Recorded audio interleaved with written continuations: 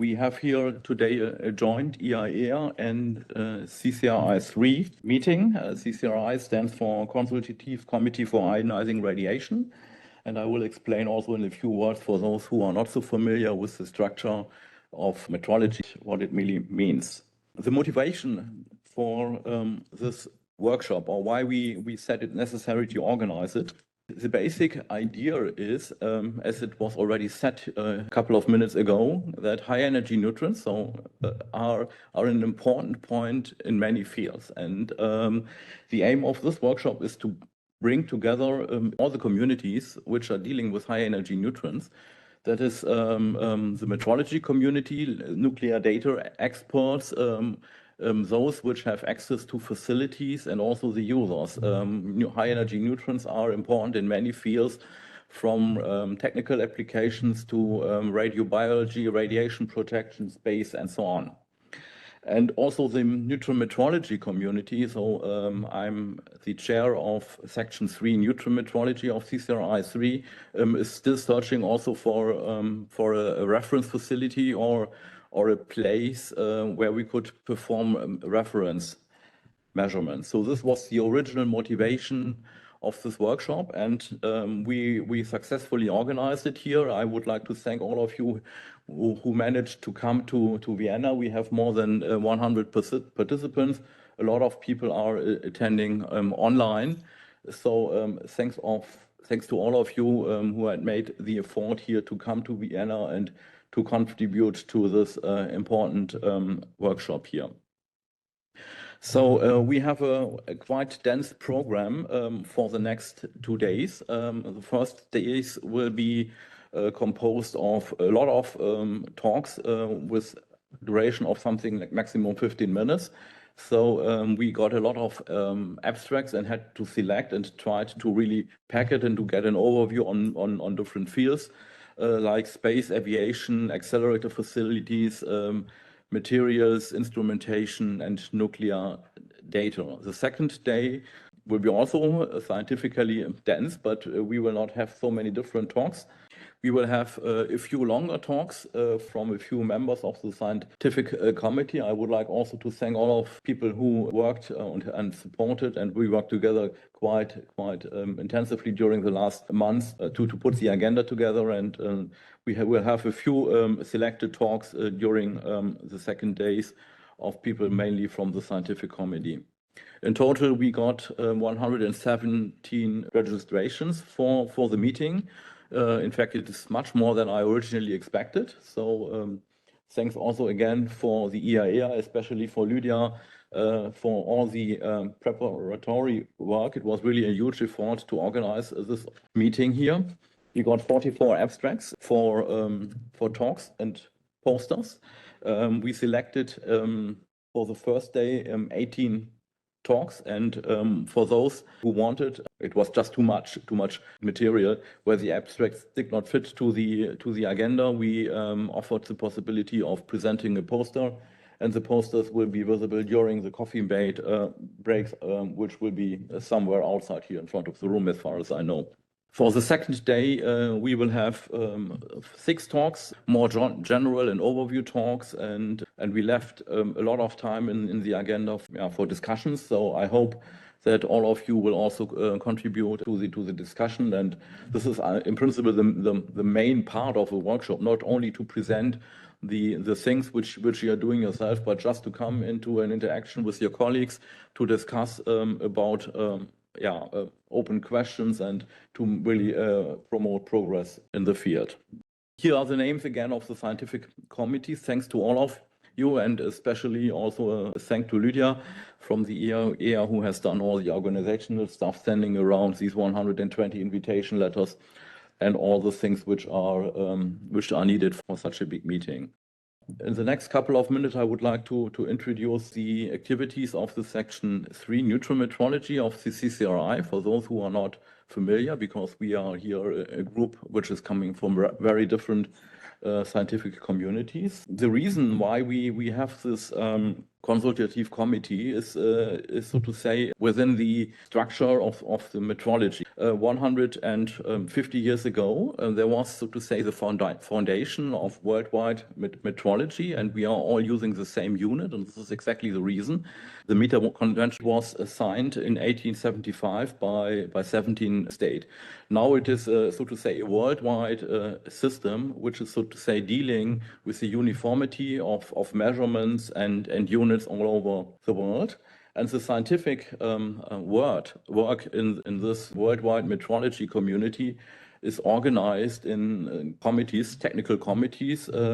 We have one for ionizing radiation, which is dealing with all fields of ionizing radiation, from radioactivity, dosimetry, up to neutrons. The international metrology is structured in such a way that in a lot of countries, in most of the countries, there are national metrology institutes which are, so to say, responsible for realization and dissemination of the units in their country.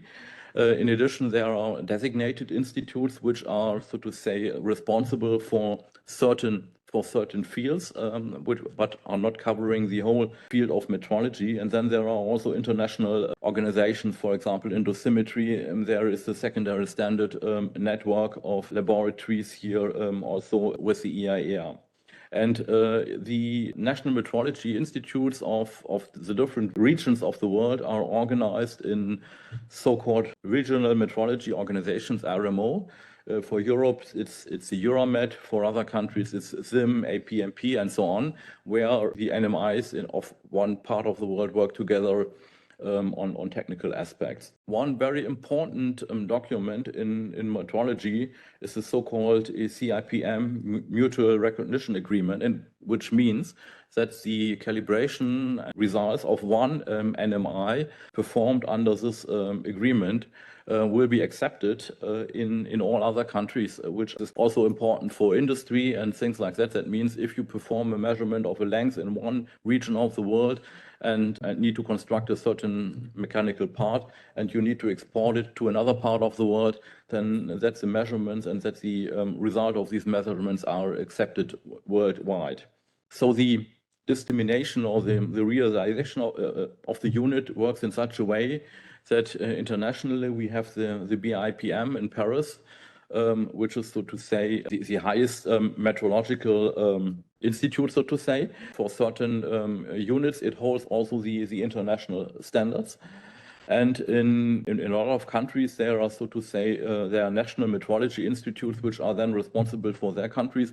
And under their supervision, so to say, we have secondary standard laboratories. And then in the pyramid of, so to say, traceability, at the end there comes the end users, which might be clinics in our field here, if we are speaking about dosimetry, for example, or industry or other institutes.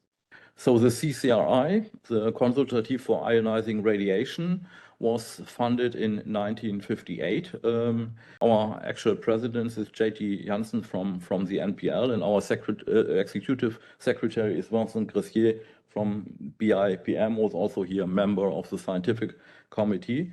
And we are organized in 3 sections. The first one is here gamma rays and charged particles, dosimetry, so to say, with 33 members. The second section is radioactivity, radionuclides, 23 members, and the section 3, neutron measurements, has 19 members, and I'm the chair of that section 3, neutron metrology.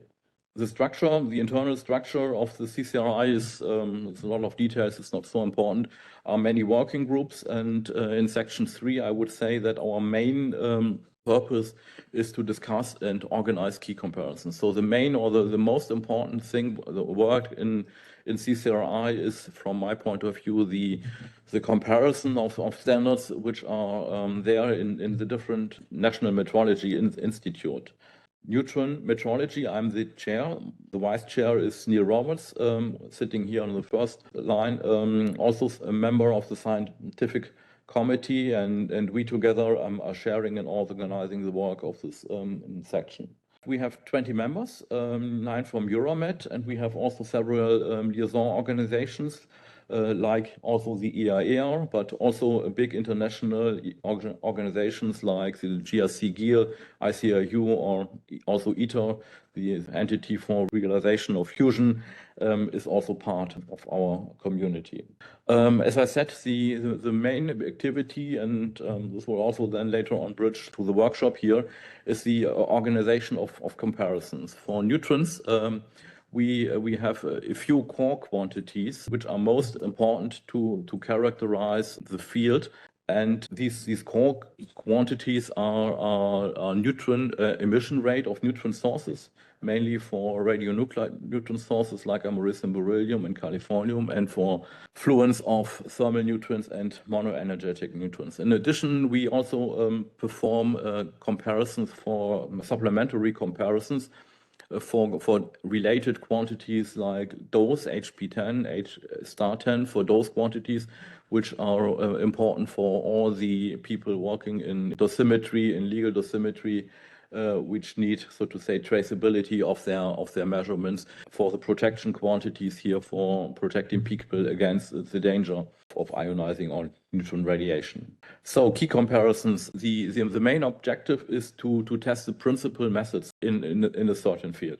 There's just here a schematic drawing how this could be done. That means in principle, if you want to compare the results of different institutes, you need somehow either to transfer a standard or to transfer a transfer instrument or a standard, or come together at one place to organize. That means in principle, somehow you need to make a link between different measurements in different institutes. For neutron metrology, we have a list of quantities for which we are performing key comparisons. In principle, the quantities which are possible are all those listed in the so-called CMC list, which is a list at the BIPM web page of calibration and measurement capability of all the individual NMIs. That means to be international recognized, all the measurements which an NMI is offering as service for customers has to be registered in a peer-reviewed way on a database that people from outside can have a look and see what traceable measurements they could get in a certain field. And the main quantities which are listed here for neutrons are emission rate, influence for the different parts of the spectrum, thermal, fast, and high energy, and also absorbed dose is also one of the quantities, but up to now there was no comparison exercise on that. If you just once performed the key comparisons, it does not mean that you are done forever. We also have internally the rule that after 10 years, you need to repeat your comparison. The reason is that, of course, the instruments might change, the personnel might change, and of course, to show and to demonstrate a certain capability, you cannot prove that forever. You just have to repeat it. That means one of our activities is to regularly repeat also these kind of measurements where we compare results of different institutes. And we have the rule that we will do these key comparisons for our quantities each 10 years. One example is a key comparison which is just finished some years ago, and the NPL, the National Physical Laboratory in UK, was the pilot institute for the emission rate of a neutron source. And for all of those, you are all working here with neutrons, and you know that for neutron standards, sometimes you have a lot of problems getting low uncertainties, getting precise measurements from my point of view. So this is the example of where you could get the lowest possible uncertainties in any neutron comparison when you compare the neutron emission rate from a standard californium source with an uncertainty in the order of 0.5%.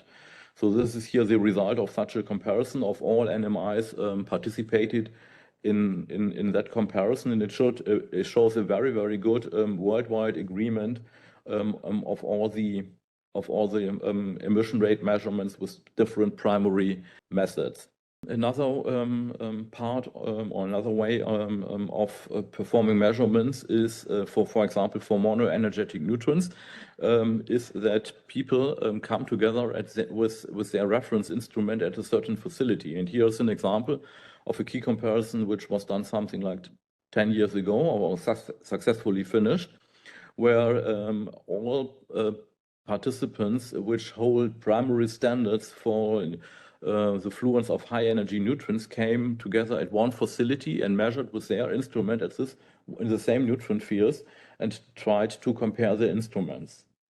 So here you can just see the participants and the results they got for 4 monoenergetic neutrons in the range from around 25 keV up to I think it was 14 MeV. And the agreement here the agreement is not as good as with neutron sources, where you can reach something like 0.5% of uncertainty.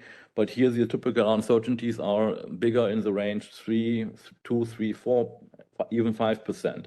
But nevertheless, for the neutron metrology community, it's still a good result that you can realize high energy or monoenergetic neutrons up to 20 MeV with an uncertainty, and you have really also a worldwide agreement of all the standards. The second way of performing a comparison is to have a transfer instrument. This is done similar to the neutron emission rate measurements, where you are sending around a neutron source. Here you are sending around a transfer instrument to all participants worldwide which are participating. And then the question is that the task is that all the participants calibrate this transfer instruments in their reference field. And then in the end, you compare the results, the calibration factors for such an instrument in different fields, which are realized by something like 10 participants worldwide. This is actually started 2 years ago, and BTB is a pilot lab for this exercise, and we will see what comes out in such a comparison. In addition, as I said, we are running comparisons for dose quantities. There is also actually running a comparison for thermal neutrons, and there's also running a comparison for personal dosimeters, which is important, so to say, for practical applications. Now the bridge to the workshop here, challenges in high-energy metrology. So in principle, also the field of neutron energies above 20 MeV is covered by the CCRI, but at the moment there are only a very few facilities worldwide which are able to produce its neutrons. All these facilities are different in spectrum, time structure, parsing, all the different, because most of them are constructed for certain other applications. For the field, for the energy range below 20 MeV, there are already ISO standards covering all the technical aspects. And in these ISO standards, the series 8529, which you can buy, where you can look up and you can learn how to do that. It's described in detail what you need to do if you want to set up a reference field. Such standards or anything does not exist for energies above 20 MeV. And of course, there are no key comparisons, and there are also no primary standards of NMIs like for the energy range below 20 MeV. Here, just 2 pictures of facilities which are existing. Here, CERN in China, or here T-Labs in South Africa. They are producing neutrons, but of course, the fundamental basis of the characterization is not as good as for the energy range below 20 MeV. And this is, so to say, also the main or one big motivation for this workshop here, to discuss the challenges which are still there for high-energy neutrons and to bring together all the communities. So I'm standing here for the metrology community together with a few other colleagues, but we have here representatives from facilities which own accelerators which are able to produce this energy. We have people from nuclear data, people from dosimetry, from radiobiology, which are using these high-energy neutrons. And my hope is that we come together, that we learn from each other our needs, and make a big step forward in the field of characterization and metrology for high-energy neutrons. Thank you for your attention. Good morning, everyone. So yes, I'm Charlotte. I am the Space Radiobiology Group Leader, so fair warning, I'm a biologist, not a physicist. And I'm here to talk today about neutron radiology and why it's so important for ongoing and future space missions. So just a little background on space radiation to start with, since I'm not sure how familiar the audience is with the topic. So why is it important to improve our understanding? So this graphic illustrates the number of missions from the very beginning since 1961. We see that the number of dots is increasing over the years, and also the size of the dots is increasing, which means that the duration is also increasing, which obviously means that the radiation dose for the astronauts is going up these days. Not that important for the discussion today, but the red dots illustrate the number of female astronauts that are participating in missions. So despite NASA's skinny budget announcement, we still plan to go beyond low Earth orbit. But at the moment, we only have the very short space shuttle missions beyond LEO. So if we want to use epidemiological data from humans for radiation risk estimations, we have to base ourselves on ISS missions, which are within LEO, and they are also characterized by very small sample sizes. And this means that our accurate prediction of space radiation risk beyond LEO is currently not that easy. And if we talk beyond LEO, talk about space radiation beyond LEO, we mainly worry about solar particle events, which are characterized by high-energy protons or dominated by high-energy protons. And here we assume that shielding is generally sufficient. Of course, we still have the production of secondaries here as well. And then on the other hand, we have the galactic cosmic rays, where we mainly worry about the particles of high energy and charge, which can penetrate thick shielding material. And the upper right graph illustrates how these particles of high energy and charge contribute to the dose, or the dose equivalent as well. We see the peak there around 26, which is the peak for iron ions, which is a particle we mainly use for radiobiology experiment at ground-based facilities these days. So if the GCR interacts with the body, the spacesuit, the spacecraft material, we have the production of secondaries through nuclear spallation or fragmentation reactions. And then we have the production of high energy secondaries, mainly charged light ions, but also neutrons. And these neutrons, as all of you know, penetrate thick fields where they go deep into organic tissue as well before they interact with the nuclei, where they produce a secondary ionizing radiation, which is then responsible for the direct biological effects. So this graph here illustrates the interactions of the GCR with a couple of very simple shielding configurations, where we see that the neutron, this should be energy, lies in the region, or we do have a neutron energy that lies in the region above 20 MeV, which is the topic of the workshop over here. Since I wasn't sure how many biologists we would have in the room, I just want to introduce some key concepts of radiobiology. Stochastic effects and deterministic effects, which all of you have seen in your radiation protection course, I assume. So the stochastic effects are probabilistic effects, which means that the higher dose increases the chance of the harmful effect to occur, so not the severity. This is caused by DNA mutations, so changes in our DNA, which then lead to genetic instability, and this can give rise to cancer or hereditary mutations as well. And these are the effects we mainly worry about when we talk about neutrons in space. We also have deterministic effects. Deterministic effects have a threshold dose.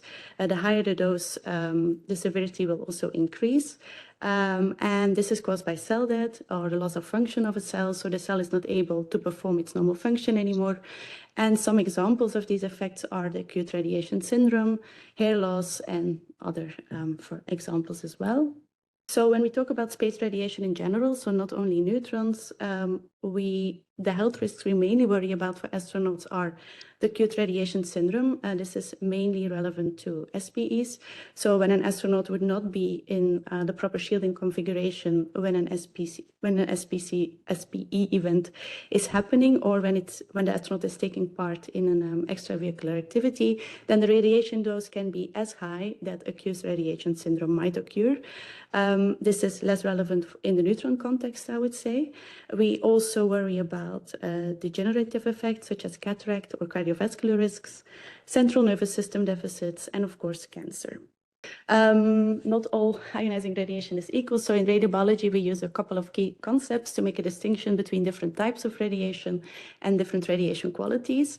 A term we use very often is LET, linear energy transfer, which is about the linear rate of energy absorption by the absorbing medium as a charged particle traverses that medium. So it's slightly different from the stopping power.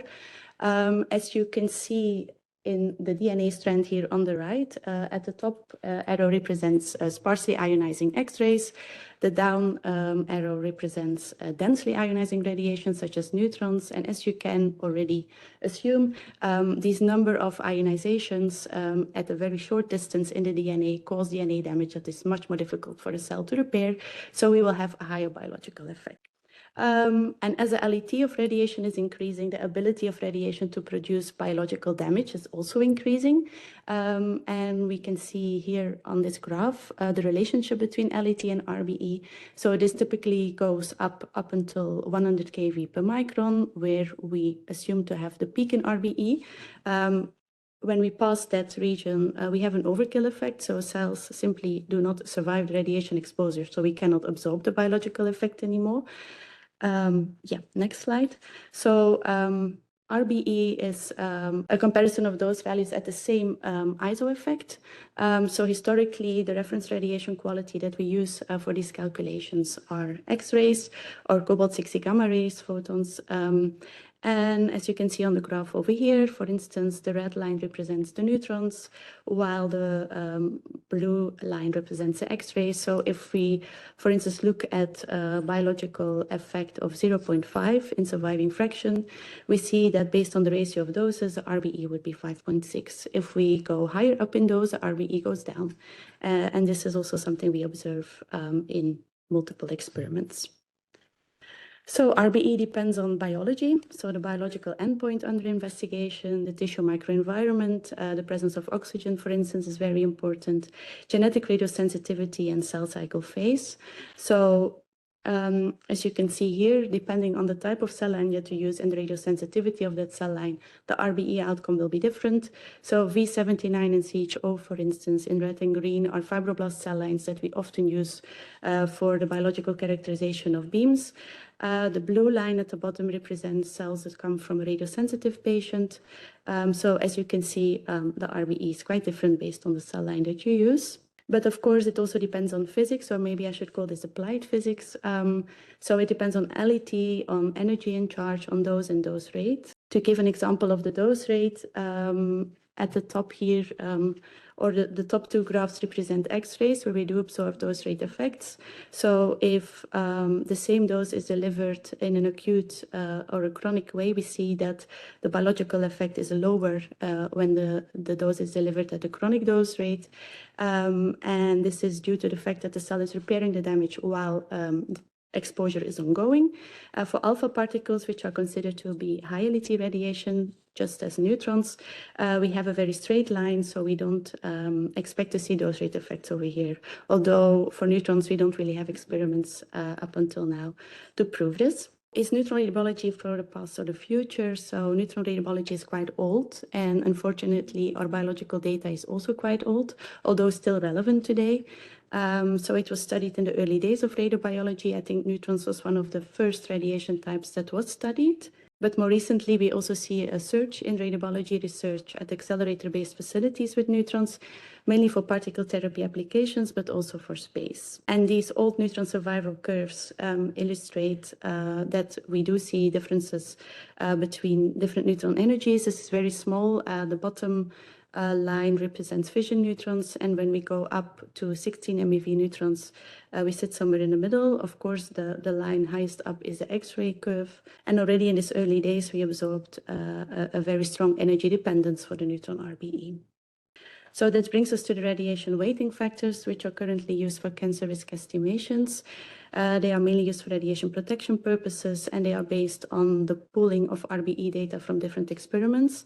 Again, here I have to mention that these experiments are unfortunately quite old, but still relevant. And we use this to convert absorbed dose in gray to equivalent dose in sievert. And depending on the energy, we observe a maximum RBE of 20 around 1 MeV. And at the moment, ICRP is using continuous functions where we get RBE values around 5 for neutrons above 20 MeV. Most of the data we currently have is based on cell survival studies. Cell survival studies are very relevant from a radiotherapy context because we want to control a tumor and we want to kill cells. When we talk about cancer risks, chromosomal aberrations are more relevant. And as you can see over here, we do have some chromosomes that are stained in red and green. And then on the right-hand side, we have a chromosome showing a red and a green part together, which means that a double-strand break was misrepaired and we have the wrong alignment of 2 chromosomes, which means that the genetic information is changed and a cell will not recognize this type of damage because the chromosome still looks normal and we can pass on this wrong chromosome to the next generation of daughter cells, where it might give rise to mutation and eventually cancer development. So on the curve, on the graph, we also see the different curves for chromosomal aberrations. As you can imagine, if you calculate the RBE based on these graphs, you can get very different values than based on cell survival data. This assay is also more sensitive than cell survival data, certainly with translocations. As you can see, we could distinguish here very low energies of neutrons in the specific experiment. This is an example of an experiment at higher neutron energies at the Zimbal labs about 20 years ago. And here we see that for chromosomal aberrations, we end up with an RBE maximum of 11.4. Of course, this was with the quasi-monoenergetic neutron beams, which presents some challenges by itself. Yeah, unfortunately, it's very hard to compare these results to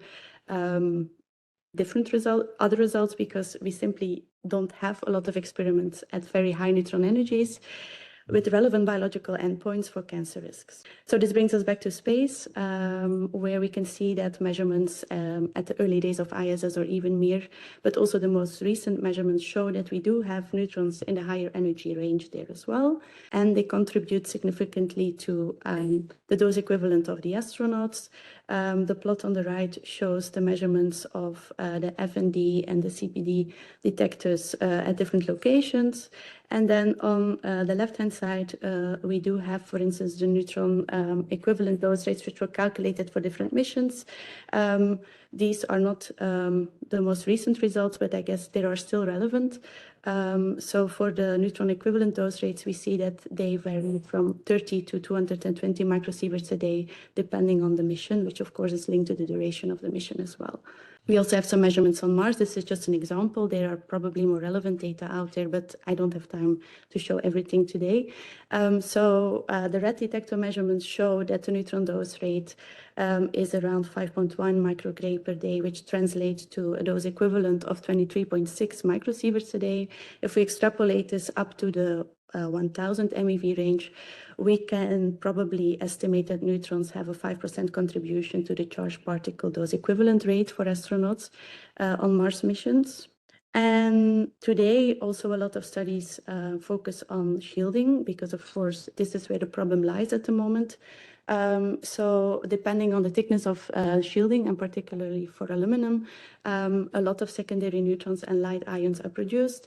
And the thicker the shielding, the higher the contribution might be to the dose equivalent. In this simulation here of Slaba et al., which is just an example, because there are multiple studies out there which have simulated this, we see that the thicker the aluminum shield might be, the higher the neutron and ion contribution would be to the dose equivalent, depending on the model that is used for the simulations.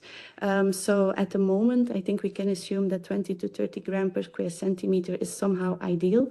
Everything thicker than that for aluminum might cause a higher secondary radiation or more harmful secondary radiation. At the moment at GSI, we plan to conduct a radiobiology experiment where we want to test the different shielding configurations, firstly starting with iron ions to create as much fragments as possible to see if our biological results are in line with these simulations. This is my final or almost final slide. So what do we need to improve? Our neutron radiation risk estimations for space. So we have limited RBE data for neutrons above 20 MeV, which brings us high uncertainties for risk estimation. And we lack RBE data on relevant biological endpoints. Mainly so the chromosomal aberrations, as I mentioned before, but also for in vivo data, which is particularly my field of experiments at the moment.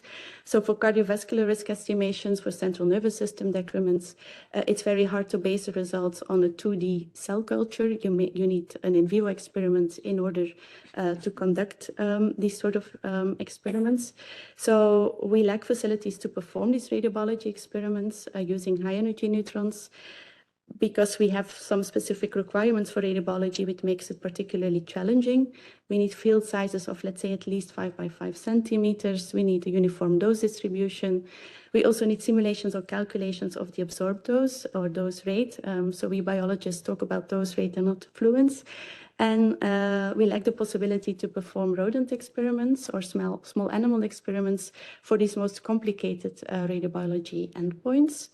And I just want to end with an example of a recent study where central nervous system effects were conducted with mice and rats at the Neutron facility. So this was at the RARA facility at Columbia University. Again, we sit here in a lower neutron range from 0.2 to 9 MeV, where we have about 20% of photons, I think, which contaminated the beams. In order to provide anisotropic radiation, the mice were slowly rotated around the neutron beam. As you can imagine, all of this is quite complicated, also from an ethical point of view. But in principle, it should be possible to perform these, or we hope to perform these experiments in the future. Thank you for your attention. Okay, good morning, everyone. My name is Daniel Mathieu. I'm from the German Aerospace Center in Cologne, and I have the pleasure to talk about the role of neutrons in the radiation exposure in spaceflight and aviation now. Okay, we heard a little bit about that before. The radiation exposure in aviation and space is elevated mainly through 3 sources. That is galactic cosmic radiation, which is fully ionized atomic nuclei, which enter the heliosphere from interstellar space. And then we have charged particles which are trapped in the radiation belts, which are donut-shaped regions around the Earth where in the magnetic field the charged radiation is trapped. And then we have 2 belts, the inner mostly proton belt and the outer electron belt. And for the human exposure, mainly the inner proton belt can be relevant. And then we have sporadic solar energetic particles, which are produced in solar flares and coronal mass ejection at the sun, which are electrons and protons mostly. And it's mainly the protons that can be relevant to the human exposure in aviation and space. The galactic cosmic radiation extends from approximately 100 MeV up to several hundred GeV or even higher, but the relevant energy range goes up to roughly several hundred GeV. The radiation belt protons go up to a few hundred MeV, and then the solar energetic particles typically go up to hundreds of MeV, but rarely also to GeV, in which case they can also be measured at aviation altitudes. But none of these sources contains neutrons directly, but the neutrons are part of the secondary radiation field and are formed through the interactions with the atmosphere, spacecraft structures, or regolith on the moon or the soil. So in this talk, I will look at 3 different scenarios a little bit more in detail. This is aviation, then low Earth orbit, that is the International Space Station, and the lunar surface, and I will restrict to the galactic cosmic radiation and the radiation belt. This figure is a figure from a Eurados report some time ago and shows the contribution of different particle types to the calculated route doses of various flight routes from Europe to all over the world, and shows in the red bars that you cannot see anymore the contribution of neutrons to the total ambient dose equivalent. And the contribution of neutrons to the total ambient dose equivalent is approximately 40 to 60%, depending on the route, where we can see that in flights that go over the equator have a lower relative contributions from neutrons to the total dose. Typically, dose rates in aviation can go up to 10 microsievert per hour roughly, and as I said, approximately 40 to 60% of this can be due to neutrons. Okay, here the upper figure shows the contribution of different particle types to the ambient dose equivalent versus the altitude in aviation. The black line is the total, and the red line shows the neutron contribution, which increases steadily with altitude over this range. And the lower figure shows the relative contributions of different particle types. The red line is the neutrons and shows a maximum at around 4,000 meters above ground, and then decreases. So the neutron contribution decreases with altitudes, above a certain altitude, of course, the relative contribution, while the total or the absolute contribution still increases. And that what you see also here is the dashed lines is for magnetically shielded areas, so that's in equatorial regions. The neutron contribution also decreases compared to higher latitudes. This shows measurements during measurement flight that we performed several years ago to the Falkland Islands, measurement with the neutron dosimeter along the flight path versus the latitude. The symbols are the measurements, and then compared to the calculations with the model, and shows typical structure of the magnetic shielding towards the equator. The dose rates decrease and then increase again towards higher latitudes.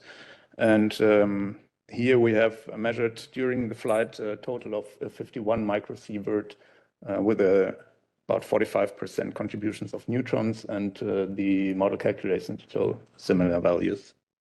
Here calculated neutron spectra in the top panel for different flight altitudes. Flight level 280 is 28,000 feet. Flight level 400, 40,000 feet. You see the difference in the intensity of the neutrons spectra, and in the lower figure, the neutron spectra are then converted to doses. The figure shows the integral dose of two different dose quantities, the ambient dose equivalent in red, and the effective dose in blue for the two different spectra. And the contribution of neutrons to the dose is from energies approximately 0.1 MeV up to several GeV. Okay, the next scenario I would like to talk about is the ISS, the International Space Station in low Earth orbit.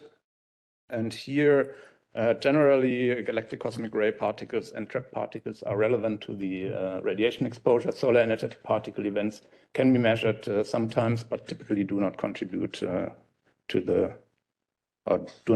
much to the total dose.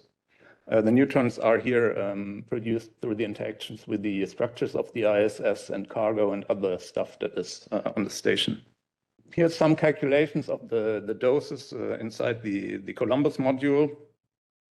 For the inside of the Columbus module, we calculate dose rates of approximately 300 microsievert per day. That's the left bar here. The black one shows the total.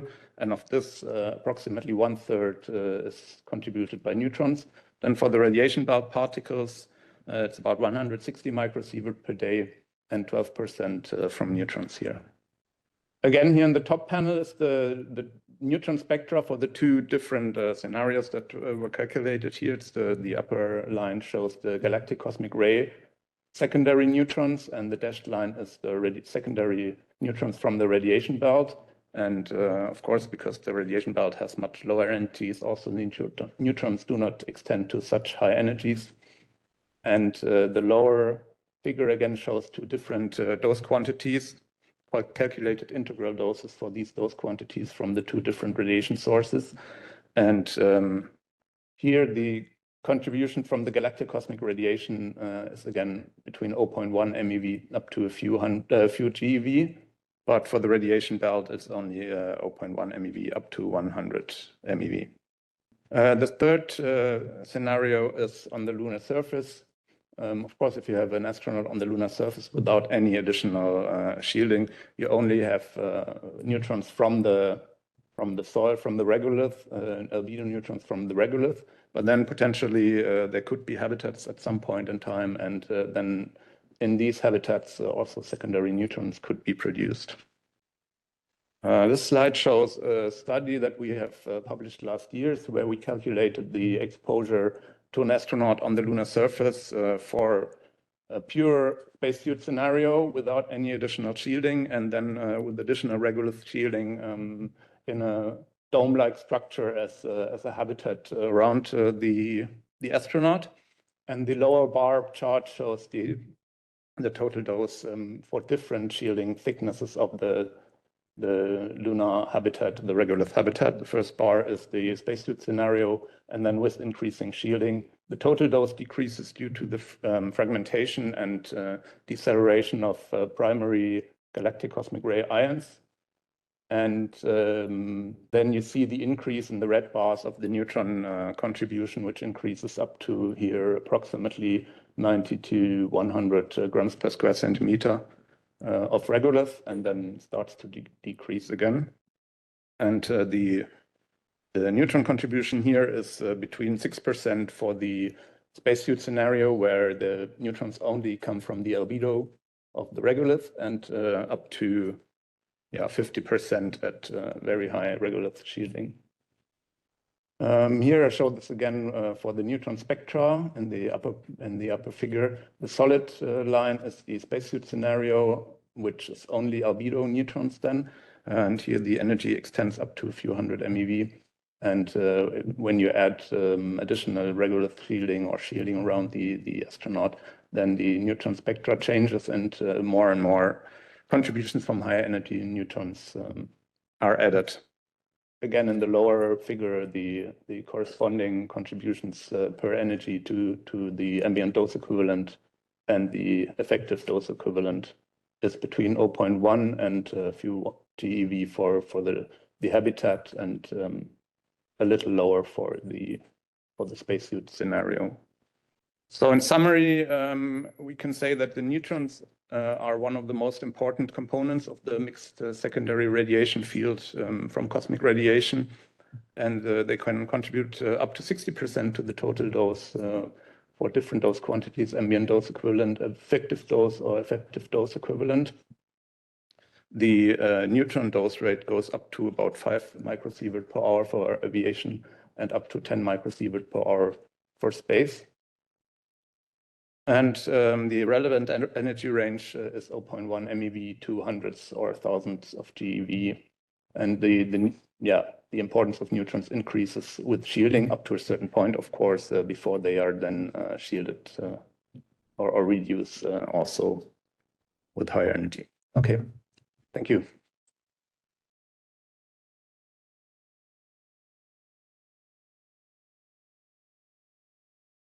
As Andy introduced me, my name is Zina Ndabeni. I'm from 𝐸Themba Labs in Cape Town in South Africa. And today I'll be talking about the project of upgrading the 𝐸Themba Labs high neutron beam facility for it to achieve the ISO accreditation for neutron metrology in the medium to high neutron measurements, as it was nominated by the National Metrology Institute of South Africa. So this project is an ongoing project that is being realized by a collaboration between 𝐸Themba Labs, University of Cape Town, the National Metrology Institute of South Africa, PTB in Germany, ISO-Accredited in France, and the NPL from the UK. So neutron interactions and neutron occurrences happen almost every day. So just to mention one, at flight altitudes, the crew members as well as the passengers get exposed to the half of the radiation that they get exposed to is made up of secondary neutrons due to cosmic rays and some high energy charged particles interacting with the atmosphere. So as you can see from this image, so it was realized that these secondary neutrons, they peak up at 100 MeV. And then on the second spectrum, we have a spectrum of high 100 MeV quasi-monoenergetic neutron beams that were produced at 𝐸Themba Labs. So that means at 𝐸Themba Labs, we are able to produce the same field, neutron fields that can be used for applications, testing detectors, and also developing detectors that can be used for flights. So I'm not going to go through this whole list. So these are just an array of fields where these high-energy neutrons are being used or are being required. So NRF Themba Labs is a national laboratory in South Africa, and it is located at 2 sites. We have a Johannesburg site. We also have a Cape Town site. But the high-energy neutron facility is based in Cape Town. The activities at Themba Labs are based on a number of cyclotrons, but the biggest of these is the SSC, which is the separated sector cyclotron that can accelerate protons up to 100 MeV. So the SSC is powered by 2 solid pole injector cyclotrons, SPC1 and SPC2, that pre-accelerate protons and some charged particles before injecting them to the SSC. Then from the SSC, they can either be directed for isotope production or for research, that is either nuclear physics research or radiobiology research. And then our facility, that is a neutron beam facility, or which we call the D-line, is one of the facilities that gets protons from the SSC. So this is the layout of the beam of the vault, the neutron vault at Themba Labs. The first one is the layout that is from the first time when it was commissioned up to 2019 when we did the first upgrade. So how do we get neutrons from the vault? We get the protons from the SSC. Then we use either lithium or beryllium targets. So via PN reactions, we get our neutrons. From the target area to the experimental vault, those two are divided by an ion shielding. Then we have collimator channels. We have 5 of them at 0 degrees, 4, 8, 12, and 16, but we're currently using 2. So we get our neutrons from the 2 angles, the 0 and 16 degrees, that then in order for us to get our quasi-monoenergetic distribution, we subtract the contribution from the 16 degrees from the one from the 0 degree angle. So as part of the upgrade of the vault, in 2019, the vault was upgraded. So not in terms of the physical layout of the vault, what we did, we added extra blocks for shielding. I'm going to tell you later why. And also the experimental area was opened up. So previously, that was the front part of the vault, how it used to look like. And currently, this is how it looks like. So as I already mentioned, we get the distribution of the quasi-monoenergetic neutron beam by subtracting the contribution of the 0 degree beam from the, of the 16 from the 0 one in order to get a different spectrum with a very well suppressed contribution of the continuum. So this is the beam profile at 8 meters. And then the beam characterization at Themba Labs, which is based on a time of flight method, is traceable to PDB standards via fluence and neutron measurements. So, and then at low beam intensities, we're using this BC501A liquid scintillator to get the neutron spectrum. At low beam intensities, this one has got a high energy resolution, and also it has got a good pulse shape discrimination properties. Then these are cross-checked at high beam intensities using uranium fission chamber, which doesn't have such a good energy resolution. So as part of the upgrade had to be divided into 3 parts. So the first part was to try and, because it was realized that the vault had a contribution of the thermal background that is affecting the measurements taken in the experimental area. So first we had to identify the origin of the low energy neutron background. So as part of that, we did the first measurement campaign at Themba Labs in 2019 using the Hermes Bonasphere system from the IRSN. So the measurements were taken at 5 positions inside the vault. in order to identify the origin of the background, and then so we could be able to find out how can we minimize it. From those measurements, the experimental data from the bonospheres was unfolded using two codes, the windbags and the MAXT. So the preliminary results from the bonospheres that were unfolded with the two codes, the windbags and MAXT, they were then compared with the Monte Carlo simulations, because before performing the experiment, we first did the Monte Carlo simulations using MCNP. So the preliminary data achieved from the experimental data was compared with the simulations from the MCNPX, and then we had a good agreement comparing the two data. Post 2019, then we did the physical modification of the vault. That is, we changed the layout of the vault in order to improve or to minimize the background. Then after that, we did the verification tests were scheduled for 2022. So in 2019, we used two energies, 66 MeV and 200 MeV. And that was the plan even for 2022 to use the two so that we can have a comparison, but we could only achieve, from the SSC, we could only get 66 MeV, so we couldn't perform the 200 MeV experiments, but are still scheduled to be done. And also the results from the 66 MeV that was successful are still being analyzed. So as I already mentioned, the upgrade was divided into three. The first part was to improve the background, whereby we improved the physical infrastructure of the vault, and that part is complete. So the next part which is ongoing, is to improve the instrumentation, because currently we're still using the analog system. So the plan is to move into a digital system. Then once that's done, we can start preparing the vault and apply for accreditation status. So that will be done by setting up the primary standard for neutron measurements in the high energy range, that is from 30 MeV to 200 MeV. If you happen to then get accreditation, that means we'll be able to participate in the key comparison studies and also be able to perform the cross-section measurements for neutron-induced reactions.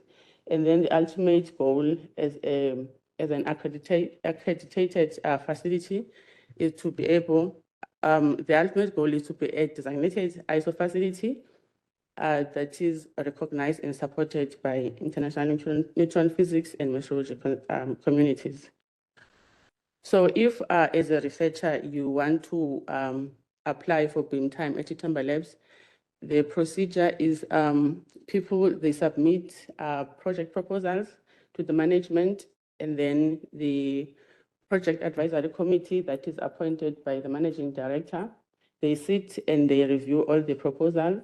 So if the proposal is approved, then the spokesperson of the project group then can decide with the head of the SSC lab in terms of scheduling the beam time as to when the experiment is going to take place. So usually the beam for experiments the beam from the SSC, it's divided between isotope production and the research groups. So then once the spokesperson decides with the SSC lab manager, then scheduling can be done. And then also for special occasions, a discretionary beam can also be applied for to the managing director, but for that one, you will need a special motivation as to why the normal procedures could not be followed. Thank you.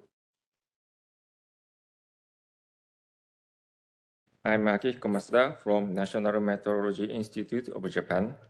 I have two topics on this presentation. The first topic is development of a high-energy neutron standard field at Tierra facility. And the second theme is study of two-angle differential calibration method at RCNP facility. We developed the 45 MeV high-energy neutron standard field collaborating with Tiara facility of QST. This is outline of cyclotron facility of the Tiara. This is cyclotron, and we installed the lithium target here, and beam is guided like this, and a neutron beam is generated to this room. This room is called Light Ion Room 3. And this size of the room is 90 meter and 11.5 meter and 6 meters. This picture shows the Light Ion Room 3. And we have a target chamber and collimator behind and inside this wall. We also use plastic scintillator detector as fluence monitor at the collimator exit like this. And the reference measurement point is 6.5 meter from target. And we can do some experiments like this.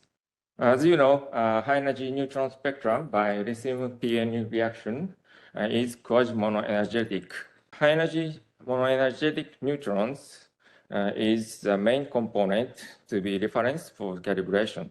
Neutron fluence of the peak is determined using a proton recoil telescope. The continuum down to the low energy is a kind of background for calibration for peak neutrons. The continuum can have a significant effect on the calibration results depending on the energy characteristics of the sensitivity of the devices. This slide shows our fluence measurement using PRT. Our PRT consists of polyethylene radiator and recoil proton detector composed of liquid scintillator and silicon detector. There are data obtained from the recoil proton detector, and considering the detection efficiency of PRT, a high-energy peak neutron fluence as a reference position per monitor count is determined like this. We also performed spectral measurements. This slide shows about TOF measurements using liquid scintillator for MeV region and lithium gas scintillator for energy at low energy region. At Tiara facility, single pulse beam is available and it enables TOF measurements down to the low energy. The lower limit of TOF measurement due to overlapping of the next pulse is here, and using this condition, the lower limit of TOF measurement is about 10 kb. And this figure shows the result of TOF measurements. The continuum has a peak around 1 MeV and down to about around 100 kb. We also performed Bonner unfolding measurements for low energy neutrons below TOF measurements. This is the result of the Bonner unfolding measurements. We also checked the consistency of peak neutron fluence for different measurements. We performed measurements using a different detector and different distance, but results are consistent. I will give a brief information of Tiara facility. The Tiara is a facility name, and the TIAC is a campus name of the QST, and QST is an organization name outside our institutes. At the Tiara cyclotron facility, so many ions, type of ions available, but for neutron generation, a proton is used. And proton beam energy is 5 to 80 MeV, and beam current is few nanoampere to 2 microamperes. This slide shows how to use the high-energy neutron standards established at Tiara facility. Firstly, customers of the calibration service reserve beam time by applying for QST's paid facility use program. And we accompany the experiment for technical preparations for neutron generation, measurements, and providing references. Anyway, we can support in collaborating with Tierra QST, including machine time application. I talked about the characterization of the continuum at Tierra facility, but another option to address to the problem of continuum is canceling out the effect of continuum experimentally. Utilizing the difference of neutron spectrum for different angles, we can make artificial monoenergetic neutrons.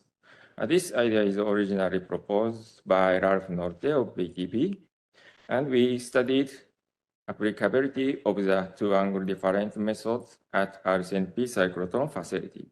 We used target swinger and movable collimator system at RCNP. This is a target swinger, and this is a movable collimator. Using them, we can use any angular component of the generated neutrons at the measurement tunnel. We demonstrated the response calibration of ionosphere detectors. The reasons we choose ionosphere is, firstly, it's easy to calculate response by Monte Carlo calculation. The second reason is we can achieve various response characteristics by changing moderator sizes or moderator materials. These contain copper and lead shell for high-energy neutrons. A measurement is performed like this, and this figure, right figure, shows the reference neutron spectrum for 4 energies at RCNP facility. It's evaluated by TOF measurements, and our experiments performed at 4 energy, 96 MeV. This energy corresponds to the peak neutrons, and 244 MeV, 293 MeV, and 387 MeV. And we use 25 degrees and 30 degrees to subtract the continuum. This is the result of ionosphere calibration. Vertical axis shows a ratio of measurement and calculations. The red plots without subtraction, and blue plots obtained by two-angle differential method. Generally, two-angle differential method significantly improves the calibration results, and for large spheres, results agreed well with calculated response. But for small spheres, their response were more underestimated when 25 degree is used due to the effect of penetrated neutrons.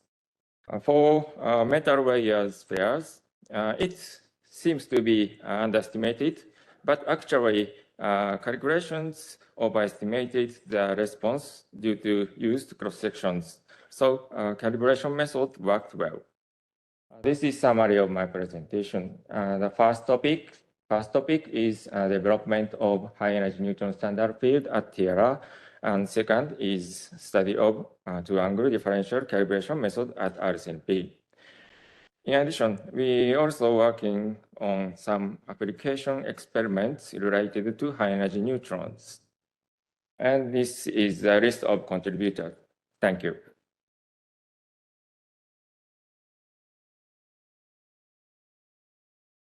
Thank you, Chairman. And I'd like to thank the organizers to give me this opportunity to introduce our neutron sources. My name is Tatsushi Shima from Research Center for Nuclear Physics, the University of Osaka. Let me begin with showing this structure of our facility. We have two cyclotrons. The first one is azimuthally varying field type cyclotron with a K number of 140, and the second one is a ring cyclotron with a K number of 400. And now we are using this first stage cyclotron as an injector of this second stage ring cyclotron. And as you see, we have a number of neutron sources in our laboratory. covering the very wide range of the energies. And actually, we had a program of developing the very strong source of ultra cold neutron, whose energy is below a few hundred nanoelectron volt. And this is moved to the Triumph several years ago. And it was nice that I have had a very good news to hear. They succeeded in producing the UCN with the world highest efficiency last week. And also we have a high-energy neutron sources. One is a quasi-monochromatic neutron. It is called the N0, of course. And also we have a white neutron source here. And also now we are constructing a new neutron source here, covering the epithermal region to make a fundamental development of the BNCT. Okay, this is the top view of our quasi-monochromatic neutron sources. This is already shown by previous speakers. Here is a neutron production target made of enriched lithium-7, and it is irradiated with a proton beam from the ring cyclotron accelerator. And neutrons are extracted to the TOF tunnel, whose length is 100 meters. And the other charged particles are bended with a magnetic field here to stop in the wall. And the specification of this quasi-monochromatic neutron beam course is primary beam. The energy range of the primary beam is between the 5 MeV and almost 400 MeV. And we provide the proton beam. And the maximum beam current of this proton is about 1 microamp. The pulse width of this proton beam is less than 100 picosecond in the FWHM. And the repetition rate of is 16 megahertz. This is a fundamental frequency of the cyclotron itself. And in order to measure the time of flight spectrum of the neutrons, we make a frequency division down to 1 megahertz. So in this case, we lose the total intensity of the neutrons. And as I said, the neutron is produced via the PN reaction on lithium-7 target. And the intensity is typically 2 times 10 to the 9 neutrons per MeV per steradian per microcoulomb for the peak component. And the integrated intensity is 10 to the 11. And the energy resolution is about 660 keV at 200 MeV and 2.1 MeV at 400 MeV. These are the consistent with the energy loss of the beam in the target and also the time resolution of the TOF measurement. Okay, this is a typical energy distribution obtained for the different incident energy of the protons. And this result is already published by the paper by the Iwamoto-san network. Here you can see the very sharp peak together with the continuum component. As previous speaker mentioned, this continuum component is probably due to the evaporation processes of the compound nucleus. So we can expect this component is not so much depending on the emission angles. So we can subtract this continuum component by making a difference between the 0 degree data and the other larger angles like this. We are mainly using this neutron beam as for the nuclear physics researches. This is one of the examples. We studied the gamma-of-tera strength distribution of the cadmium-116 or tin-116, who are the parent and the daughter of the double beta decay of this cadmium-116 double beta nucleus.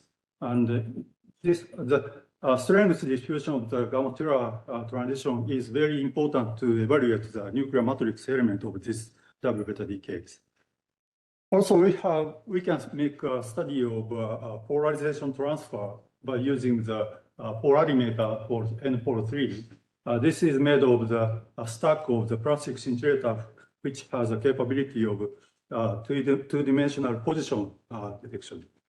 And using these devices, we can measure the angular distribution of the double scattering of the neutrons, incoming neutrons. Then we can get information about the polarization of the incoming neutrons. And the analytic power for the vector polarization is around a few 10%. Also, another example of the research using this quasi-monochromatic neutron beam is measurement of the neutron-induced reaction cross-sections. As you see, there has been some strange gap in this energy regions in the available nuclear data. This is due to the different models for the nuclear reactions using this energy regions and higher energy regions. So these authors made a direct measurement of the nuclear cross-sections for the 200 MeV neutrons around here. And this experimental result is very useful to improve the nuclear data modeling. Let's move to the white neutron source. It is called WN source. We shoot the tungsten target whose thickness is 65 millimeter with a 400 MeV proton beam, and making a spiration reaction here to extract the continuously distributed energies of the neutrons. And flight path strength is just 8 meters, I think. And this is very useful because the spiration neutron, the energy distribution very similar to the cosmogenic neutrons observed in the surface of the Earth. Therefore, this spiration neutron is very useful to mimic the effect of the cosmogenic neutrons. And this is very useful to test the semiconductor devices and study the probability of the soft errors with a very short beam time. Let me summarize my talk. As I said, we have several types of the neutron sources, especially for the high energy neutrons. We can provide the quasi-monochromatic neutrons up to 400 MeV with flight path length of 100 meters. And also we have white neutron sources, which is useful for the engineering and the industrial applications. And now we are developing the epithermal neutron sources for the study of the VNCT technology. And our purpose is, of course, this is our main mission. It is nuclear physics. And also we can take nuclear data above the 100 MeV. And this is also used. We have made some beam time to test the detector for high energy neutrons and also the performance of the shielding for the high energy neutrons. And also irradiation tests for the semiconductor devices were performed using the white neutrons as well as these quasi-monochromatic neutrons. And for users, in order to use this facility, you have to submit a proposal. We have PAC meetings usually twice a year. Now we started the discussion about upgrading of the energy up to 1 GB, around 1 GB. So any comments from you users are very welcome. Thank you very much. Okay, good morning. I will talk about NTOF. The NTOF collaboration has more or less 150 researchers and about 40 institutes. And the facility itself is based at CERN. So we are producing neutron with the spallation reaction. So we have the protons coming from the proton synchrotron of LHC that accelerate protons up to 20 GeV. And these protons are impinging in our spallation target, that is a lead spallation target, and we have 3 experimental areas. One is here one that is about 200 meters far from the spallation target. We have here 2 that is the vertical one that is at about 20 meters from the target, and near that is really close to the target at about 3 meters. So in the first 2 experimental areas, year 1 and year 2, we are performing measurement using the time of flight technique. So thanks to the really long flight path that we have in the experimental area, we have really a nice energy resolution. And this is also, especially in the high energy region, up to GeV. This is also thanks to the really short bunch length that we can have from the PS. The other feature is that we have really a wide neutron energy range that spans from thermal up to the GeV. So what I want to underline that here, especially in year one, we are more or less one of the few facilities that can say that we have neutron up to the GeV. Year two, since it's the vertical one, our neutron crop a bit before, but we like it because we have really higher flux. So when we have isotopes that are unstable, we use it in general. So this is our physics program from the beginning on the end of up to last year, basically. And what I want to underline, these are the measurements that we perform that are mainly focused in the high energy region. What we can see is that at the beginning in the high energy region, we were performing basically fission cross-section measurements. But now in the last year, we have really a lot of detector development to try to measure also other channel under reaction induced by neutrons. But why is so difficult? So we are using neutron time of flight technique. And this is what we have in the experimental area. We have our proton beam impinging in the LED spallation target. So what we have, this is our experimental area. So we have the first signal that is generating from the gammas. And that is, in general, really a big signal. This can make our things a bit difficult because this first signal can blind our detector or can also produce some electromagnetic noise. So our detector has to be really fast to recover from the signal in order to be able to see the high energy neutrons. This is just to give you an idea. In this table, you have more or less how many times needs to travel the neutron in the high energy region. So for example, if we have 500 neutrons, 500 MeV energy neutrons that arrive at about 200 nanoseconds after the gamma flash. So that's the difficult part. So our detector has to be able to deal with it. So I will show you a couple of examples. As I said, in the past, we basically did fission cross-section measurement, and I will show you a couple of examples. This is using micromegas detector, and what I want to point out that this was the first cross-section of thorium 232 that was able to measure up to 400 MeV. But we also reached 1 GeV with another kind of detector, measure both fission fragment cross-section and angular fission fragment angular distribution. This is another interesting measurement because we are always doing measurement, and in the same time, we are measuring the reaction that we want to measure, and we are monitoring the flux.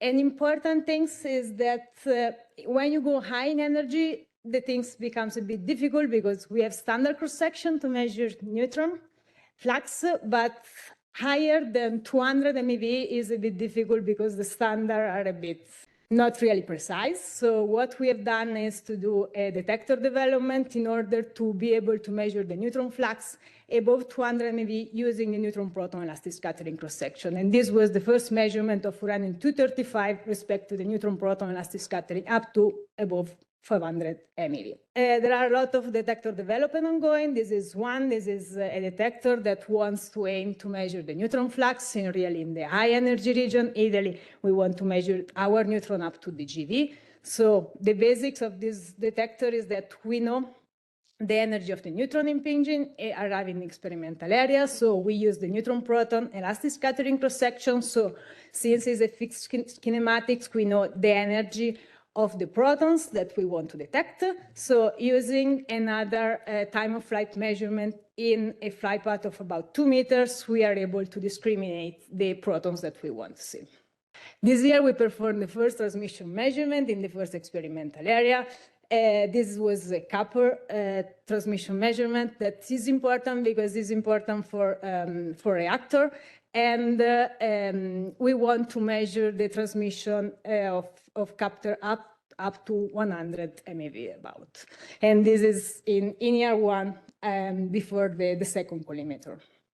There are two groups that are developing two different charged particle detector. So I want to mention them. One of the two is based on recoil proton telescope detector that are pointing to a sample from a different angle. I will not spoiler more than that because Mirko will give a talk later on today about it.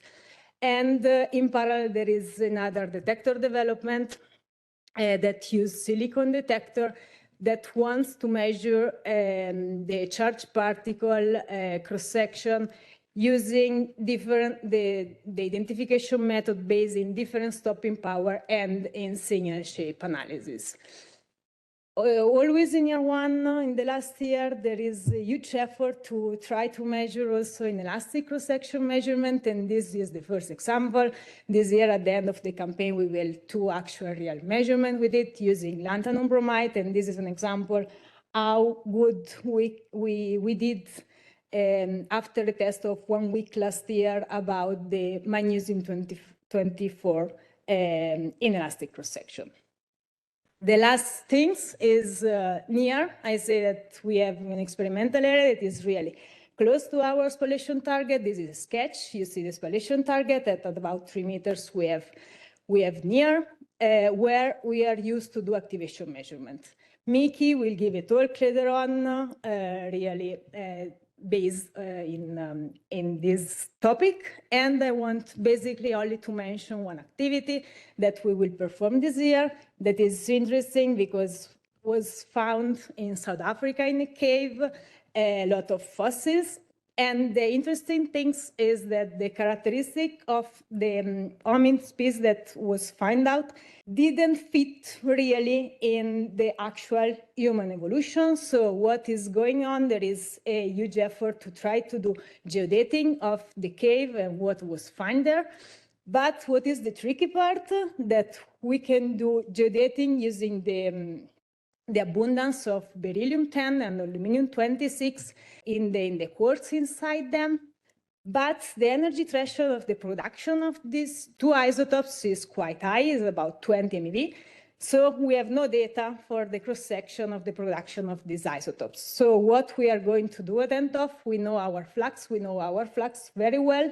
So what we want to say is we want to activate the quartz coming from there and to evaluate the production rate for this important reaction.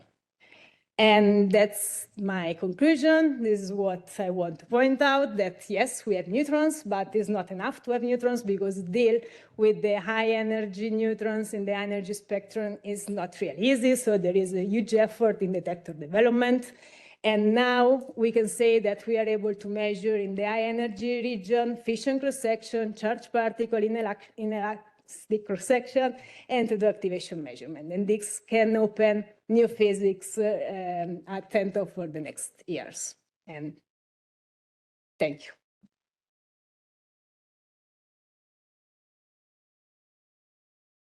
My name is 𝐧𝐞𝐿, and I come from China CIAE, China Institute of Atomic Energy. And I will introduce our reference neutron field. First, a brief introduction of our cyclotron. We use a cyclotron which can produce a proton beam and energy from 7 MeV to 100 MeV, and the beam current about several nanoamps to 10 microamp. And we have two experimental hall, and one is North Hall and one is South Hall. We use the South Hall S1 beamline S1 quasi-monoenergetic neutron source, and other beams are used for maybe proton users or white neutron users. And next sheet, I want to show what were we thinking about when we designing a quasi-monoenergetic neutron field. That is very difficult and totally different from what we did under 20 MeV. And you can see, first we think about the neutron fluence. Sometimes it's 1 to 10 to the 5th or 4th is usually for our neutron metrology applications. And second, we need to make sure the spectrum is suitable for us, and also the neutron beam spot, the size of the beam, and also the uniformity. And next, very important one is the neutron background, because the background is very, very complicated compared to the one we did when it's under the 20 MeV, because we have background from maybe the high-energy neutron, high-energy proton react with other materials from the wall, the beam line, and so on. And next, the gamma background, also very important. Next one is the beam, a proton beam. A very good proton beam makes a very good neutron beam. And next, our monitor, we have to consider the monitor first, the proton monitor, and second, the neutron monitor. And also we have to think the stability or difference fluence rate about the monitor. And next, our facility, and that's the layout of our facility. You can see that we have a lithium-6 target inside the shielding, and we bending the proton or other ion particles after the bending magnet and into a Faraday cap to monitor the proton intensity. And after the target, the neutron will fly front through the collimator and arrive our experimental hall. And we use 3 different kind of monitors. One is the Faraday cap for a proton, and 2 are for neutrons. One is beside the lithium target, is a uranium 238 fission chamber, and other is around the experimental hall, and it's a plastic scintillator. And what we did of our target chamber, we used 3 kinds of lithium-7 target for 4 different kind of energies. And we have also 1 fluorescent target and then 1 blank target for our background measurement. And next, our experimental results. First, we measure the beam profile, use micro-megas detectors, and we have measured the different places. And that's the results of our profile of different energy and different position. And next, the neutron spectrum measurement, because we don't have the pulse mode, so we consider another way to do the time of flight. We use 2 scintillators. First is a liquid scintillator to give a start signal, and the second, a larger scintillator to give the stop signal. And we measure the scattering neutron energy, and to when we get the scattering neutron energy, and we can use that energy to calculate the original neutron energy. And that's what we got of the time of flight spectrum. It's from 3 different energies. After that, we have measured the neutron fluence. We use 2 different ways. First is a proton recoil telescope, and second is the fission chamber. First, the PRT, we use a telescope with a polyethylene and silicon detector and a liquid scintillator. We put the polyethylene on the beam, inside the beam, and the silicon detector and the scintillator outside the beam to avoid the original neutron and to get maybe a better data. And next, we use the fission chamber to measure on the beam to measure the neutron fluence, and that's what we did. And the results of our fluence, the 2 different ways are not measured on the same point, so we did some data.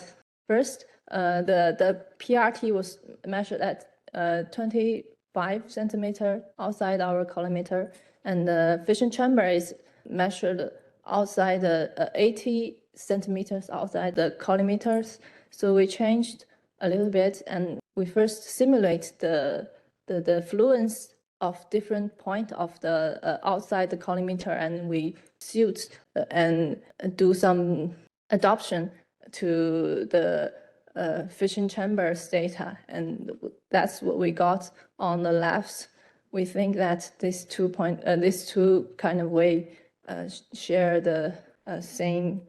I think they have the same.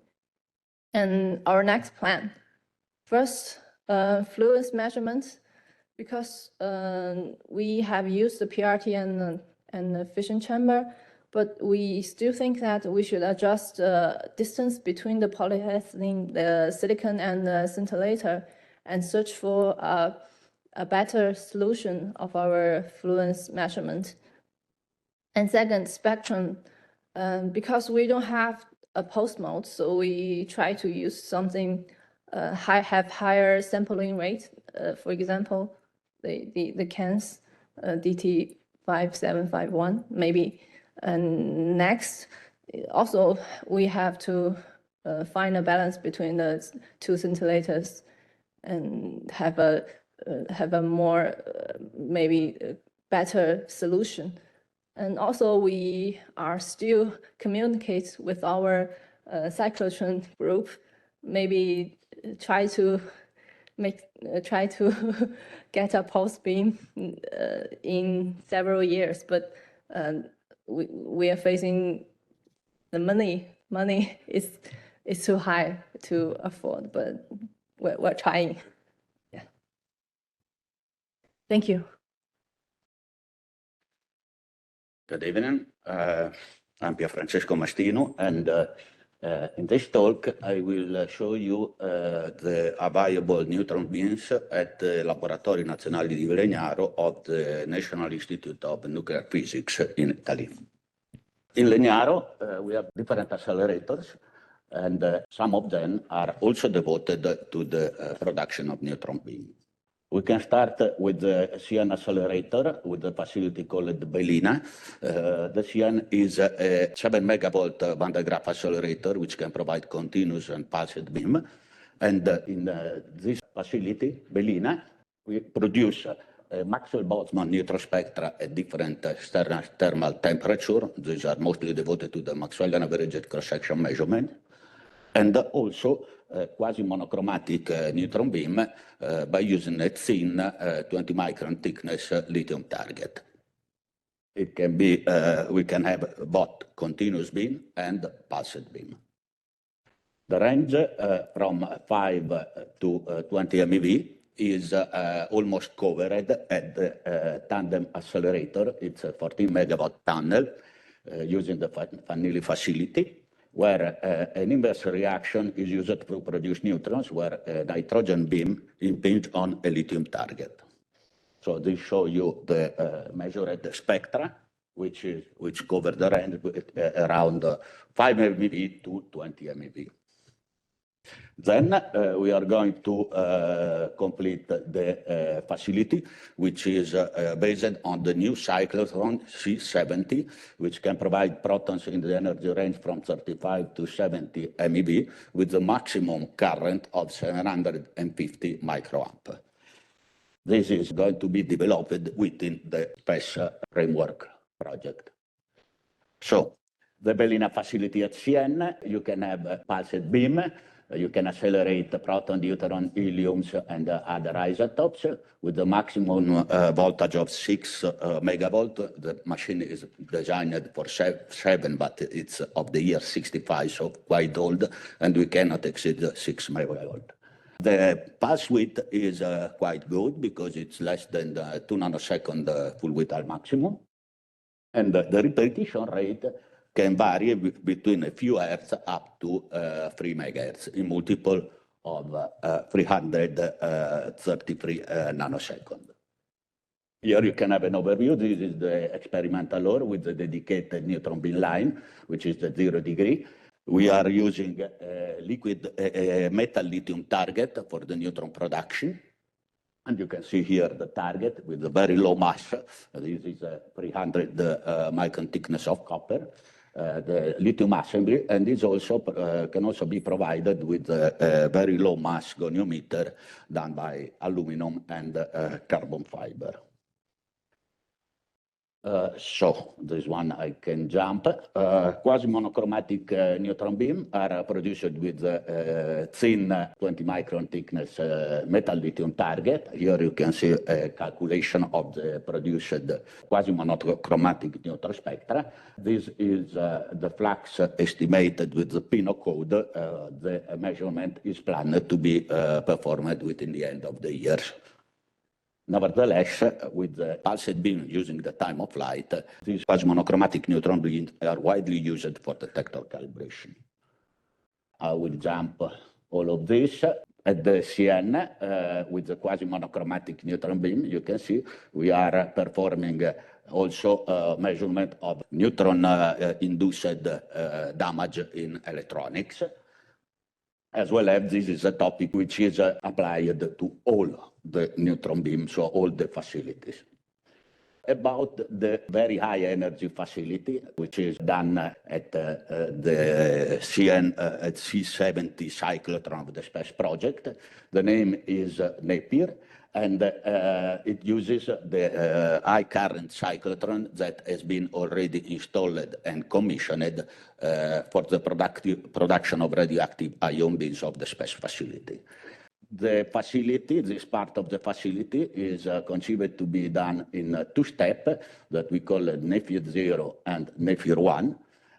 While in Napier 0, we will have a white neutron spectra using proton-beryllium reaction for the production of the neutron spectra. In the Napier 1, we will also add an atmospheric neutron emulator, which produce a neutron spectra will resemble very well the atmospheric neutron spectra, of course, up to 70 MeV, because this is the maximum energy available at the cyclotron, and quasi-monoenergetic neutron beam.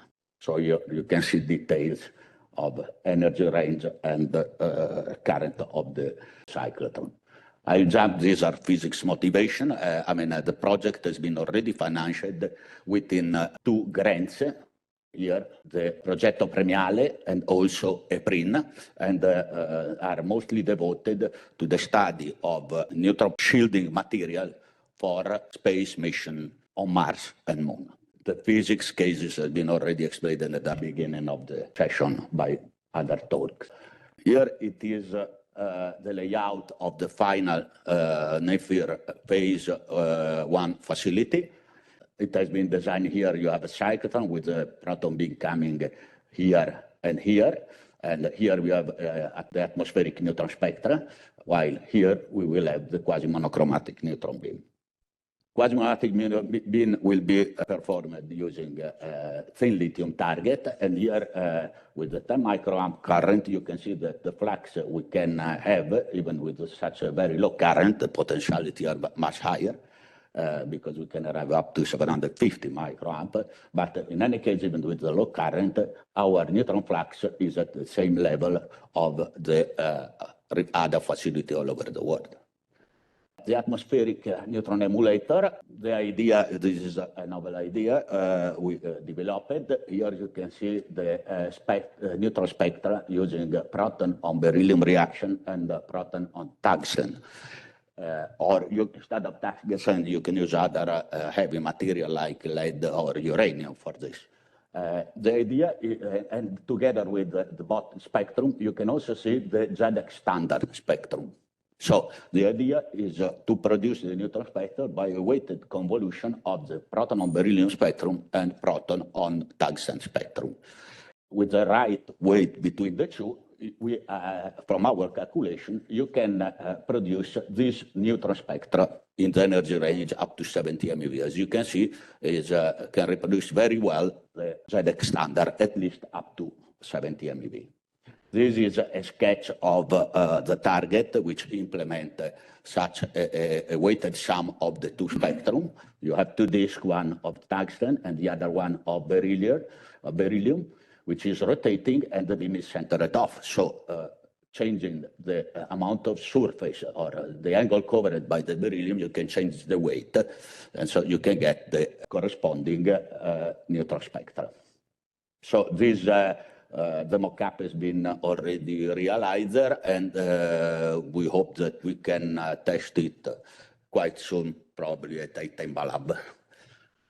Phase 1 is the final one. We don't have already the money to complete it, but we already have within the framework of the grant that we already got money to complete so-called phase 0, which is a simplified version. In this case, here is a cyclotron vault. This is the area, the hall, which is devoted for the neutron beams, neutron facility. So we plan to put a thin lithium target here to produce the quasi-monochromatic neutron beam, and the beryllium target here to produce a white neutron spectra. With the white neutron spectra, because as you can see, the proton beryllium spectra is almost quite fat. The idea is to try to mimic some way the quasi-monochromatic neutron beam by measuring, irradiating, for instance, electronic devices with a certain proton energy. For instance, here it is an example, 70 MeV, then with the 60 MeV protons, so that if you make the difference, you get something which is resemble a bit the QMN beam, even if it are not. But even the QMN beam, you have to measure it to different angles to have an almost pure QMN beam. The point of view of the implementation, the beryllium target, the final layout that will be used for the phase 1 is reported here. It is a beryllium thick target, which is immersed in a bath of liquid metal alloy called gallium for the cooling. But since at the beginning, because of the problem of authorization, we cannot run with the current higher than 10 microamp, for the phase 0, we have already developed a much simple target, beryllium target, which is almost the same, but without a complication related to the liquid metal cooling system. This one I can jump because I think I'm almost at the end of my time. Here you can see the design of the beryllium target and also the design of the beam line.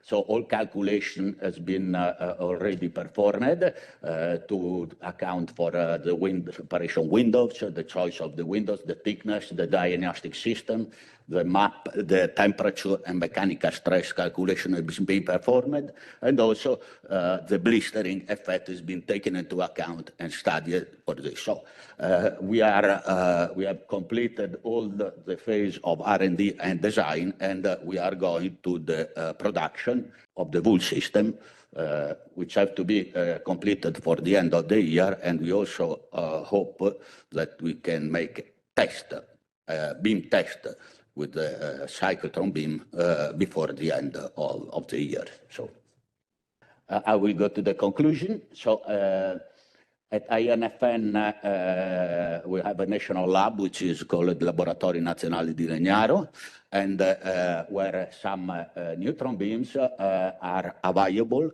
to users, while others are going to be produced with the new facility using the C70 cyclotron. So we can produce a neutron beam from keV energy up to about 70 MeV. Right now, up to 20 MeV. I mean, 20 MeV already available within the end of the year, or let's say much safely the next year. Also, the beam coming from space up to 70 MeV should be available. So the new facility will be constructed in 2 phases. The phase 1, which is the most complete one, is not yet financed, but the phase 0 is financed, and we provide, let's say, low flux quasi-monochromatic neutron beam and a white beryllium spectra. Thank you. Hello, everybody. My name is Sabine Meyer. I'm the head of the Radiation Safety and Security Department at PSI. And I will introduce you the new test area which we have at PSI. So I start with a short motivation, using the Paul Scherrer Institute to show you the stray radiation fields which we have around accelerators. Then we will take a closer look to the future reference facility layout and how it's monitored and characterized. Then I tell you a little bit about the characterization by means of the measurement and calculations. And in the end, I will conclude with a summary and provide you an outlook on our future plans. The Paul Scherrer Institute is the national research laboratory in Switzerland. It's located close to Zurich. It's dedicated to operating large-scale research facilities and also advancing applied and fundamental research. I will show you the neutron stray fields around the accelerators and experiments which we obtained by Monte Carlo simulations for radiation protection purposes. And before I do that, I start to show you, we have also a calibration laboratory, which was recently designated for a designated institute for neutron metrology. And here I want to show you that when we calibrate with an americium beryllium source, then you see that it doesn't cover the 20 MeV region, which you see here in the pink area. So starting with our smallest accelerator, it's a medical accelerator, a proton accelerator, where protons are accelerated up to 250 MeV. And when they interact then with the shielding, you see the spectrum, which is shown here behind the shielding. And there you already see that we have a dominant contribution of neutrons with higher energies, and especially with neutrons above 20 MeV in this pink region. Then we have a more intense accelerator. It's the high-intensity proton accelerator, where the protons are accelerated up to 590 MeVs. And also there, when they, as an example, when they interact with a carbon target behind the shielding, you have again such a spectrum which you have to measure then for radiation protection purposes with high-energy neutrons and the dominant peak above 20 MeV. Also, we have experimental stations. Here's an example. It's a CRISP station. Here we have secondary pion beams, and if they interact again with the shielding and behind the concrete shielding, you have the Monte Carlo simulation of the spectrum. And again, you see the dominant high-energy neutrons with a pronounced peak also above 20 MeV. And besides the proton accelerators at PSI, we have also electron accelerators.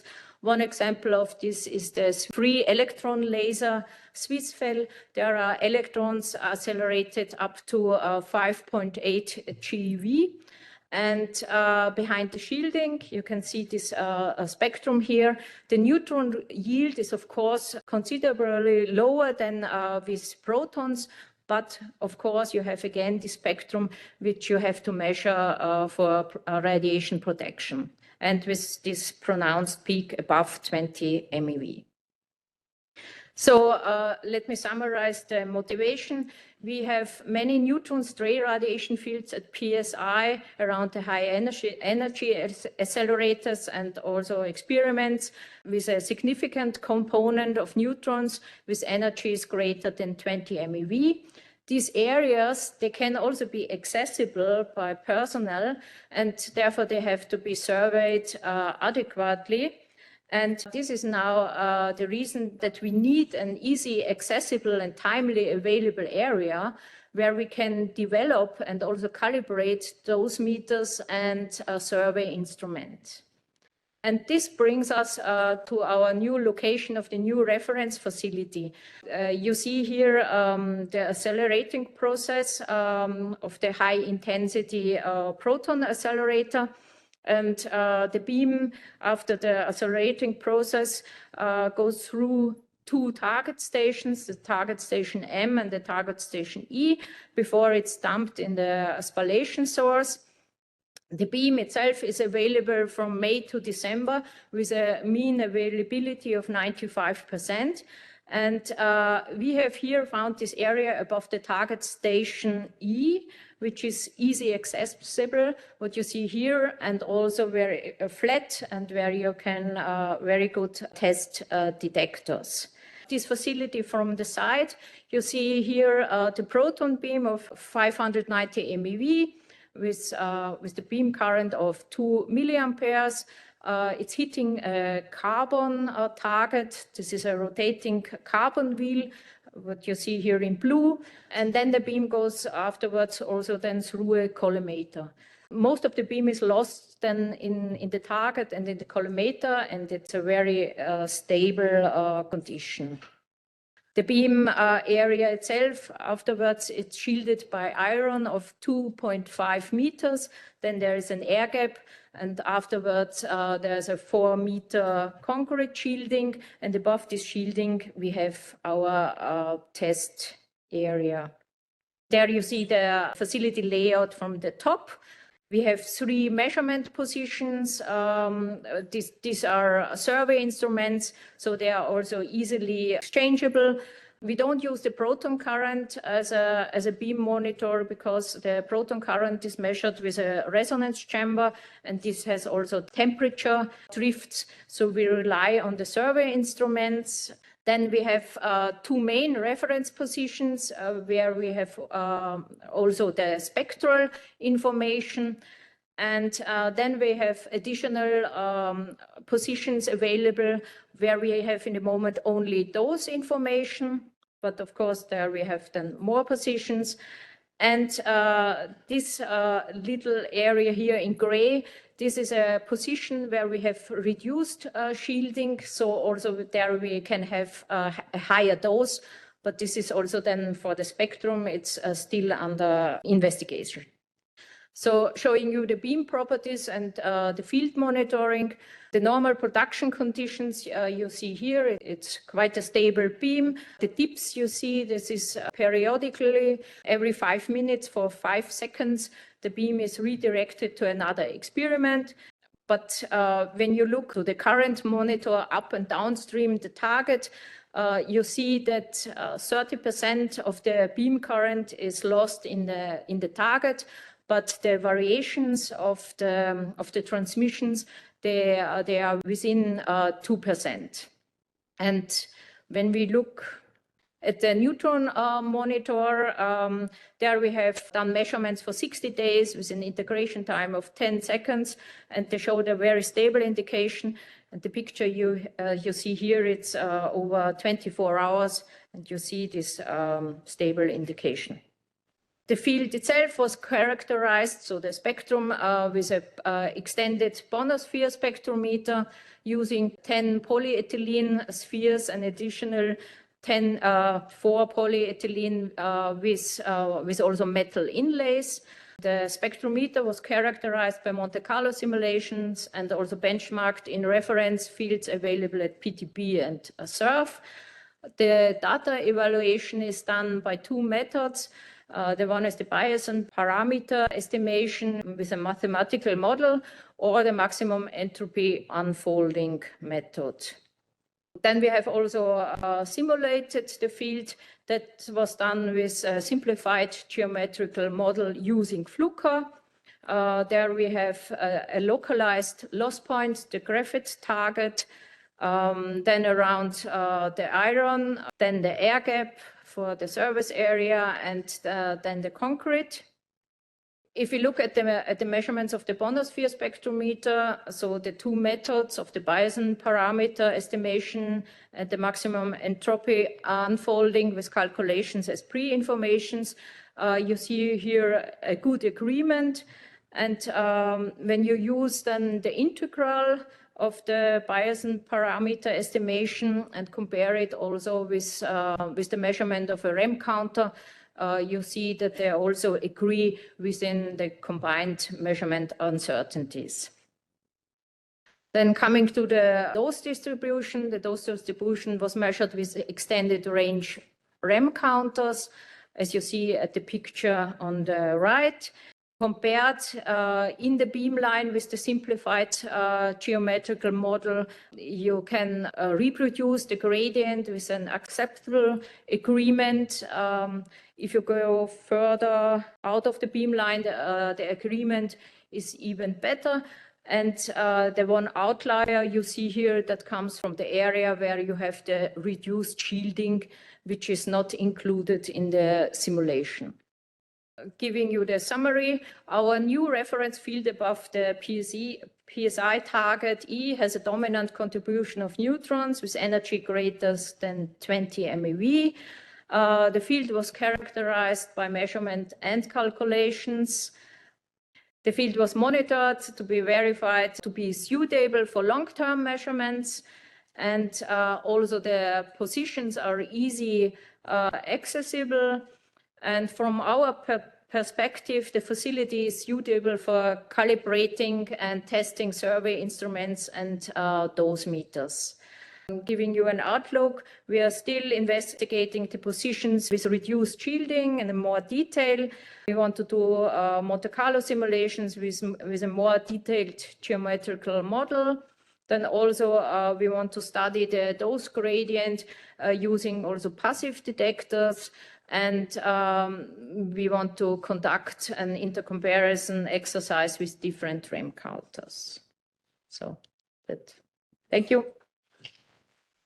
I was invited by colleagues to talk about the neutron activation station at CERN, at the BDF Beam Dump Facility at CERN. This is an approved experiment. It does not exist yet. And I also claim, as it was said before, I'm one of these cross-section measurement guys. So for us, the idea here is to measure integral cross-sections via the activation technique. CERN accelerator complex, many people have seen that before. Where do we have neutrons? Basically everywhere, because the first accelerator accelerates protons, hadrons already above 250 MeV. So wherever they crash, you will produce neutrons. At CERN, we have neutrons clearly accessible and useful for measurements. At NTOF, this was presented by Alicia in the morning. Tomorrow, we will hear about several radiation fields with neutrons from Fabio in the respective areas, clear electron machine, east and north area with different proton beam energies. And what I will talk about is an experiment that will start in 2031, which is the SHIP experiment. It's a high-energy physics, high-energy particle physics experiment. It is called SHIP, the search for hidden particles, dark sector, neutrino oscillations, and so on and so forth. Point being, all of these high-energy physics experiments, they produce secondary beams, and when you produce secondary beams with high-energy hadrons, you always produce neutrons, and usually a lot of them. So that's where we come in. We want these neutrons, and we are parasitic to the high-energy particle physics experiment. I said that already the experiment is approved and will receive beam in 2031, and we are interested in the neutrons from the target complex. So the target complex of the SHIP experiment is called the Beam Dump Facility in the north area. Just let's go quickly. This is the experimental cavity North 3 for the particle detectors for the high-energy physics experiment. And the new target complex here receives protons from the SPS accelerator 400 GeV on a massive tungsten target. At least this is the current baseline of the design. We have quite an intense pulsed beam of 2.5 megawatt delivered over 7.2 seconds. So it's a slow extracted beam. There is no time of flight capability here. It's only one integrated long pulse of protons and therefore also one long pulse of neutrons. So activation is basically the only method, or integral experiments are the only thing that one can do there.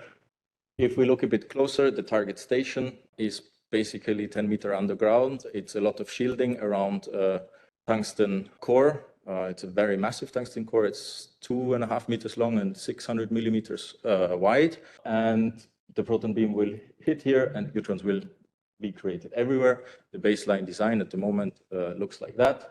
Protons coming from the right and here hitting the tungsten core, and the shielding will take care of that nobody is irradiated at the surface level.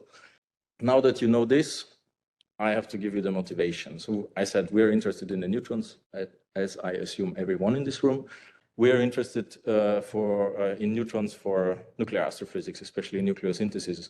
How do we get the element distribution that we have here on Earth or in the universe? And it's usually coming, everything that is heavier than iron gets produced in stars by neutron capture, essentially.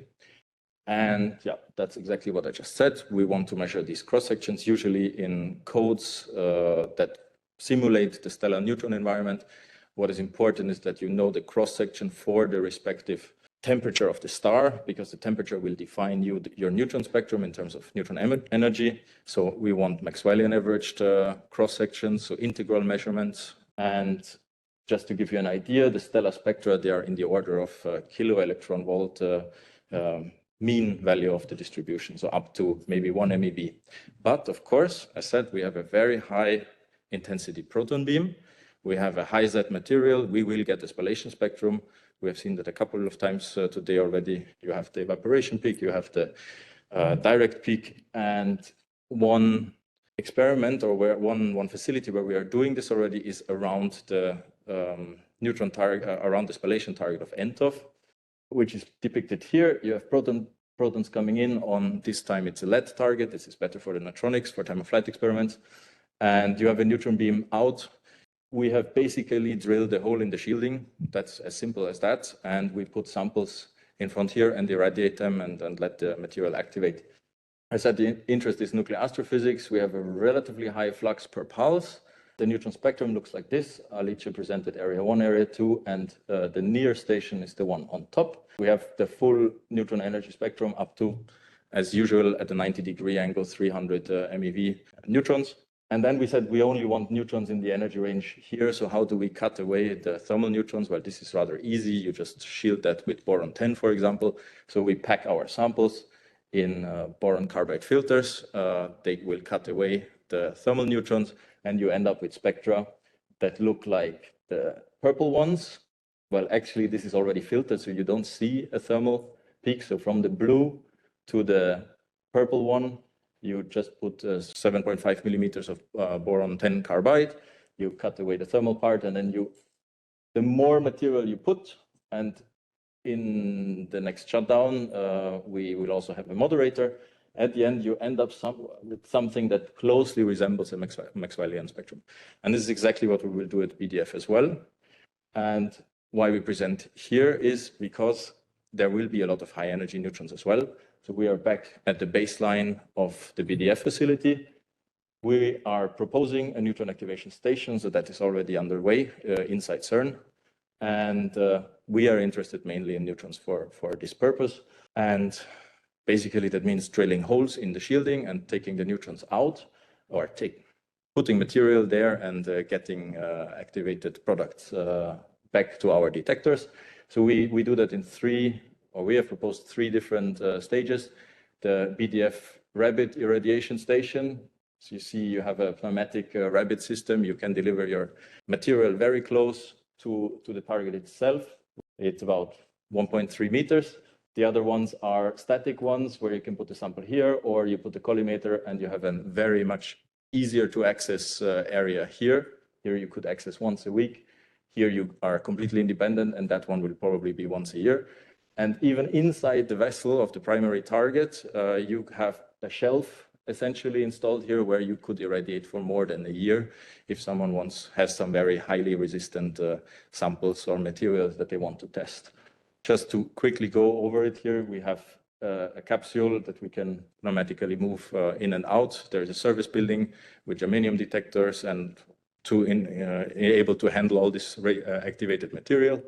For our purposes, we want a moderator because we want to have the highest possible 𝐭𝐫𝐬 flux, so that will most likely be beryllium. The bias and bias, which is the internal and external activation station. The internal one has roughly the same flux as the rabbit station, and outside you have much easier access. And in principle, in the last stage, we would like also to put a rapid station there. It is just easier access. The shelf that I mentioned that goes inside the vacuum vessel is really just a shelf. You can put materials there, and once a year, the whole target complex can be removed from the shielding, and you can retrieve your materials. It takes about 1 month to open that. So that is usually the good duration at CERN, because we have a winter shutdown of in the order of 3 months, 3 to 4 months. And what you're all interested in are the neutron fluxes. So the shape, as said, are everywhere spallation spectra. You have several hundreds of MeV. You have the evaporation peak at MeV, and then you have, through moderation in the material, you have everything down to thermal. You have here the fluxes that you can look at. This is the flux per year or per second, depending on the application that you want to do. We have rather high fluxes, above 20 MeV per second. We are in the order of 10 to the 7, 10 to the 8 neutrons per square centimeter and second, assuming these parameters per year, which are realistic. And for radiation to electronics applications, here are some interesting dose values, maybe equivalent flux in MeV, which demonstrate that this is a facility that you can really test a lot of your materials. And that brings me actually also already to the last slide. I've presented to you that there is a high energy particle physics experiment that has a lot of neutrons available if we want. We are interested in KeV neutrons, and therefore we have submitted a proposal, but in the same positions or beam lines, if you want to call them beam ports, there will be high energy neutrons as well. And yeah, that's it. We have an ongoing proposal and will be submitted to an internal committee in September, and then it's about requiring the funding. Thanks a lot. So we'll talk about the neutron measurements for evaluation of the spectrum and flux of the CCRI facility, that is a facility for atmospheric neutrons for testing of electronics. And first of all, the motivation, of course, the motivation is that we have neutrons in the atmosphere that are generated by primary cosmic rays interacting with the nuclei of the atmosphere. And already since 1979, it was predicted that they would cause effects in macroelectronics, and shortly after a few decades now, they are a dominant cause of errors. Therefore, industry needs facilities for testing. Here you can see the neutron spectrum from Gordon et al. From 2004, which is the one that is taken in the standards as our standard atmospheric neutron spectrum. So here are the main standards for testing of electronics in atmospheric neutrons, and the 𝐧𝐞𝐿 standard is probably the most important. Some crucial points is that you need to use high energy spallation sources for this accelerated testing. And so when testing with this spallation source, of course, the most of the effects is given by neutrons with energies above 10 MeV. There is also a contribution from lower energies, but is only in the order of some %. And another important point is that there is also contributions, of course, from alpha particles and low energy neutrons, but you cannot infer the high energy neutron error rates from this data. So you really need high energy neutron sources, and there are very few in the world where you can test for atmospheric neutrons. So of course we have CCRI in Europe, we have the ice house at Los Alamos, which is where the first testing was started, Triumph in Canada, RCNP in Japan, a new facility in China, the CSNS, and with some limitation also we have heard about NTOF and the CHARM facility at CERN. At ISIS, we have a source based on 800 MeV synchrotron, and the CCRI is one of 30 target stations. Of course, all the other target stations are looking at moderators, and they use the neutrons for neutron scatterings for material science. CCRI extracts a fast neutron beam for the atmospheric light neutron field.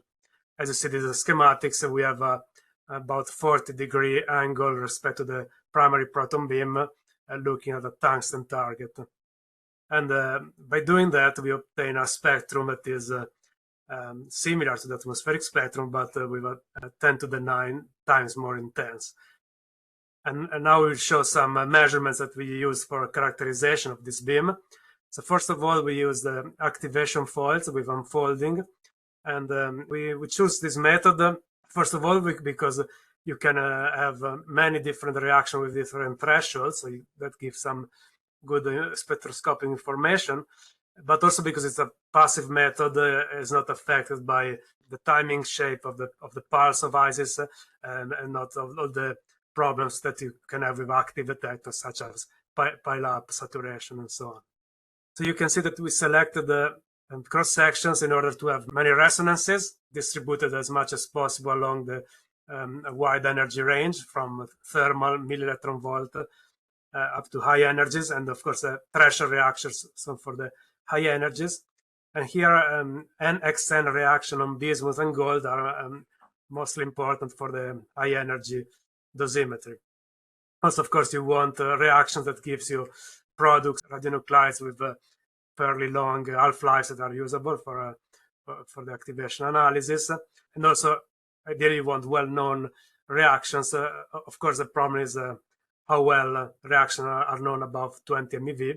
And we use the Tyndall libraries that are available only up to 200 MeV. And above 200 MeV, we assumed a flat shape of the cross-section.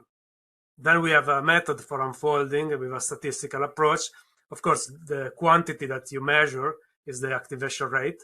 So you have a number of measured activation rates, and those are given by this convolution, this formula.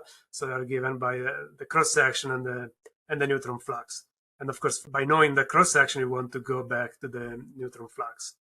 These are the results.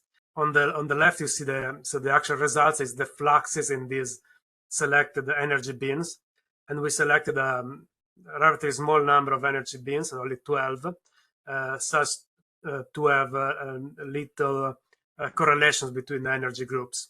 With this statistical method, we can propagate the uncertainties that you can see is the gray error bars in the plot. And also, so in the center plot, you can see the correlation between the energy groups, and we obtain all these reactions that we have used. We obtain a very small correlation between energy groups, apart from quite a strong anti-correlation for the first two groups and a strong correlation in the last two groups. And here on the right, we present the spectrum in a continuous shape. Here we impose continuity, but preserving the area of the measurements. And we assume the shape of the last beam based on the Monte Carlo simulations. And you can see the comparison with the atmospheric spectrum. Another method that we use for our neutron measurements is silicon and diamond detectors. So of course, these are real-time measurements, so they can be used as beam monitors, but also they have event-by-event counting, and they have some spectroscopic capabilities, so we can select only events with deposited energy above the 10 MeV, which is most important for the radiation of electronics. And these detectors can, with these fast preamplifiers, they can withstand the flux, the instantaneous flux of 𝐧𝐞𝐼R, and are rejecting most of the pile-up. They also have a very they are small, so they have compact volumes, so we can use that to do maps and profiles of the beam. And so this is what I'm presenting in this other slide. Basically, is this mounting this silicon detector on a robot on an XY stage, measuring the maps and profiles. In this case, we use the 5 millimeters of accuracy. And this homogeneity is a very important information that the industry needs to have when testing at the facility. Of course, you want a beam that is as uniform as possible. And here are some studies that we did with this detector on the deposited energy. So we took the detectors at the NTOF at CERN, where you can select the neutron energy at the time of flight. And here you can see the measured response function for the different neutron energies. And also we can compare this measured response function with the simulation, Monte Carlo simulation, before giving a benchmark to our calculations, and then apply this to the measurement at 𝐧𝐞𝐼R. here on the right, you can see measurement both at 𝐶𝐼R and again at the CHARM facility at NTOF, where you have a continuous spectrum, and likewise 𝐶𝐼R. And finally, this is my last slide. I want to show you some alternative but relevant neutron measurement techniques. And one is fission chambers. We have already seen this morning.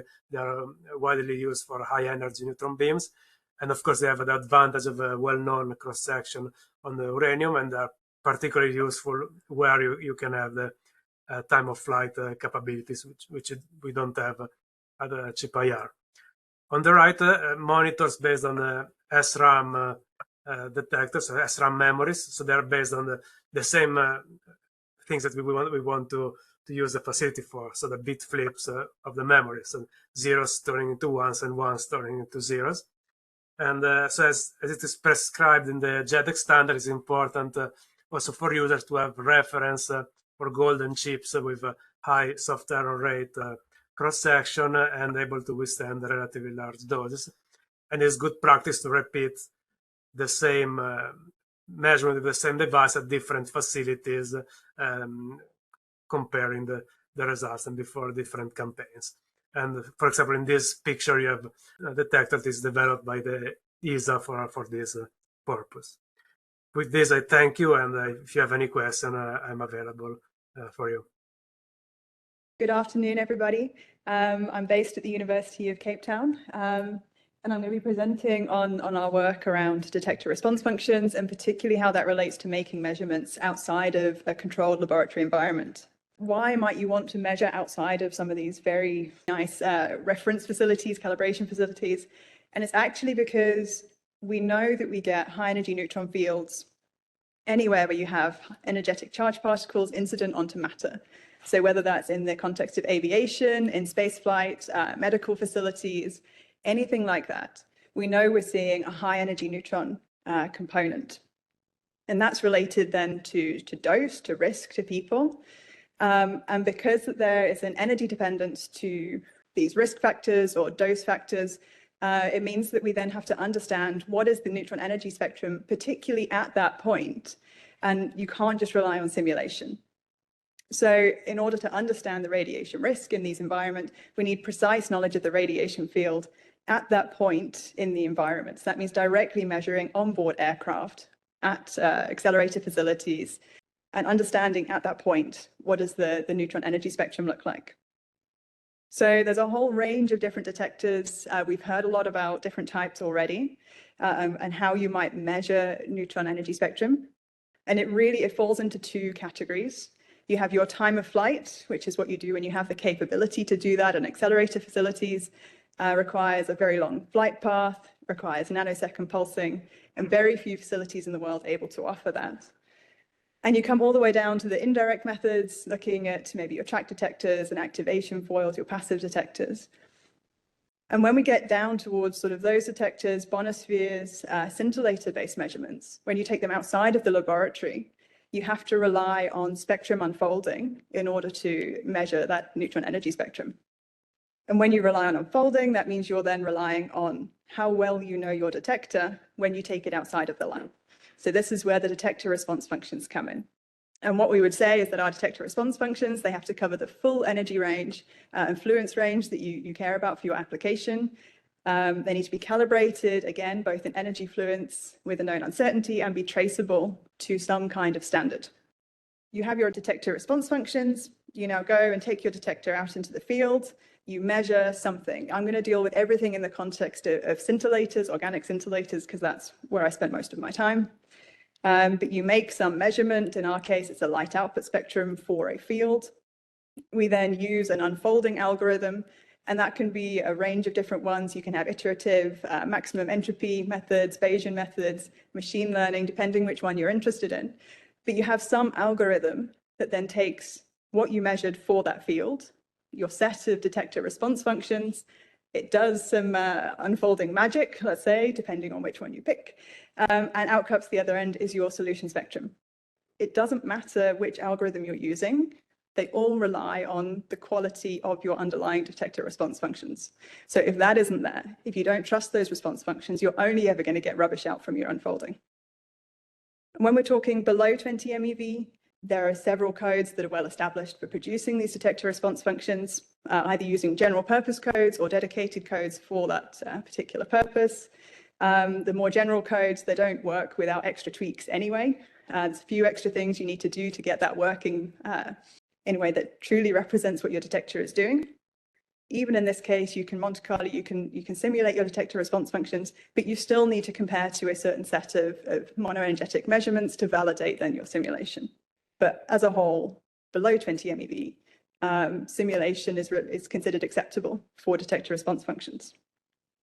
Above 20 MeV is where it gets tricky, because we don't tend to rely on our nuclear data above 20 MeV because there is just not enough of it. And which means that these simulation codes, they move then to a model-driven transport, which is relatively unvalidated. So, and you can see a few different examples here of cases where we have measurement versus simulation. And while things are improving, we are moving towards case where the models are looking more and more like what we see in our detector. It's still not good enough. And when you couple that with the possible interactions that you can have in your detector. So here I've got an example for an organic liquid scintillator irradiated at the Zimbal Labs Neutron Facility. You can see we've got our gamma ray induced events at the top, and then at the bottom, all of our neutron induced events. And the range of particles that can be produced within our detector at 66 MeV is huge. It's not just a recoil proton, it's deuterons, tritons, alpha particles, carbon recoils. And understanding how those neutrons are interacting in our detector is very complex. And just as an example, here we've got, again, the possible reaction channels that open up for neutrons on carbon at 90 MeV. And it gets worse as you go up in energy. So if you're saying you want to measure 100 MeV, 200 MeV, it gets more and more complicated. The requirement for nuclear data becomes intense, and it's just not possible to cover the full phase space. Couple that as well with the fact that not all of those charged particles that you produce in your detector stay in your detector. If your detector is not large enough, that means you have escape of the very energetic recoil particles, which again changes the shape of what you see from your detector for a certain energy. So in this example, we've got, so here's our protons, the ones that stay in the detector, and we have an extra little locus that appears for protons that escape our detector because they're too energetic. So all of this really boils down to the fact that we have to measure detector response functions as soon as you start looking above 20 MeV. And in order to do that, you need the right neutron facility. So the Zimbal Labs Neutron Facility is a very good option for us. Offers us neutrons potentially up to 200 MeV with time of flight capabilities. And this is the critical part for us because we can make use of that time of flight capability to then derive our detector response functions. We had a nice talk from Zina on that this morning on the facility, so I won't go into detail there. And just overview of time of flight, we have some measured pulse in our detector, and then we have some reference pulse that comes from the accelerator, and we're looking at the time difference between the two. When you have time, if you know distance, you can get to energy. We need to do some pulse shape discrimination to exclude gamma ray events from our detectors, but ultimately then we get a neutron-only detector response function that is then calibrated to energy based on time of flight. What we can take for our detector, so this is at Zimbal Labs, 66 MeV protons onto a lithium target. We've seen lots of nice spectra like this already. You have a primary peak, and then you have a continuum that extends down to lower energies. And so you can see that in our data here, you have the peak, and then the continuum, and then we have the pulse height spectrum that's associated with that for our detector. So if we place a cut then on the time of flight energy, we can then produce a light output spectrum or a detector response function associated with that energy range. And here we've got the example of a 55 MeV neutron with an energy width of about 5 MeV. So we've got measurements for a BC501A, so a standard organic liquid scintillator, all the way up to 200 MeV. And the way that we do this is actually we take measurements at a few different energies. And what we're looking for is the overlap of actually the continuum region. We're less worried about the peak.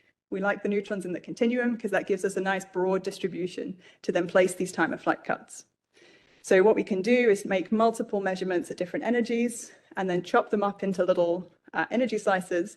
And then we can check as well that they are continuous and well behaved between the 3 different measurements.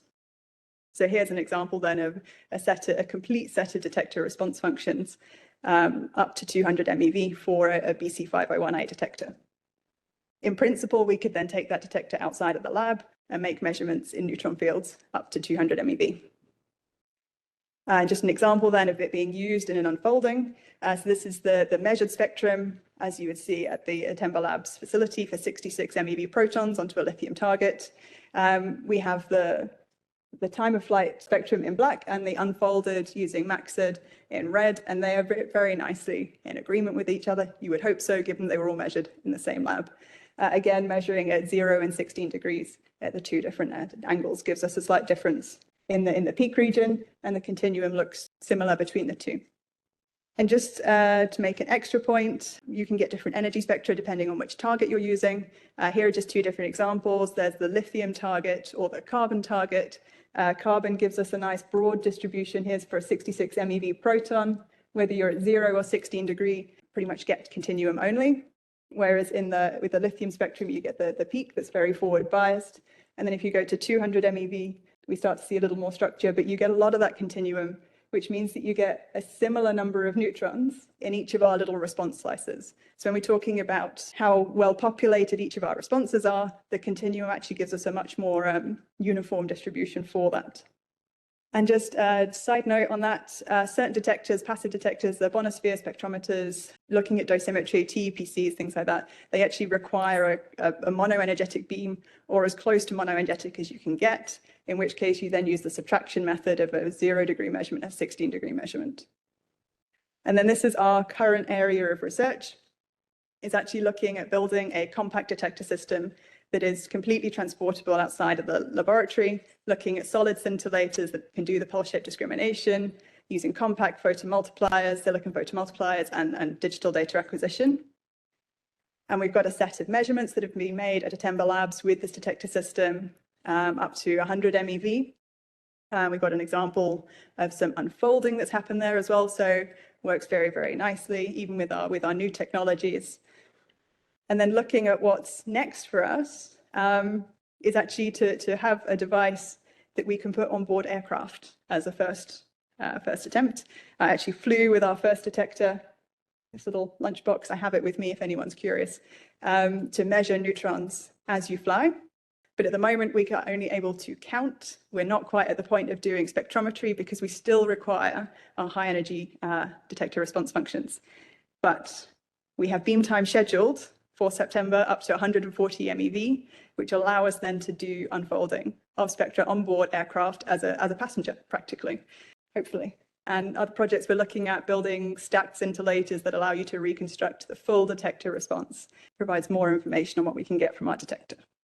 The key points coming from this, in order to make those spectral measurements, we need to be doing those in situ, which means we need detector technology that is capable of making those measurements. In order to do the unfolding, we need our detector response functions. Below 20 MeV, we say simulation is acceptable with some experimental validation.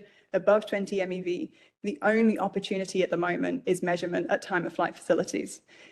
So they're really critical for anyone wanting to do spectral measurements, certainly with scintillators, but many of the other detector types as well, outside of a very controlled laboratory environment. And that is me. How am I doing for time? Hopefully okay. Thank you.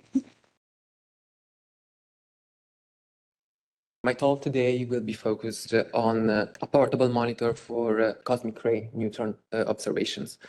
So we're in the framework of galactic cosmic rays measurements, and galactic cosmic rays, of course, are charged particles that are generated in our galaxy and also farther, and they travel towards Earth. Being charged, of course, they are strongly affected by any magnetic field that they meet on their path. And of course, for the ones that reach our planet, there are at least 2 contributions that are always very important. And the first one is the magnetic field of the sun. In fact, when there are some solar events like solar winds or coronal mass ejections, you can see that the flux of cosmic rays reaching our planet is strongly affected. But of course, there is also another important magnetic field, which is the one of our planet itself, that can bend their trajectories, eventually preventing some of them to even entering our atmosphere. And in fact, this phenomenon is usually quantified with the cutoff rigidity that indicates that charged particles need a minimum energy or momentum to be detected at a certain point on Earth. And as you can see from this map, the cutoff rigidity is extremely anisotropic over our planet, being lowest at the magnetic poles and very high at the equator. Also, the distribution of cosmic rays that can reach our planet is anisotropic, as you can see here. Of course, once a charged particle reaches the atmosphere of Earth, it interacts with the atmosphere, and this is why, basically at ground level, we cannot measure directly the galactic cosmic rays. What happens is that they trigger the so-called extensive showers, so they generate a secondary radiation field, and it is constituted by an electron photon component, an hadron component, and also a muon component. These can penetrate down to the surface, and these are the radiation that we are actually measuring at ground level. Neutrons and muons, for example, are deeply penetrating particles that can be somehow easily measured. And of course, for this talk, I will mainly focus on neutron measurements for this purpose. And the probably standard device today for this kind of natural radioactivity is the NM64 neutron monitor. It is a modular detector, but it always includes a LED producer, then a moderator and a reflector that are made of hydrogenated materials. And at the center, there are one or more proportional counters that detect thermal neutrons. These devices are very heavy. Let's say for a 6-tube detector, you reach 12 tons. So once they are installed, they are very hard to move. They cannot be moved around. But they reach exceptional count rates for such weak radioactive source. In fact, let's say for the neutron detector in Rome for the month of June, there was an average of, let's say, 100, 200 counts per second. Of course, this quantity is not absolute, meaning that the count rate depends on so many different factors from latitude, altitude, air pressure, so it is just to have an idea. If we want to normalize it on the mass, you have around 10 to 20 counts per hour per kilogram. That also gives an idea of why these devices must be so heavy. The response functions of these detectors were calculated with different configurations and Monte Carlo codes, but of course they are mainly sensitive to neutrons above 100 MeV, as these are the ones that carry most information about the incident galactic cosmic rays. Lower energy neutrons are strongly affected by the surroundings, the environment. That is why they are usually deprecated for these applications. The data from the neutron monitors are collected in the Neutron Monitor database that includes around 50 stations from all over the world at very different cutoff rigidities from 0 to 17 gigavolts. And as you can see from the map, they are located in precise points on Earth. Most of them are in the northern hemisphere.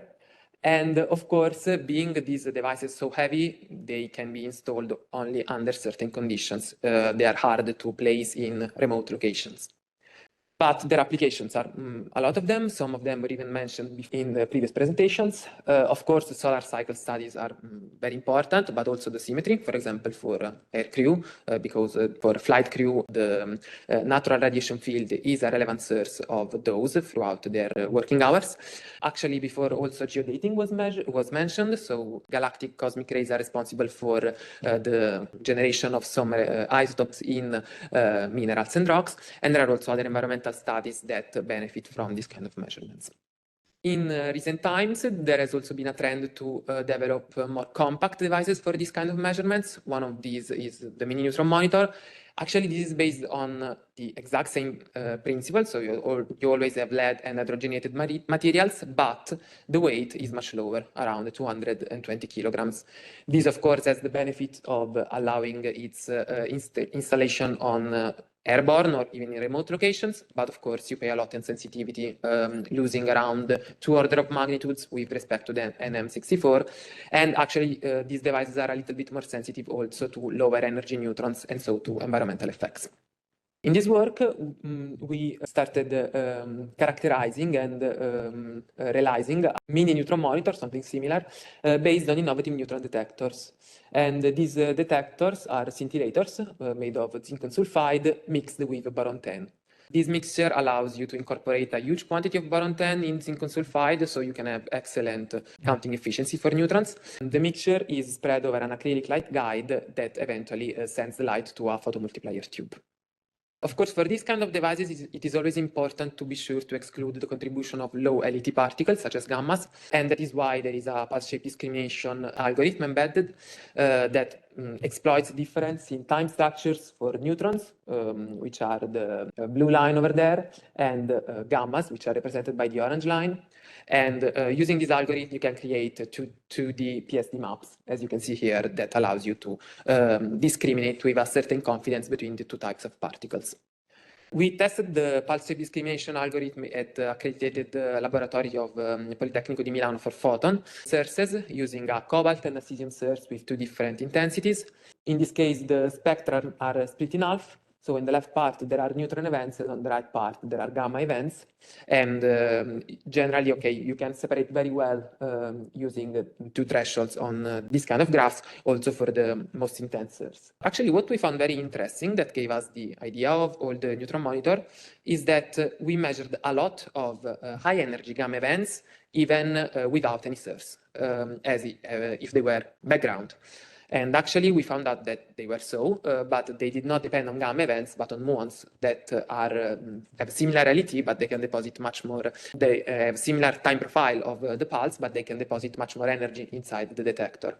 And to verify this hypothesis, we measured the natural background in vertical and horizontal configurations, considering that the detector is a cylinder, so is strongly anisotropic over the axis.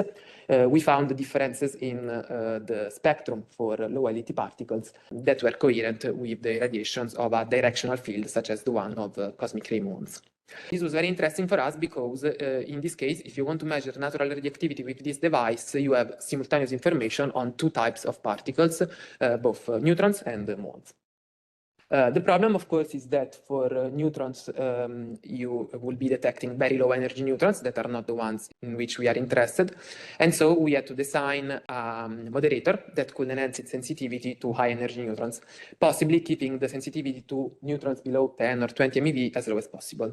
And also bearing in mind that for manufacturing problems, it could not be extremely heavy. We performed several Monte Carlo simulations varying the thicknesses of polyethylene and lead inside the moderator. And eventually, okay, we came up with final configurations for which we evaluated the response functions using MCMP. The point is that at the moment, we would like to have some validations for the Monte Carlo model for the calculations. And of course, what we are most interested in is in the very right part of the spectrum, because we want to measure high energy neutrons. So we need to reach a facility that can provide beams at these very high energies, which is not very easy. Of course, the one we are planning to use is IFEMBA, and you've seen these pictures so many times in the previous presentations. So we could use the quasi-monoenergetic neutrons at around 140 MeV. But of course, in this case, there are several challenges as point of users also for the calibration. We have already talked many times about the need to remove the continuum, so maybe measuring at different angles. In principle, there could be also a scatter component given by the walls, the room, but probably for heavily moderated structures, this is not as important. It is also actually worth noting that in this case, we are talking about a very big device. So there are some problems in giving uniformity to the flux, and also a very sensitive instrument. So for example, very intense fields, such as the ones of NTOF, are not suitable at all because they will blind immediately our detector. Given that, at the moment we have the simulated response functions, we could try to evaluate the counts expected, count rate for cosmic and neutron radiations. Once again, bearing in mind that we need to set very precise parameters because the neutron spectrum varies drastically over Earth. But if we compare it to, let's say, a similar spectrum to the one that is measured at Rome in this June, we can see that we have comparable values to the NM64 if we reason in terms of counts per hour power per kilogram. Only I apologize for the typo here. The column there refers to, of course, 4 detectors instead of 3, which is the maximum amount of tubes that you can put inside the moderator itself. So to conclude, okay, we started from an innovative and high sensitivity neutron detector and tried to convert it in a cosmic ray neutron monitor.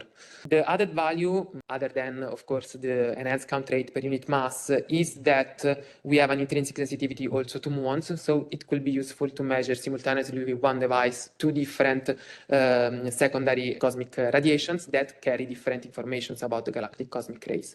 The main issue at the moment is finding facilities and also actually procedures to calibrate these kind of devices in the energy region in which we are interested. Thank you so much, and I hope I was in my time. Good afternoon. This is Phil Lee from Korea Atomic Energy Research Institute. I saw some of you already used a fission chamber in your research, and many of you already using Jiang4 in your research. So in this talk, I'd like to talk about a new Jiang4 fission model for simulation of a high-energy neutron measurement. So I hope many of you are interested in my topics. The presentation is organized in this order because it seems like I'm the only Korean speaker in this presentation. First, I would like to introduce some high-energy neutron sources in Korea. There are 3 accelerator-based neutron facilities in Korea. First, IRIS of Institute for Basic Science.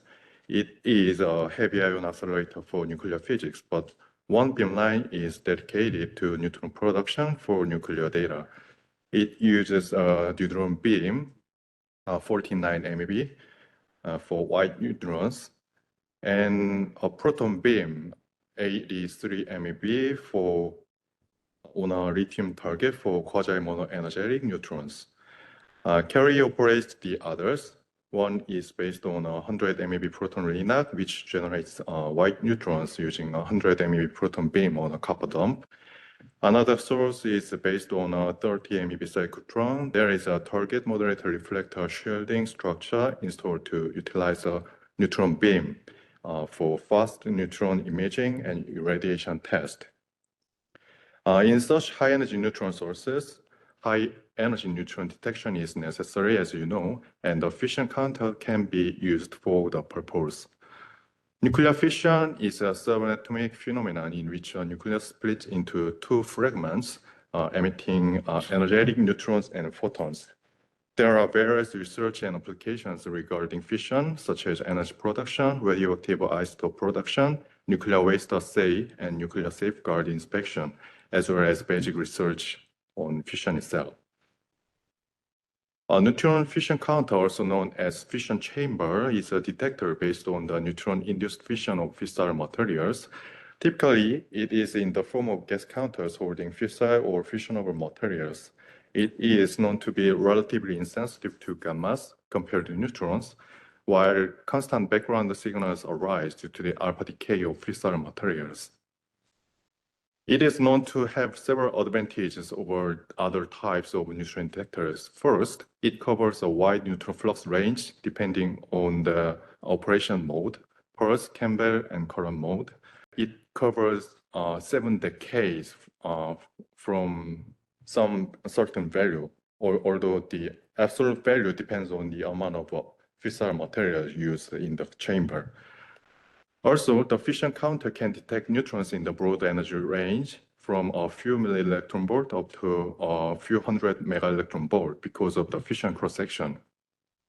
It is very robust, so it is able to operate under extreme conditions, such as in nuclear reactors. In such applications of nuclear fission, it is crucial to characterize the detector, and you can utilize the Jiang4 just as other types of detectors. Jiang4 has many physics models, and among them, the most crucial part is, of course, neutron physics.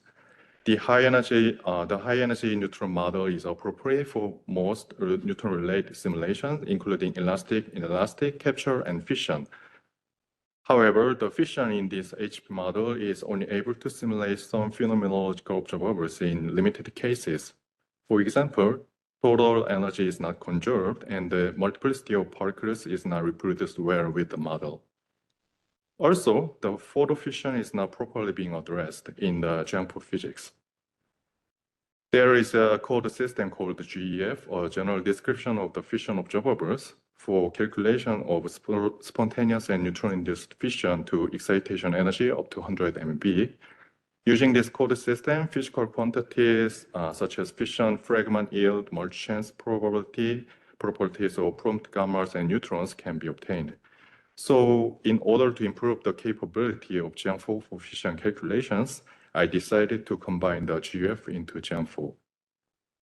The structure of a proposed fission model is shown here.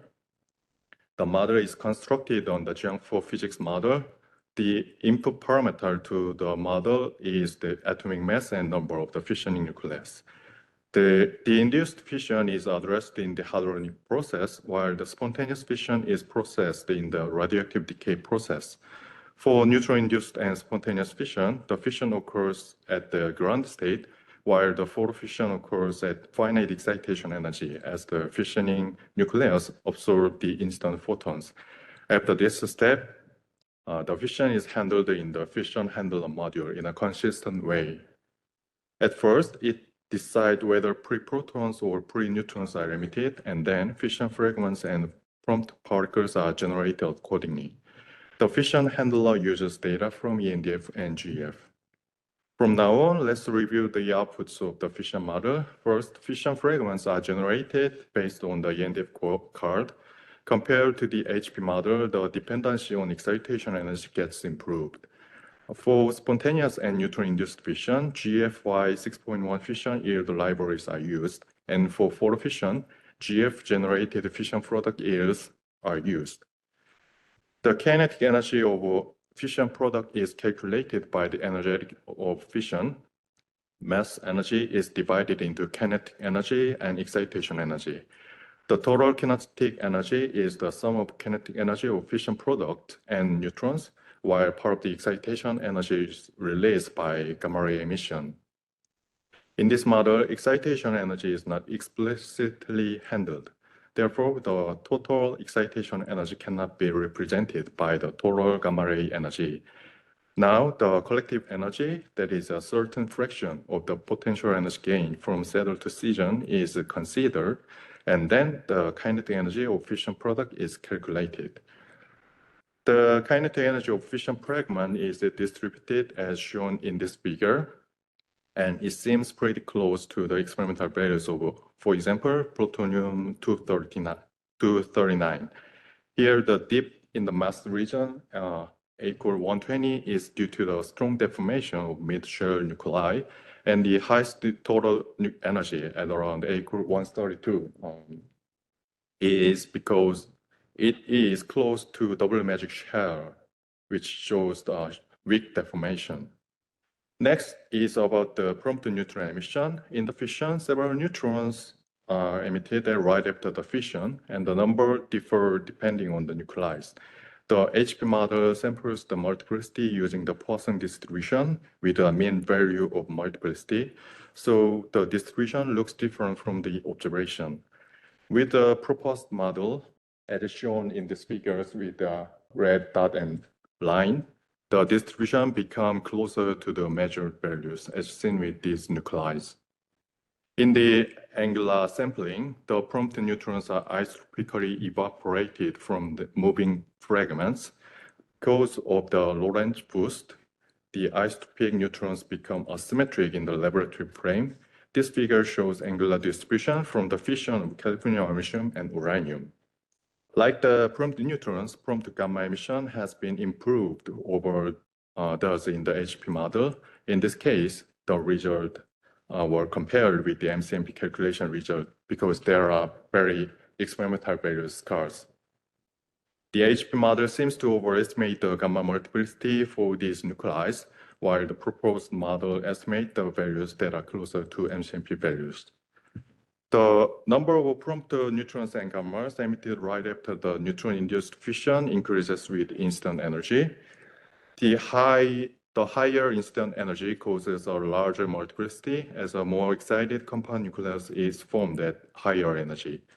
The HP model works based on the evaluated data, and the proposed model works with the GF results.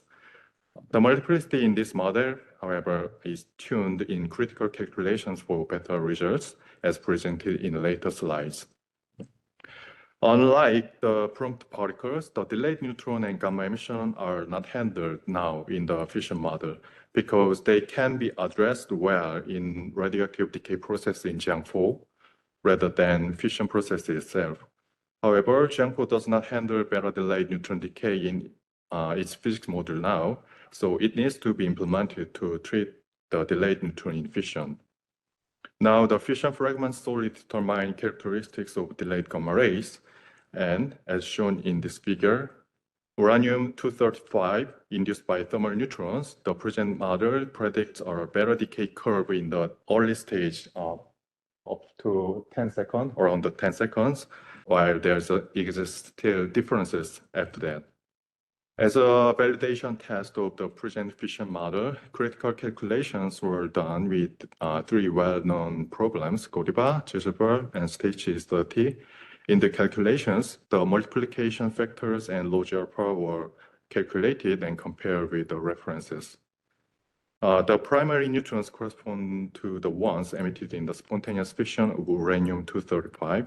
As a result, the present model predicts values showing a good agreement with the reference values, although it seems the uncertainty is still large. Final is the summary, so thank you for your attention.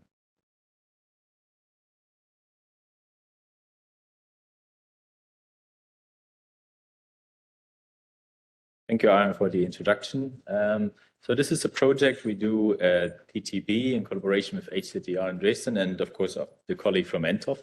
So it's going to be a presentation on NTOF again. I worked a lot on the preparation of this experiment, and now Augusto 𝐧𝐞𝐭, our postdoc, does the most of the data analysis. So let me share some light on the motivation, which actually fits very well in this workshop, because we heard about neutron radiation coming from cosmic radiation, so where we have maybe a moon shelter where the neutron dose can contribute up to half of the dose, or we mostly encounter secondary neutrons in hadron therapy, where we have a proton beam of 200 MeV, or even a carbon beam up to 430 MeV. And so this produces secondary neutron fields, mostly by interacting with the patient, or in this FLUCA simulation coming from the phantom. And when we talk about the risk assessment for patients in this hadron therapy field, we need to calculate the absorbed dose. And for this, we require this DDX data on the emission of light charged particle, because the light charged particle in the vicinity of the tissue constituents can then lead to second tumors. And so this data is important to risk assess for young patients in radiation therapy. At the moment, as we heard about a lot of facilities here, we not talked so much about the data. So this is now a nuclear data session. So here I have some data from a monoenergetic neutron facility in Sweden, where they measured DDX on carbon. And so if we compare with some simulations or some model calculations, we see there are a lot of discrepancy for the different NP and D or N alpha channels. And the problem is actually also that the evaluations which would be used in risk assessment are not based on the experimental data we have, but on the model calculations, as there are not enough experimental data. The second point is that in the energy region we are interested in, we talked about 100 to 200 MeV here. We actually kind of have the statistical model is not quite useful anymore, and the INC, so internuclear cascade model, mostly works up from 200 MeV on. So we have this intermediate region where we actually need this new data to benchmark the model calculations. We set out to do a prototype experiment and we go to CERN, in our case, to the Entov facility. Alicia and Miki presented already, so we have a 20 MeV proton beam hitting 1 ton of lead, and then we have all kinds of spallation reaction happening. And at a flight path of 180 meters, we end up after some magnets with a gamma neutron beam, you could say. Using the time of flight methods, we end up at a neutron spectrum from thermal up to GeV. And because of the long flight path, we have very nice energy resolution. And in principle, we have a very high instantaneous flux of neutrons per pulse, as we've seen before, in a very short time frame still. So when we want to measure hundreds of MeV at Entov, it means that all the signals will come in a few microseconds, maybe up to 1 to 3 microseconds is the energy region of interest. So we need quite fast detectors, but we also need detectors which can handle the intense gamma flash we hit. So that's why we set out for a prototype experiment to measure especially above 100 MeV. And so I said DDX, so it's double differential. So the two differential means that we want to measure under different angles and for different energies. So the energy is the energy distribution of the light charged particles, so proton up to helium. And so we measure under different angles, as we see here, kind of a sketch of, the measurement chamber, and how we can distinguish actually between the particle types they are emitted. So we use a delta EE telescope technique, which depending on the energy deposit in the detectors, then we can separate the charged particles. And usually we have inside a vacuum chamber 2 silicon diodes per angle, one thin and one thick, and outside we have a scintillator. And after a lot of preparation and test beam time at Entov, we finally did a beam time of about 1 month last year at the end of September, October. And here we see a dedicated chamber we produced at PTB, where we have inside, we have all these 2 scintillator stages under different angles, and outside we have the scintillator placed around. As this is also like a workshop where we talk about maybe new projects, so as this is a prototype experiment, I can also tell you something about the data analysis here, where we of course have some positive outcomes, but also some challenges I can show you. So in principle at Entov, we record the whole waveform. So where we have a gamma flash signal, which is around 10,000 nanoseconds, and then we have these 2 silicon signals and then 1 fast scintillator.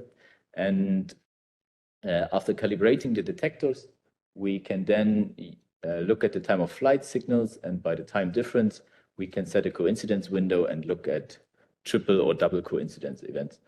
If we plot the energy deposit in all 3 detectors, so we compare the first 2 and then the second and the third one, we can actually produce these nice banana plots where you see, depending on the energy deposit, one can distinguish between the light charged particles. This works only if the resolution of the detector is high enough. So this is the good example. And now we have also a bad example where for some reason we actually had a very noisy silicon diode, which worked nicely before, but then in the experimental hall, not so anymore. And with not enough energy resolution, you can also not distinguish the particles so well anymore. But let's focus on the good stuff in this prototype experiment. And so to give you a few more steps, what is needed to actually extract then in the end a double differential cross section, I have here a schematic, how we then want to reconstruct the total energy of the emitted charged particles. Because we have all the 3 detectors where there's energy deposit, but we have some additional effects like after the production of the light charged particle, actually it can lose some energy in the target. We have a vacuum chamber where we have a Kapton window in between. So these are all kind of minor experimental details we have to take into account if we want to extract the whole emission spectrum. And we then compare it with some GM4 simulations. And actually, while looking at the coincidence plots, we discovered that actually in the first two detectors, we should have seen energy deposits which stopping here, but then we see actually high energy protons, which are somehow detected in the first two, but not in the third one. So this is kind of a experimental challenge at the moment. And so at the moment, we have to kind of cut a certain region in our energy plots when we analyze them, but which is actually the beauty of doing the experiment at NTOF, which because before they were only done at monoenergetic neutron sources. But now if we sum up the total energy which was deposited in detectors and compare it to the neutron time of flight signal, we can actually not only have one single neutron energy now, but we can actually select for different neutron energy windows and can produce the proton emission spectra in this case. And we can look at double coincidences and also triple coincidences and sum them up. Here you see in black and red actually the simulated spectra. In black, you're taking account what's actually emitted in this sample, which we actually want to measure, but it's not accessible. But if we look at what's actually deposited in the detectors, this we can compare with our experimental data. And so far, using this kind of cut region, the agreement with the experimental data in blue and red seems quite promising, not only for this one angle, but we also have another angle where the data is very good. And in the end, we will also compare it with some polyethylene data, which we can then use to normalize our data. And so this is kind of very promising. We actually set out to go up to 200 or 250 MeV, which seem to work as well, except for some very high energy protons, which are maybe too fast for the length of the detector, or they deposit too little energy to scintillate. And so this is also an experimental challenge we encountered now in the analysis. But overall, this brings me to my summary. At the moment, I hope I can show you the proof of principle experiment for double differential cross-section data we did at CERN, which showed very good potential of identifying the secondary particles, but there's also some room for improvements. At the moment, we are quite certain to understand the neutron energies up to 150 MeV. Above there's some challenges still to solve. At the moment, the data analysis is looking in the correction for the loss, energy loss in the carbon target, which have to taken into account as well. There's some experimental challenges as usual.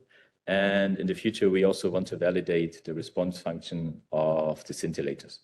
And so in the end, once we compare our data with some verified experimental data, maybe at 100 MeV, and this carbon experiment worked out very well. It has some very high potential for future experiments, as the human body is not only consisted of carbon, but there's future experiments on nitrogen and oxygen possible. And with this, I want to thank all the collaborators. The project was funded by Sanda project, and thanks for your attention. My name is Yunjiri from the KK and JPA, and I'm a member of the JPA Radiation Safety Division and Radiation Control Section. And this, here I'm for the present on behalf of the CHAM CSBF, our collaborator. And here, yes, the collaborator in here is in order of the first row. And thank you for my collaborator. And before I start my talk, let me introduce our facility. JPAC is the Japan Proton Accelerator Research Complex. It's located in Tokai, Ibaraki, and east side of Japan. And it is operated by IAEA and KK. As you can see, the bird view of the JPAC. So JPAC has 3 proton accelerator, and the colored by the yellow, the 400 MeV RINA, and the 3 GeV synchrotron RCS, and 30 GeV, the synchrotron mainline. And also have some 3 research facility colored by white. And first is the Neutron Experimental Facility, and the second one is the Material and Life Science Experimental Facility, and third one is the Hadron Experimental Facility. with using megawatt class high power proton beams. In 2024, we achieved RCS MLF to the 1 megawatt. And as the follow, the mainly neutrino facility as the first extraction is to be 800 kilowatt, and the mainly hadron facility as the slow extraction is to be 80 kilowatt. And JPA facility generates the second neutron and measures to underline the advanced science. Okay, let's start my research, ongoing research. So here is our background. As I mentioned, I'm a member of the Radiation Safety Division and Radiation Control Section. So my main focus is on the radiation safety.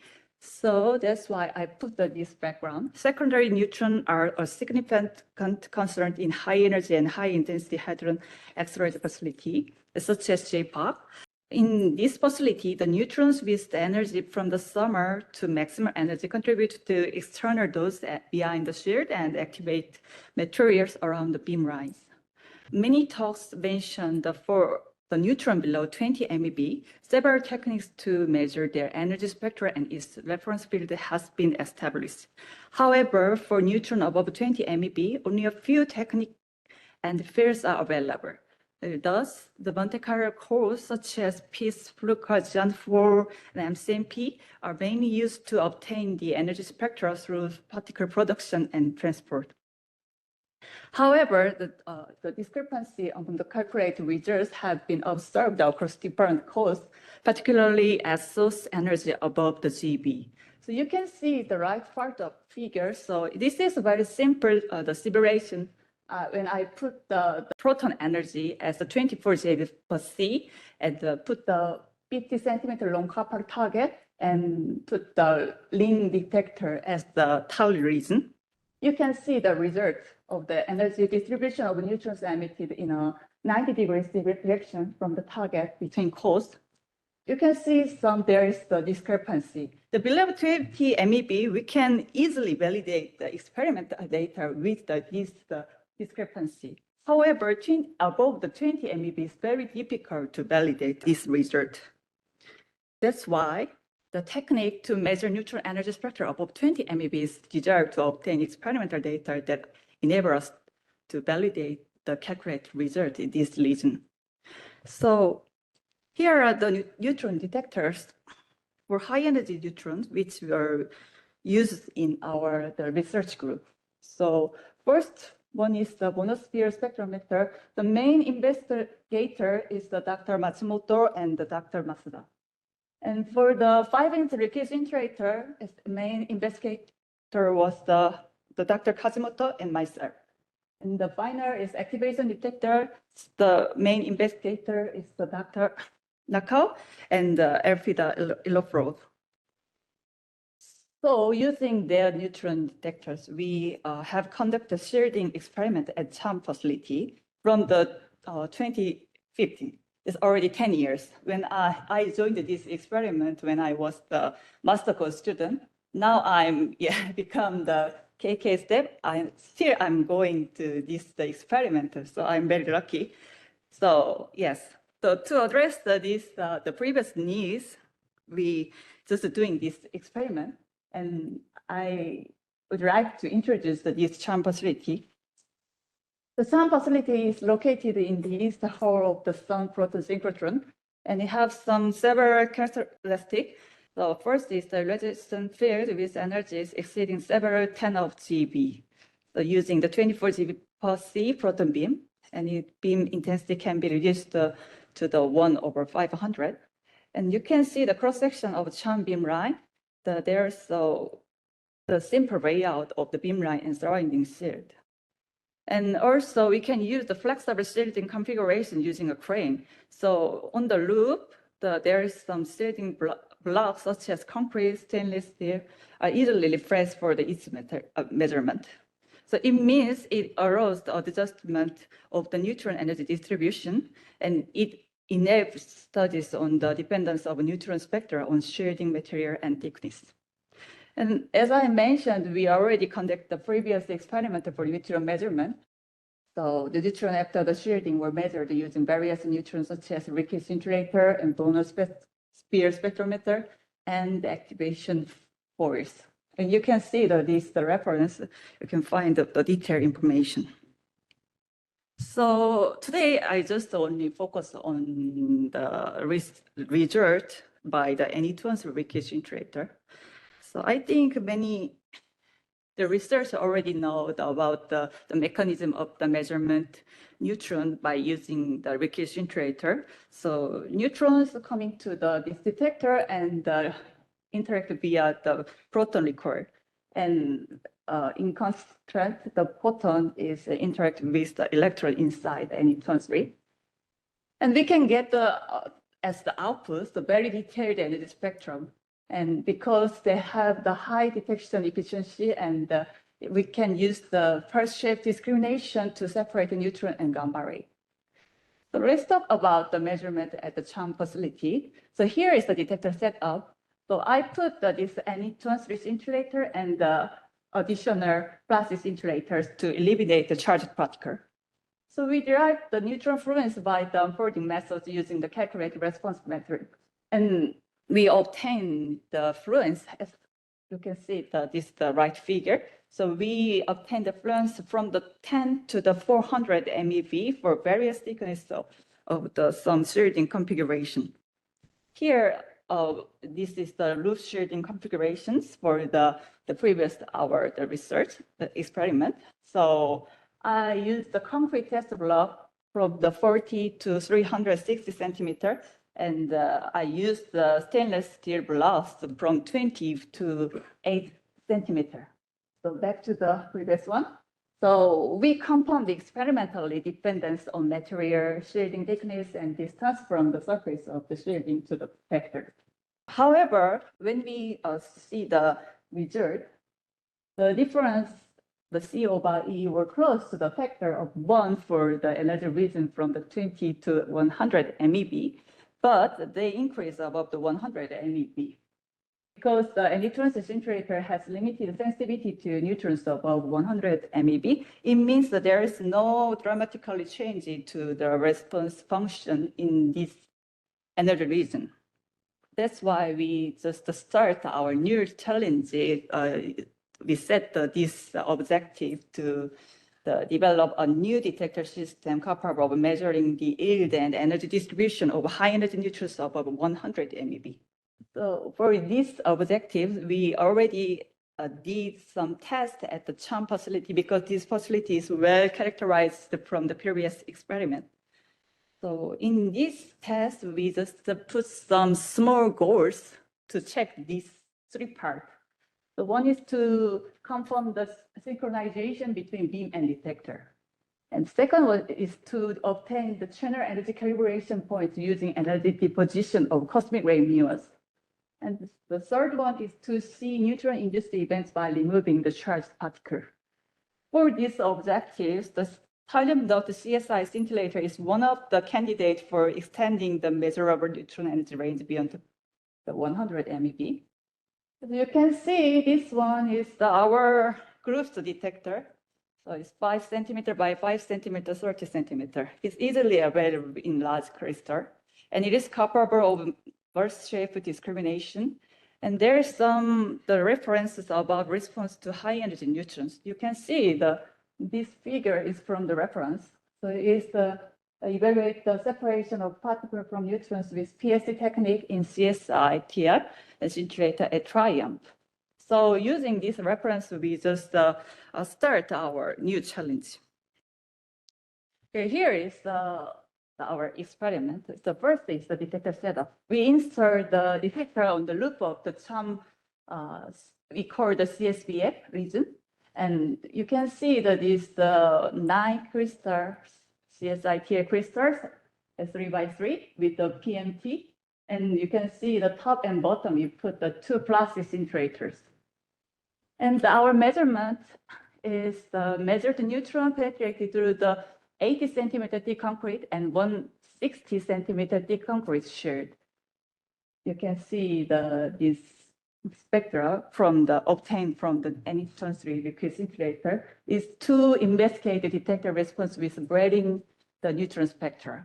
And we experimentally checked that their synchronization between beam and CSI. So you can see it's clearly the difference between the beam on and beam off. And here is our data acquisition system and the analysis method using the PSD and delta EE plot. So it's very simple because we just use the digital pulse processor. So PMT node output was fed in through the attenuator and it go to the processor, and we just record the total write output and the waveform along with timestamp. And all data acquisition is based on the self-triggering. And these data were analyzed using the PSD and delta E plot, like these two, the examples. So for the PSD plot, so we put some PSD parameter, like this fraction. This Q means the charge integration. So we integrate the fast region and the slow region. And we just using this parameter, and so we draw the PSD parameter versus the CSI number 5. And here is the delta E plot. This is we use the bottom plastic scintillator data versus the CSI number 5, the QDC. This explains how can we identify the particles.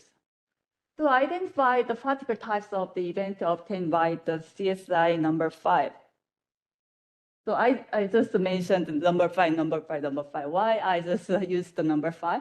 So we just, for the identification, we just put the surrounding the CSI for the number 5. We block the external events that do not originate from the direction, the perpendicular to the beam. So we means that we just anti-coincidence with timestamp data for the CSI, the center of CSI. And then the signal of the plastic scintillator were utilized to remove the charged particle. So we get this PSD plot. But we have, so how can we know it was generated from the neutron? So we just put some ideas to validate our result. Before that, so I just explained the simple mechanism of this idea. So gamma ray, past the plastic scintillator and inside the CSI here is generate electromagnetic events. And the neutron also past the plastic scintillator and inside the CSI here, it just make a nuclear reaction and generate a proton or some like other particles. If proton events from outside the CSI can be identified, it becomes possible to identify neutron induced proton. It means the proton is from the outside. If the proton is the charged particle, so it's leave the very large amount of the right output inside the plastic scintillator and the CSI. So we just use the delta EE plot, the bottom plastic versus the CSI number 5. So we just identified the outside proton, and then we just apply this case to the PSD. So here is the position of protons entering the detector from outside. So we just know this is we can apply the PSD with removing the charged particle. Okay, so we just get some neutron events inside the neutron-induced proton event inside the CSI. So after that, we have to do some generalized calibration. So as the measurement focus on high-energy neutrons up to 400 MeV, so the gamma ray from the standard radiation source are no longer visible because we just are adjusting the gain of the PMT.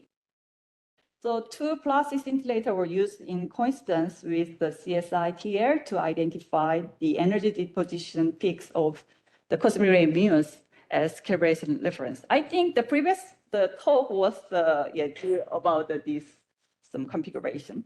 By changing the detector layout from the vertical to horizontal, the muon, the path length is the changes. So it's leading to measurable shift in the energy diffusion peak. So you can see that this is the vertical, the cosmic ray muon past the 30 centimeter. And it's the energy, the corresponding energy is calculated by the pitch simulation. And we can see that this is the deposition of the muon. Also, when we change it to the configuration of the detector, and we can obtain the 5 centimeter or 10 centimeter and 50 centimeter when we use the coincidence wedge. So here is the calibration point of the horizontal configuration as the 32 MeV by pitch. So using the delta E plot and the channel energy calibration, we can just think about the several findings. So here is the histogram from this PSD plot. So one is for the blue one is from the concrete 80, the shield configuration, and the red one is concrete 160. And here is the points from the cosmic ray muon deposition peak. And first one is the 5 centimeter peak, and second one is the 50 centimeter peak. The third one is from 30 centimeter of CSI. So it means that the neutron-induced proton events with energy above the 190 MeV were observed. So it means a test measurement of high-energy neutrons using CSI-TL was successfully conducted at the CERN facility. And also we can see the difference between the different shielding configuration. The difference by a factor of 3 to 4 in neutron counts below the 50-100 channel between these two shielding configuration was clearly observed. It means that this factor is consistent with the result obtained using the neutron situator, and the neutron attenuation was observed to depend on the thickness of the concrete shield. Okay, so let me wrap up the presentation. The first one is the summary of the finding. The CSI-TL signals synchronized with the beam were successfully observed. And using the delta E plot, the position of protons entering from outside the detector was identified. Based on this, the position of protons generated by neutron-induced nuclear reaction inside the CSI was identified. And also, cosmic ray muon events were also identified. And from these 3 points, the sensitivity and applicability of CSI-TL detector system to high-energy neutrons have been experimentally confirmed, supporting its use in future measurement. So here is the future work. There's still many things left to do. For example, quantum vector or response function, but let's take it step by step.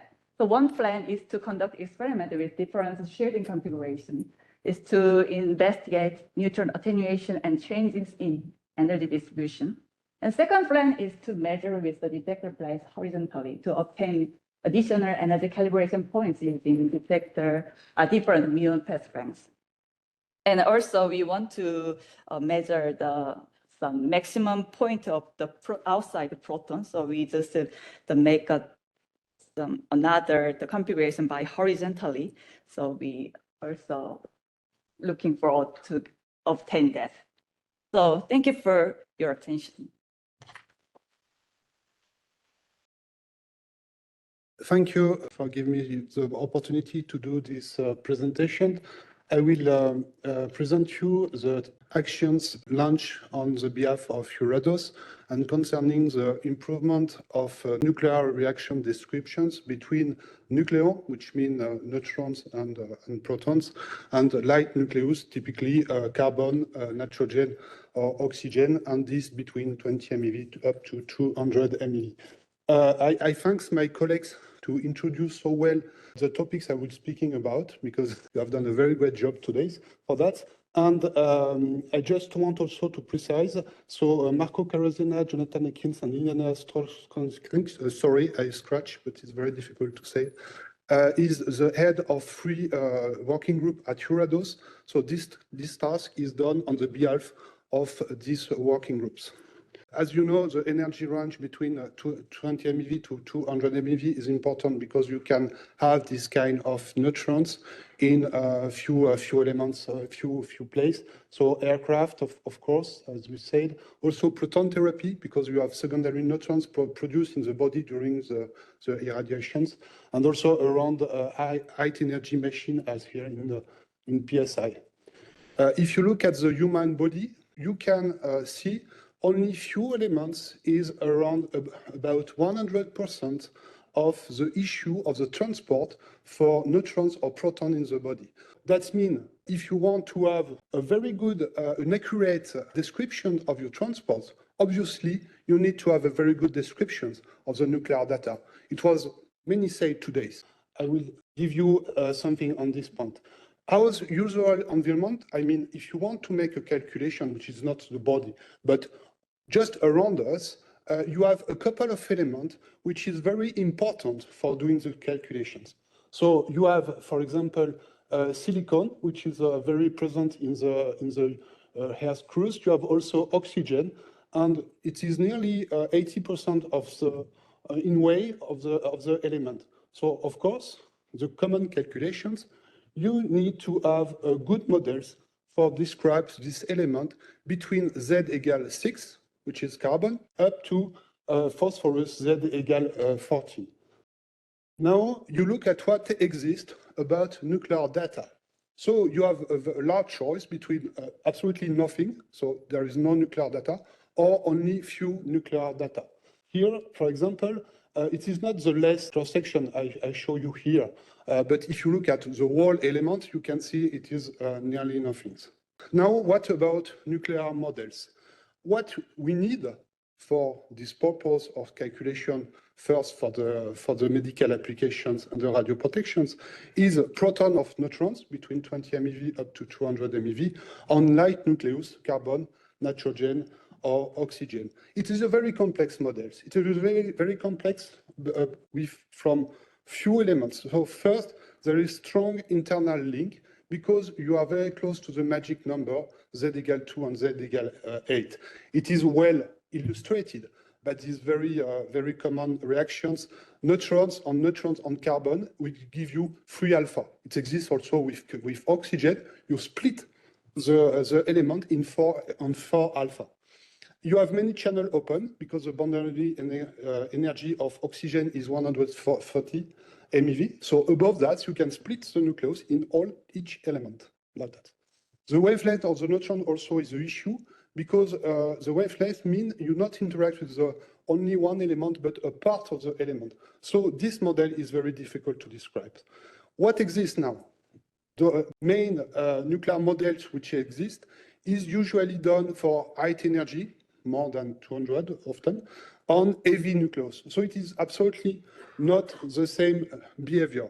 So nuclear model available generally is not designed for this purpose, and we need nuclear models dedicated for this element, and this is probably a very complex and maybe the more complex model we have to construct.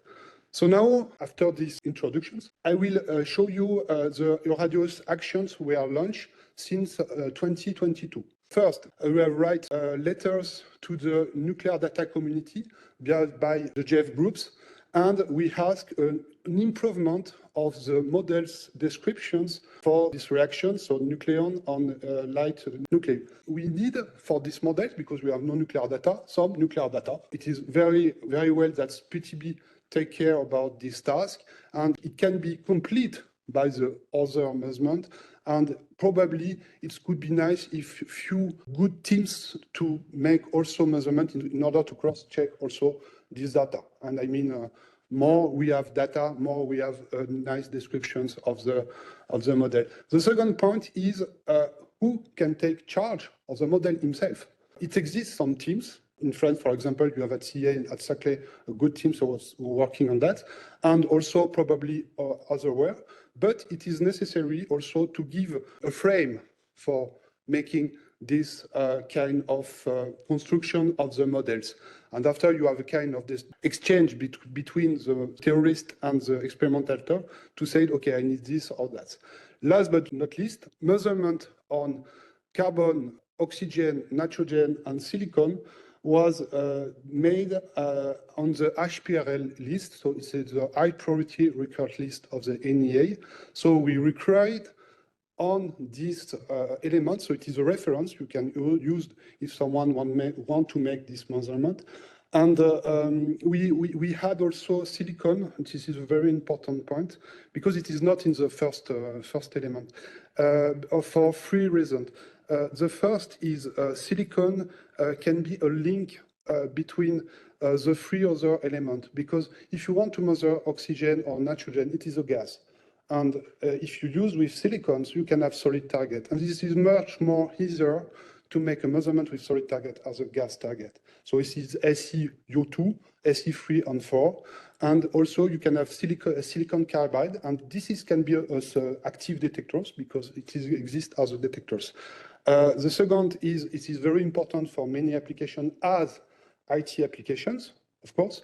And so the third point is that we complete the Mendeleev tables because the 3 is low Z and this one is higher Z.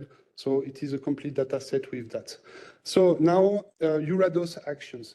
When we had done that, Eurados is not fitted for make some measurement. Eurados is not fitted for making some models, but Eurados can make some experiment in order to test, to challenge the models and say what we want for accurate model for calculations.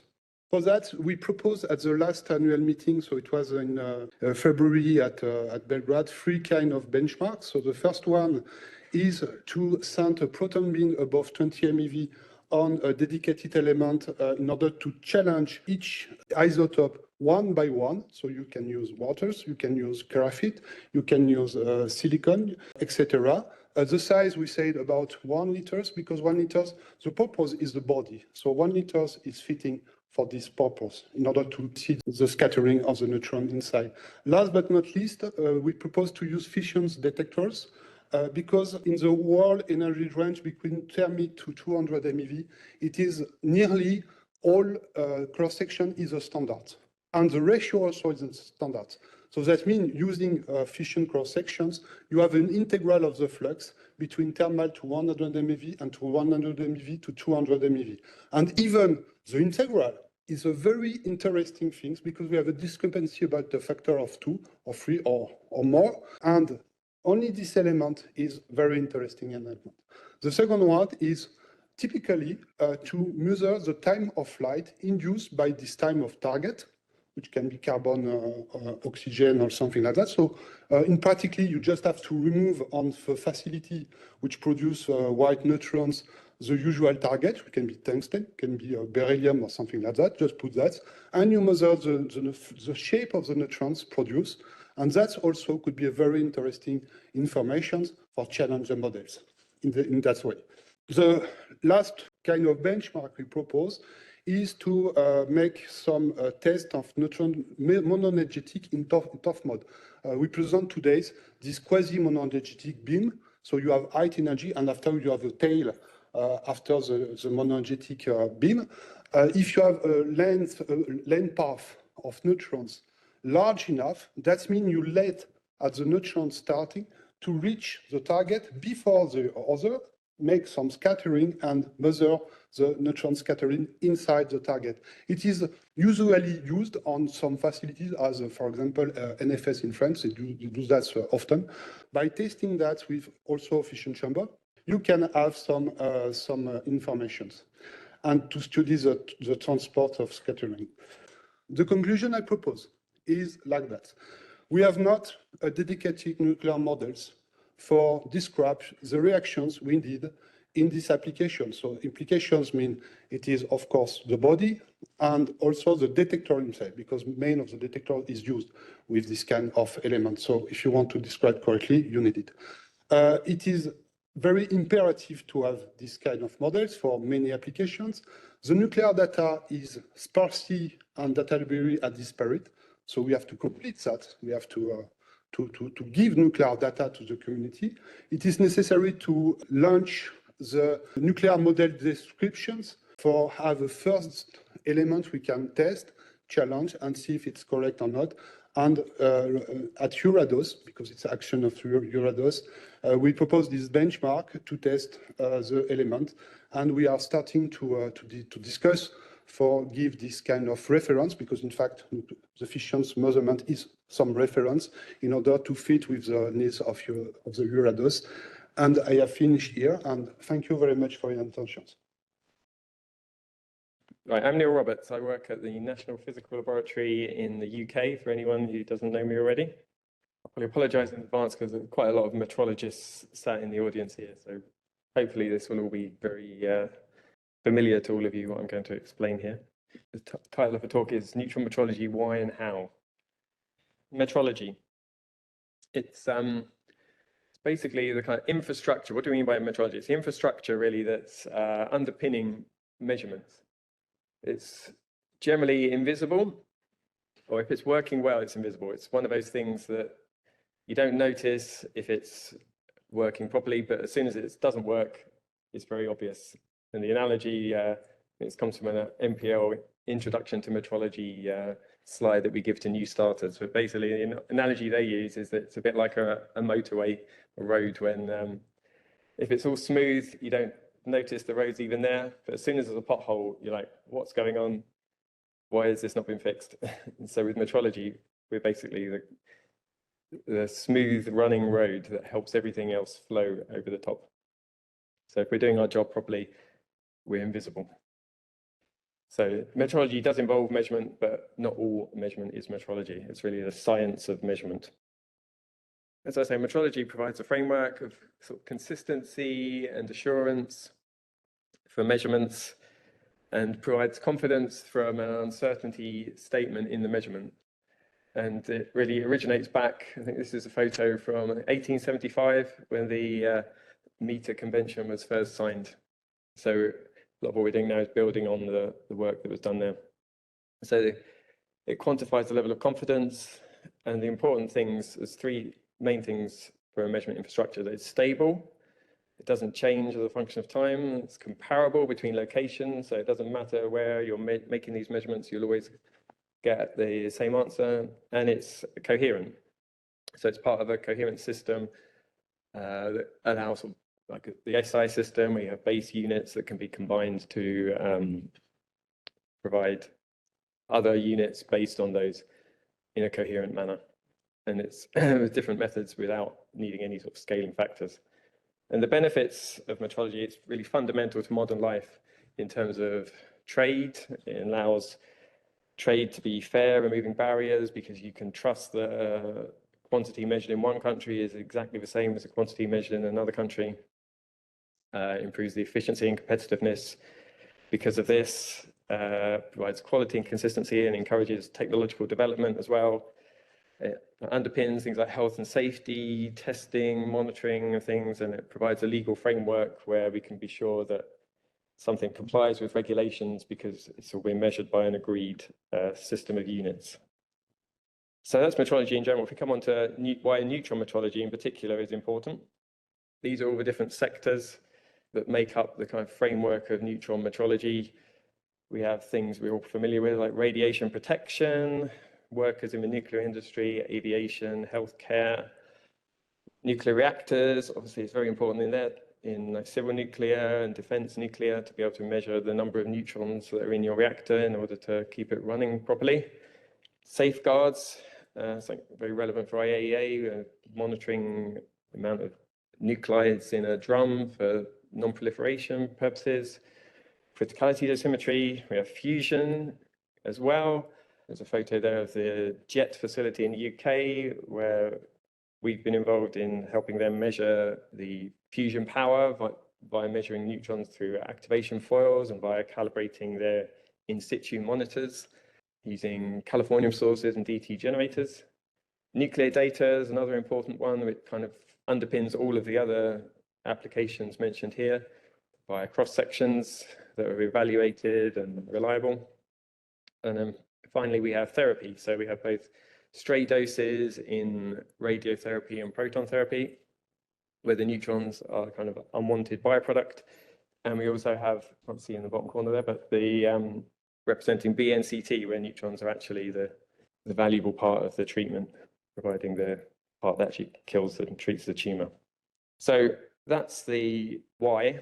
I'll move on to the how we actually do it in neutrons here. This is a very good breakdown of the 7 elements that go to make up neutron metrology. So we'll cover all of these in more detail. We have spectrometry, neutron fields, standards, quality, traceability, device calibration, and device responses. So I'll go over all of these in turn. So the first of these is reference fields. These are the reference fields generally that are available in various NMIs across the world to cover different parts of the energy spectrum. We have thermal fields, which are very important for reactors. A picture there of the MPL thermal facility that's based on an accelerator. There are other thermal fields based on radionuclide sources, and there's reactor fields as well. So there's also a challenge there straight away of thermal fields not exactly being identical. So there's sort of various conventions that are applied to allow different thermal fields to be measured and compared with each other. We have monoenergetic fields, where you're producing a single energy using an accelerator and different neutron producing targets. This is very important, particularly for characterizing devices, where you can produce point energies and build up a whole response curve that way. We have radionuclide sources, particular things like californium-252, americium, beryllium, that give a broad spectrum. So they're very good for doing sort of routine calibrations of devices, where you want a source of a known neutron output that's very reliable and doesn't need sort of day-to-day quality checks and maintenance. And then finally, we have simulated workplace fields. These are quite an interesting part of the neutron field picture, where people have developed different fields to sort of replicate exactly the fields inside. Usually it's nuclear. Well, for these examples here, it's nuclear power stations, and often it's specific to the type of nuclear power station which you find in different countries. So they're quite well tailored to be as close as possible to the actual fields in which the devices will be used, whereas the other fields are obviously very different from the fields where devices will actually be used to measure. So the first thing that comes from fields is the routine calibrations. And the picture here of just the calibration done in with the accelerator MPL. So here we're just trying to measure how much a device, or what the response of a device is compared to the actual reference field's known quantity for this device. Usually we're talking neutron fluence, or for area survey instruments and dose badges, we're talking neutron dose here. So just by a simple measurement, we just come up with a calibration coefficient. Just says how close or not the device is to reading the true answer. But as with all these calibrations, there's a whole range of different correction factors that need to be applied in order to make it a reliable standard. Things like the effective center of the detector, the correction for scattered neutrons. We can see there's a picture there of the use of a shadow cone, background effects, and even linearity of an instrument is quite an important one, as you can see in the graph there. As the dose rate gets higher, it all tails off. And all these corrections and methods, they're also described fully in the ISO 8529 series of standards. The kind of next level up from that really is the response of a device. And the responses of devices, particularly for neutrons, are very important because there aren't any neutron devices that actually measure dose directly. They're all just measuring neutrons with a response function that is close or not very close, as the case may be, to the actual sort of dose conversion coefficient curves, as you can see represented here. On the left, we've got survey instruments, where quite a lot of them, they do a reasonable job, but as you can see in the bottom graph, it's with the response curves are normalized to dose. So in certain energy regions, you can see there's particularly a high overread. In other regions, there can be underreads as well. So it's very important that you know with a device as a function of energy what the response is. And this is something where these reference fields are used, particularly the monoenergetic fields. On the right-hand side, we have the same data, the response curves for personal dosimeters. And again, that shows that there's none of the devices actually truly give a dose equivalent response. So they all require some kind of extra measurements and understanding of their responses and the fields in which they will be used to be properly used effectively. So I was just mentioning spectrums. And these are a range of neutron spectrometers, quite a few of which we've I think heard mentioned yesterday. We have various scintillators. I think that's a still beam in the corner there. There's a Ne213, like an organic liquid scintillator, a click, proton recoil counter, proportional counter, helium-3 ionization chamber, diamond detectors, proton recoil telescopes, a rotational spectrometer, which is the one in the bottom middle there. It's quite an interesting device that encompasses lots of different instruments for measuring different parts of the energy spectrum. And then finally, in the bottom right-hand corner, we have monospheres that came up yesterday. So each of these has particular properties that are good for measuring different fields, but as we see, there can be problems trying to measure the whole energy range, certainly if you want it with any sort of degree of resolution.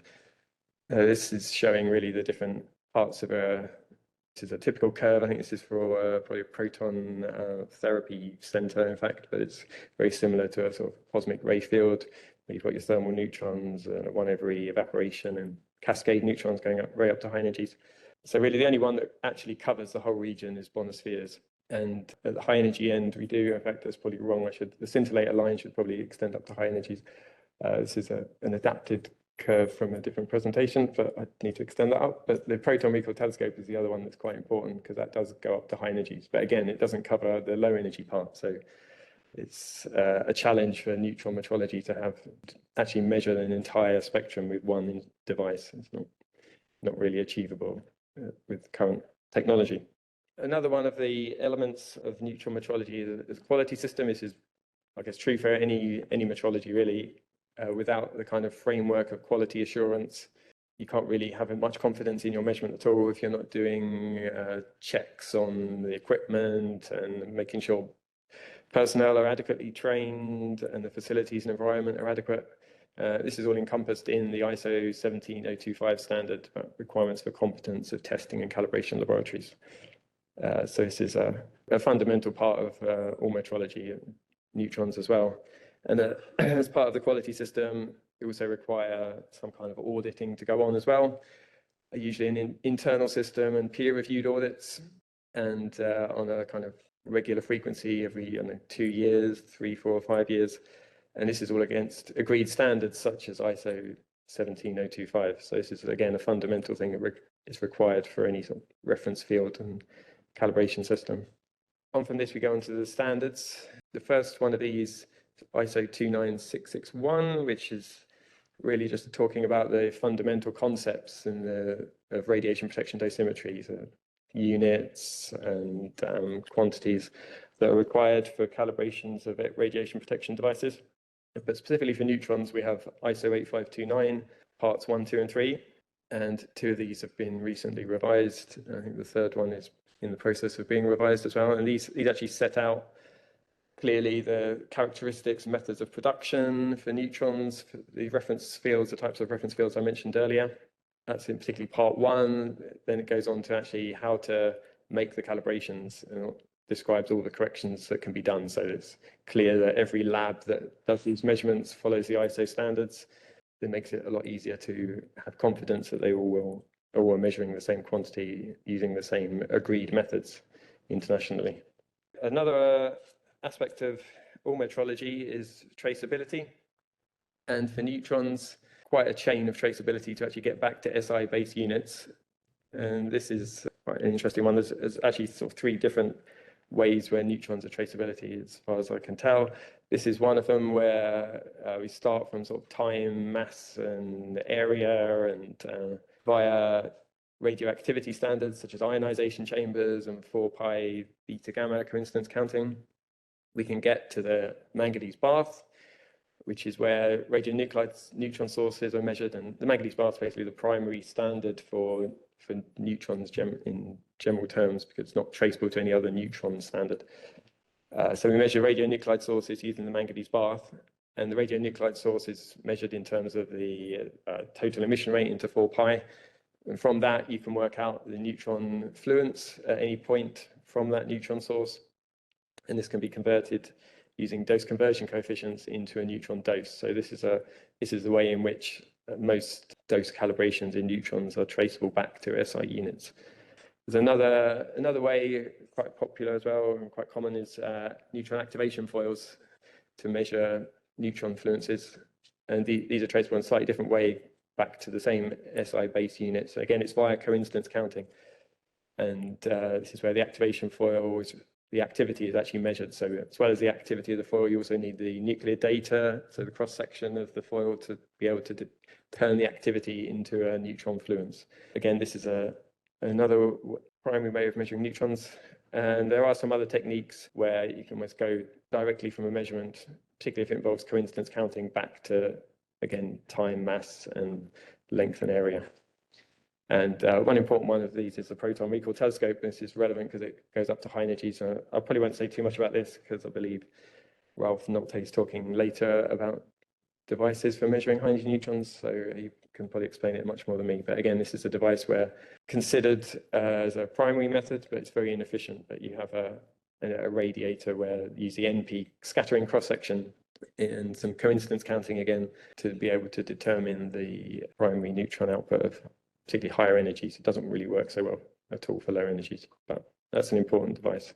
Comparisons, right. The other fundamental part of all metrology is comparisons. And this was covered, I think, by Andreas in his talk yesterday, introducing the role of the CCRI. And this is common to all metrology. It's a fundamental mechanism of the mutual recognition arrangement to establish degrees of equivalence and national measurement standards, and to demonstrate that each national metrology institute is capable of both producing reference fields and measuring reference fields as well. And there's a whole peer evaluation process that involves these regional metrology organizations and the consultative committees, such as the CCRI Section 3 for neutrons. And these comparisons are carried out on a routine cycle, generally 10 or 15 years in our case. And these are all published on the BIPM website on this key comparison database. And these are used to support CMCs, which are calibration and measurement capability lists, which basically certify that labs are accredited to deliver and measure particular quantities. So for neutrons, it's like neutron fluence and neutron dose and emission rate of sources. So there's three different categories of these. There's key comparisons, RMO, which is like the regional comparisons, and supplementary, and then also subsequent comparisons. And in the neutron area, there's two models really which are used in the neutron area. One is where a transfer instrument or a radionuclide source is sent around the world to every participant in turn, and they each measure it blindly and then submit their results to the pilot lab or an independent body who will evaluate and assess whether they agree or not. This, certainly in neutron terms, is a very slow way of doing it, partly due to the difficulty of sending all these different equipment devices around the world, especially if it's radioactive material as well. So it often takes 2 or more years for the whole measurement process to even be carried out, because it's before you even get on to actually evaluating the exercise. But it does test each participant's ability to actually produce the field and to measure the field, which is quite an important aspect that's achieved by this type of comparison. So it's been used in most of the recent neutron ones. And to try and reduce time, there's a newer approach planned for the K8 thermal comparison, where actually 2 instruments will circulate in parallel with each other. So this hopefully should reduce the time taken for all these measurements. But the other approach that has been done in the past is for every participant to visit a host lab, bring their device, which is obviously much quicker because the measurement phase only takes weeks or months. But it doesn't actually test each participant's field at all. It only tests whether you can measure someone else's field. So it's less useful in that sense. But this was used in the past for monoenergetic comparisons such as K10 and K11. So that concludes what I had to say. Thank you for listening. My name is Fabio Pozzi. I'm working at CERN as a radiation protection physicist. And despite the long title that I put in the presentation, I will talk about workplace radiation fields.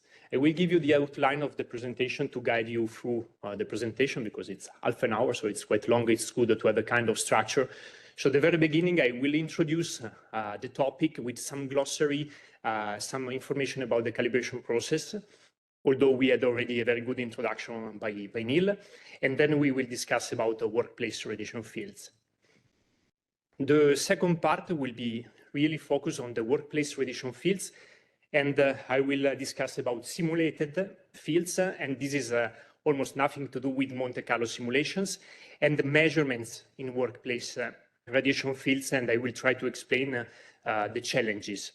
Then the last part before the conclusion will be dedicated to the metrology challenges which are introduced by the new ICRU operational quantities, and finally the conclusions. I'm not very proud of these slides because it's a lot of text, a lot of information, but let's focus on only on the relevant part, which is what is a workplace radiation field. Is actually an environment with specific radiation characteristics in terms of type of radiation, energy spectrum, dose rate, and so on, where the workers can be occupationally exposed during the course of their work.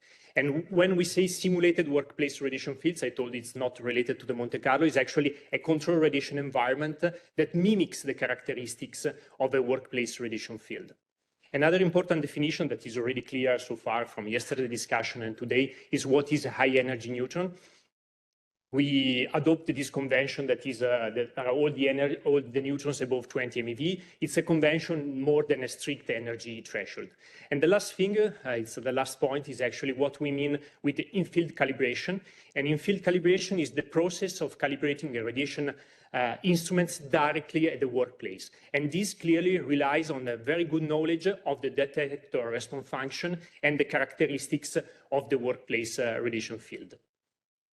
The standard calibration process will go quite fast. We have the need to perform a calibration of, for example, as you can see in this picture, of a RAM counter, which has its own response function. And to do so, as we saw before from Neil's presentation, we have the ISO 8529 series, which is telling us how this has to be done. And we can use, for example, an americium beryllium source. And then to do so, we have to go to a standard dosimetry laboratory that provides this kind of services. This is done, then what we have to do when we work in radiation protection is to use the instruments. We want to measure radiation in some places. Let's take an example.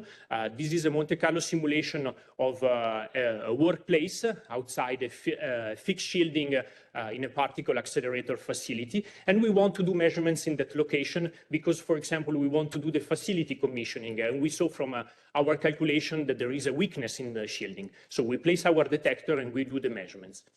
But the Monte Carlo is super powerful because also give us some additional information, like, for example, the neutron spectrum at that location that could look like this one. And if we compare this kind of blue spectrum at the workplace with the one that we used just before to do the calibration of our detector, like the americium beryllium, we see that it's not the same spectrum. So the question arises, is the calibrated response of my detector representative when I use the detector in this specific field? Well, to deal with this issue, we have another ISO standards, which is the ISO 12789, that tell us information about workplace radiation fields.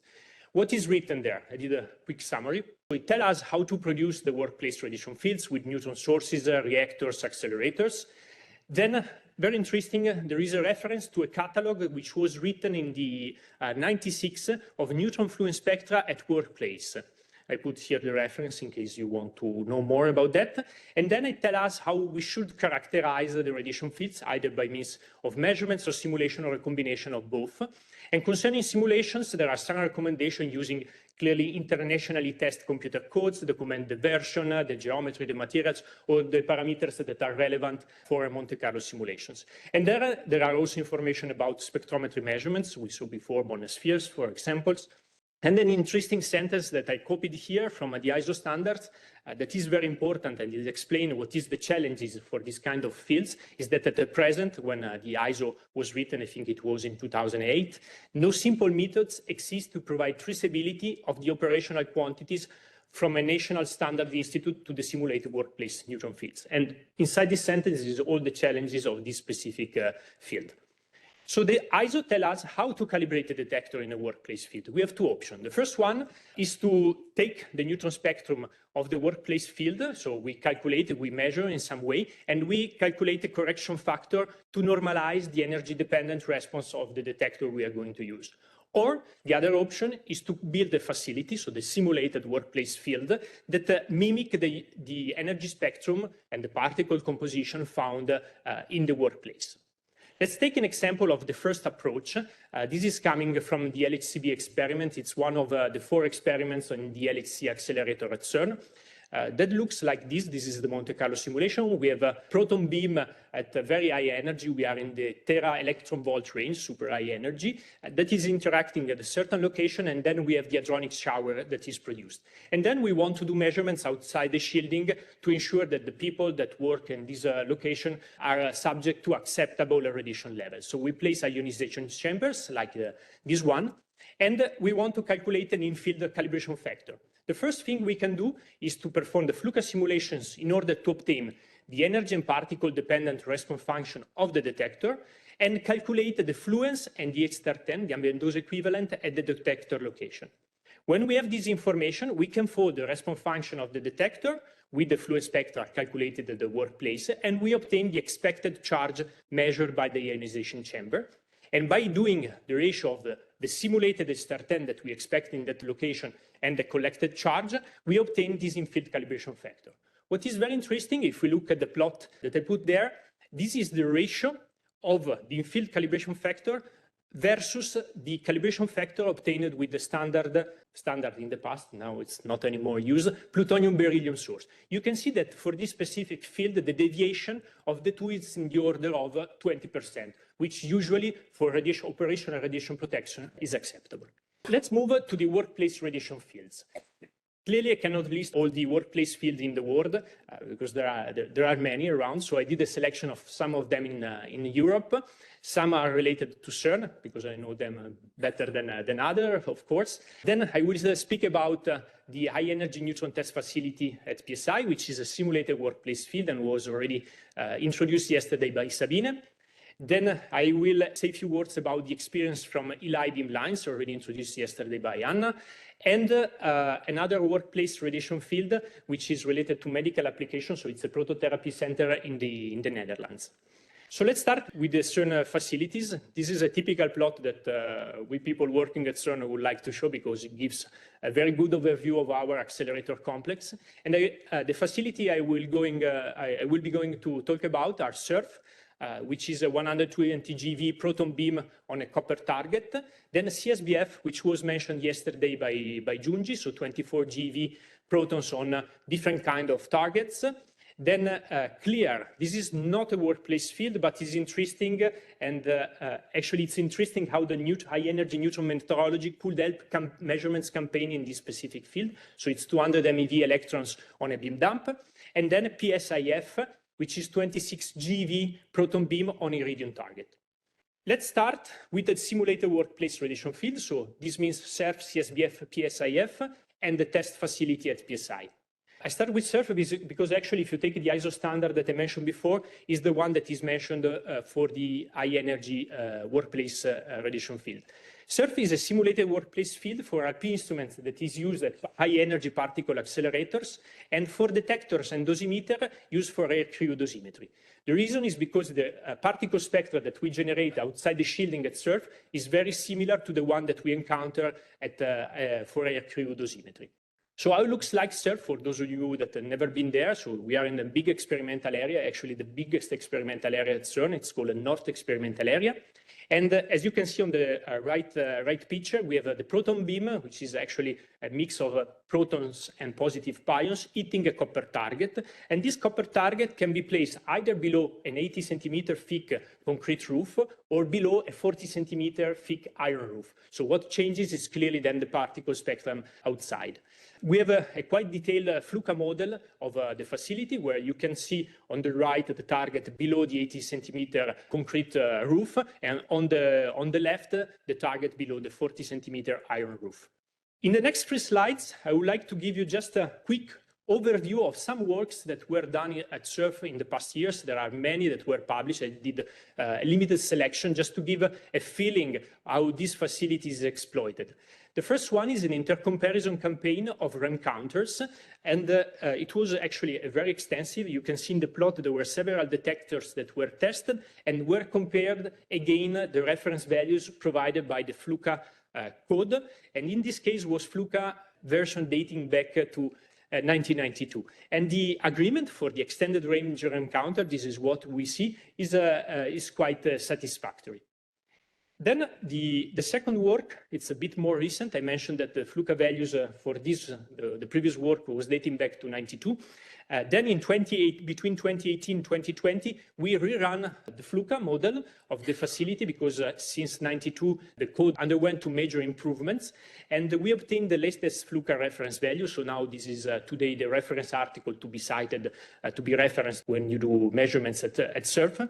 And we didn't do only the Monte Carlo, but we did an extensive benchmark of the Monte Carlo with measurements performed with the Linus extended range REM counter. And as you can see on the bottom plot, where we have in green the results from the measurements, so from the Linus, and in purple the results from FLUCA, the agreement between the two, so the measurements and the simulation, is in the order of 10–20%. Then the last work, which I find very interesting, is a sort of Monte Carlo intercomparison at CERN. I say it's a sort of because actually was not born like this. It was a first approach, so the group that did the measurements at CERN with Bonnesphere at CERN, after the data analysis, did also the Monte Carlo simulations with GEM4 and compared the results with the simulations that we did with FLUCA. And it's not exactly Monte Carlo intercomparison because we didn't use the same geometry and material. But still, there is a good agreement for integral quantities, whereas if you look at the specific part of the neutron spectrum, there is still some disagreement. The second facility is CSBF. CSBF stands for CERN Shielding Benchmark Facility. And as I mentioned before, Junji yesterday gave already some good introduction about this facility. So the main difference between CERN and CSBF is actually CSBF is a facility where we can test and validate radiation shielding materials and benchmark the Monte Carlo simulation codes with very fixed shielding and variable thickness. We have the possibility to change the shielding configuration. This is a big advantage for this facility. How it looks like, so we don't have only one target, we have three targets, copper, aluminum, and aluminum sieve. We have a different location where we can perform measurements. The material test location is where we can change the shielding material and the thickness. And then we have the CSBF platform where the shielding is fixed. It's 24 GeV protons on this kind of targets. And in terms of dose rate, we are in the order of 10 to 100 microsievert per hour. We have, again, a very detailed model. You can see, especially on the right, a cross-section, how it looks like the facility. But I want to spend a few words on the comparison between CERN and CSBF to understand a bit the difference. What you can see in the left plot are the neutron energy spectrum in red for CSBF, and in blue and green for CERN. For those of you who already went to CERN, you know that we have different exposure location. So they are called CT1 is concrete top 1, CS1 concrete side 1. And we can see this difference, but I think what is more interesting is to look at the distribution of the neutron ambient dose equivalent. And if we look, the red is still CSBF, blue and green is CERN. We see that at CERN, most of the neutrons are coming from the high energy domain, so above 20 MeV, whereas at CSBF, most of the ambient dose equivalent is coming from the evaporation fast neutrons, so they range between 100 keV and 20 MeV. And in terms of those rates that we can achieve, the difference can be in the order of a factor of 2 maximum between the two facilities. The third facility is PSIF. We like acronyms at CERN. I apologize for that. The PSIF stands for PS AD Irradiation Facility. And actually, it is used as a simulated workplace field. One can place, if you look at the sketch on the top right, you see this shaft going down towards the target area. And one can place detectors, dosimeter inside this shaft and perform measurements. The characterization work is currently ongoing with Monte Carlo simulations, passive dosimeter, ionization chamber. It's a neutron-dominated field. Most of the ambient dose equivalent is coming from neutrons, and it's a pulse field with a very low repetition rate. So we have one pulse about every 100 seconds. Then the last simulated workplace field was introduced yesterday by Sabine. So it's this high-energy neutron test area at PSI. Again, as PIF is used as a simulated workplace field, very similar to CERN. We have a proton beam of 590 MeV with a current of 2 milliamps, and it's a continuous beam. Clearly, there are some aspects which are relevant for metrology, which are in terms of availability. the reference instruments to be used, the characterization procedure and standards, and also the Monte Carlo modeling. I want to sum up now. We had this quite fast overview of different simulated workplace. What are the relevant metrology aspects and challenges that we encounter in this kind of simulated fields? So the first challenges are related to the operation of these facilities. They are accelerator facilities, so often the beam time and the availability is limited. And the availability depends on the operational reliability of the accelerator itself. People coming to SERF to do measurements, they know that from one day to another, we can have an issue in the accelerator and shift can be cancelled. So clearly this is an issue for people coming to do the measurements and perform tests there.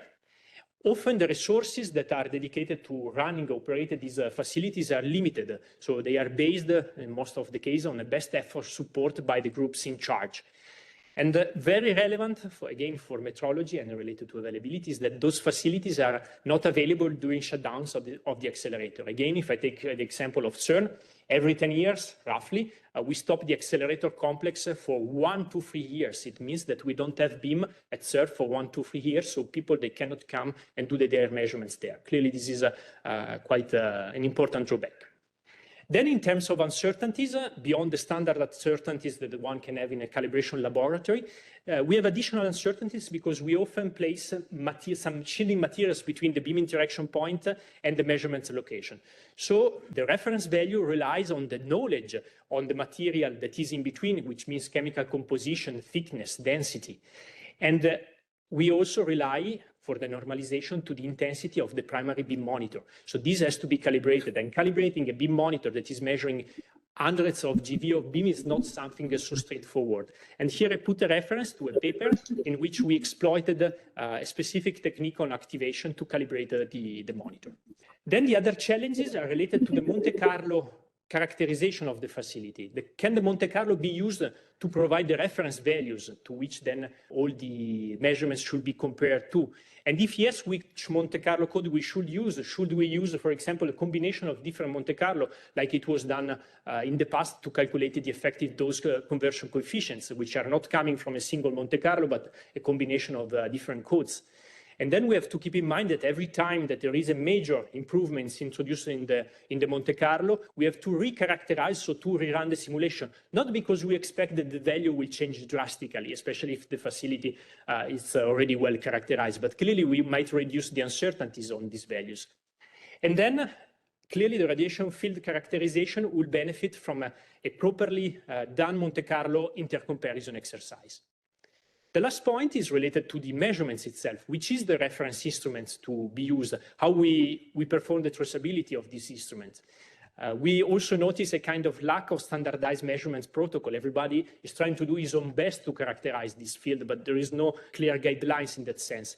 Benchmark campaigns are super important, and it's also important to have a kind of centralized collection of different measurements results in order to be compared within different groups and measurements and systems, the results of this kind of measurements.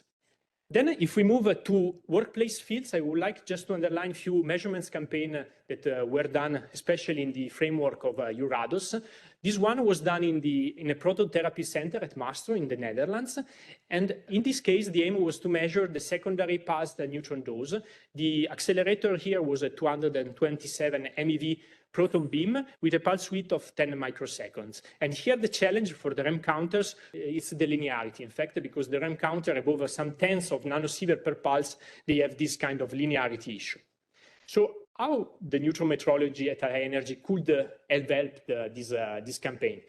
Clearly, the measurements were done in a proton therapy center because today we don't have a simulated workplace field. So doing measurements there is challenging in terms of availability because it's not the priority to do the measurements, but is to treat the patient. So one is to find the good time slot to perform the measurements. And then we need, again, protocols to do this kind of measurements, how these measurements should be done, what is the best configuration, and so on. Then the second case, another intercomparison campaign was done at CLEAR. CLEAR stands for CERN Linear Electron Accelerator for Research. We accelerate electrons to 200 MeV. And again, here we are in a pulsed and mixed radiation fields where the pulse length is in the order of picoseconds to hundreds of nanoseconds. And during the campaign, we encountered several challenges. A priori unknown beam losses in the beam line, dark current, beam stability, detector setup complexity. And again, the availability of a simulated workplace field will develop in characterizing this detector already before the campaign and identify anomalous behavior, which we found directly in the campaign. And again, the same aspects is establishing measurements protocol to perform these measurements in a kind of standardized way. And then finally, the experience from LI beam lines that we heard yesterday from Anna. This kind of measurements in laser-driven facilities are needed for operational radiation protection and for validation of the Monte Carlo models, but are very challenging again because we are in a very short pulse range, femtoseconds to picoseconds, and in addition we have the reproducibility issue of the lasers. And today, there is a lack of this simulated workplace field for laser-driven facilities. And very important point, the Monte Carlo relies, among other parameters, on the knowledge of the source term. In accelerator facility, usually this can be quite well known to a certain extent, but for laser facilities, the laser-target interaction is still a matter of research.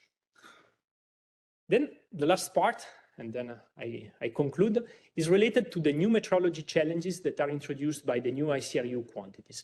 Just to give a short introduction on these ICRU quantities, today the current operational quantities HP10 and H*10 provide an approximate values of the effective dose. But this clearly has a consequence that for specific energy domains and particles, we might have underestimation, overestimation of the effective dose. So the ICRU decided to evaluate alternatives and agreed on new quantities called personal dose and ambient dose, so HP and H*, and this is well explained in the ICRU report 95. So the new operational quantities provide a better estimate of the protection quantities. And in the plot that you can see there, you can see in red the current conversion fluence to ambient dose equivalent conversion coefficients for neutrons, and in blue, the new operational quantities, so the ambient dose conversion coefficient. And we can see that there are some parts of the spectrum where clearly this is not the same. So what are the consequences on simulated workplace fields of this introduction? Some years ago, I did, together with other people, an evaluation of the impact of this change for the SURF field. So for the concrete, I will go very fast on this, the change is in the order of 10%. I will not focus on this one. It's more interesting to look at the iron spectra. So if we take the iron spectra, we fold it with both coefficients, ambient dose equivalent and ambient dose, we can see, it's the last column of this table, that the ratio of the expected ambient dose versus the ambient dose equivalent, it's almost a factor of 2. So this is because actually if we are going to look at different energy range, there is a decrease of the contribution in the energy range between 1 keV and 1 MeV by 20%. And this is actually the region in the spectrum that is dominating the ambient dose equivalent. So this explains why we have this big change. Then what is the impact on neutron metrology? Here I put a picture of the Wendy, and if we ask the question how the Wendy will look like in the ICRU 95 era that will come in the future, well, it will not change much because most of the extended range REM counters will not require a design change when they are used at least for outside to do measurements outside particle accelerator or for onboard aircraft. However, a recharacterization by means of Monte Carlo and measurements of the simulated workplace radiation fields is likely to be required. And this can be the occasion, the opportunity to align the characterization protocols, because we have to restart all of us at the same moment somehow.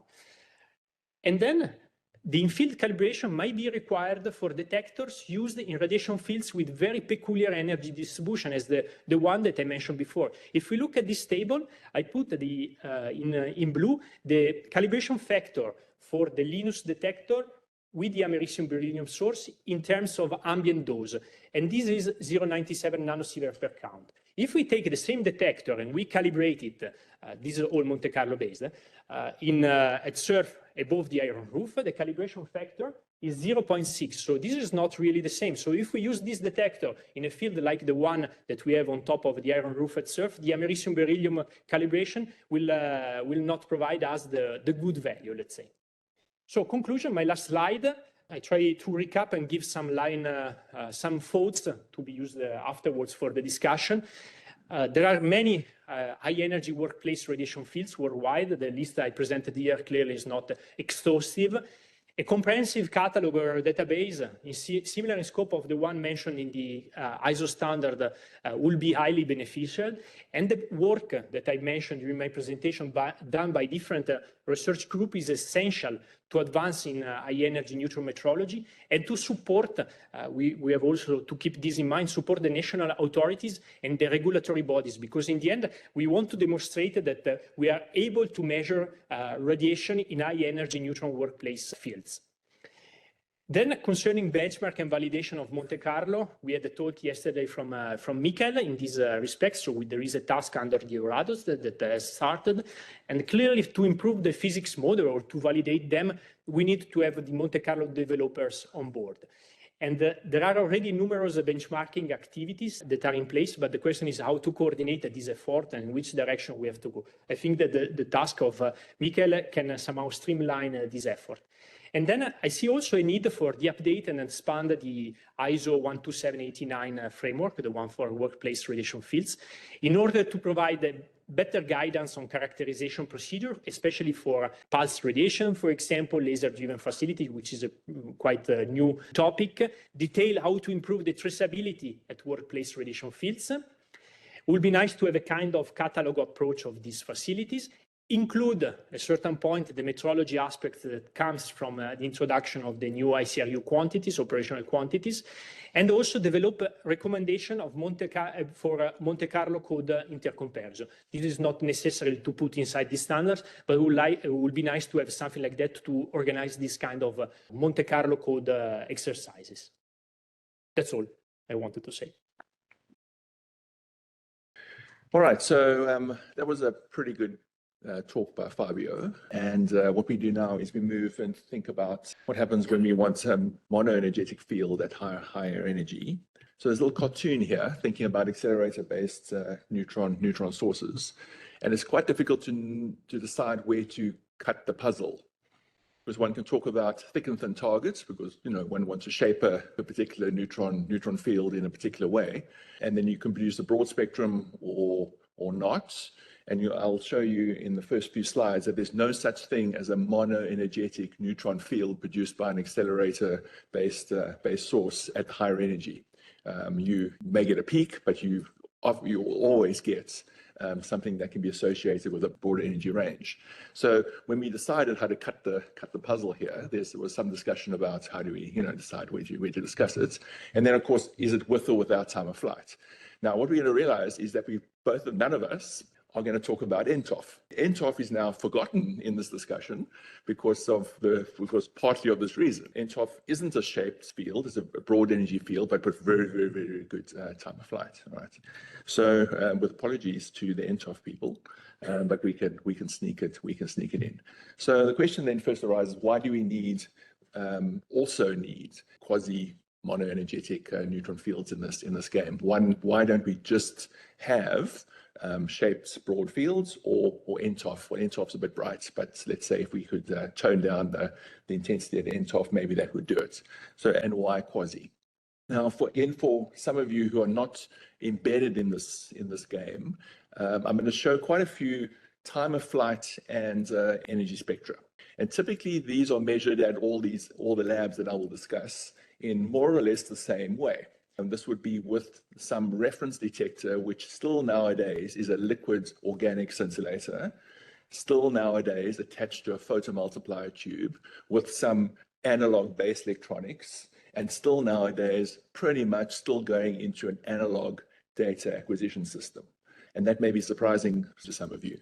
And typically, out of such devices, which many of you have in your labs, and are starting to realize that the analog-based electronics, which runs at 1,500 volts to 2,000 volts or so, is starting to complain over time that we need to start being concerned about maintaining those standards. We'll get some kind of pulse shape, pulse height out of a pulse that you can get some light output L. You never produce neutrons without gamma rays, and if you're using an organic scintillator detector, one has to separate out the gamma ray signals from the neutron signals, and so you really do need pulse shape discrimination. Hence, the reliance in these measurements on using NE213, the old version of Nuclear Enterprises, which now is, which then became Bicron 501A, which in the modern era is Elgin 301. They're effectively equivalent, and we'll translate between the three. It doesn't matter. And then some time of flight parameter, which then relates itself back to having a good quality beam timing.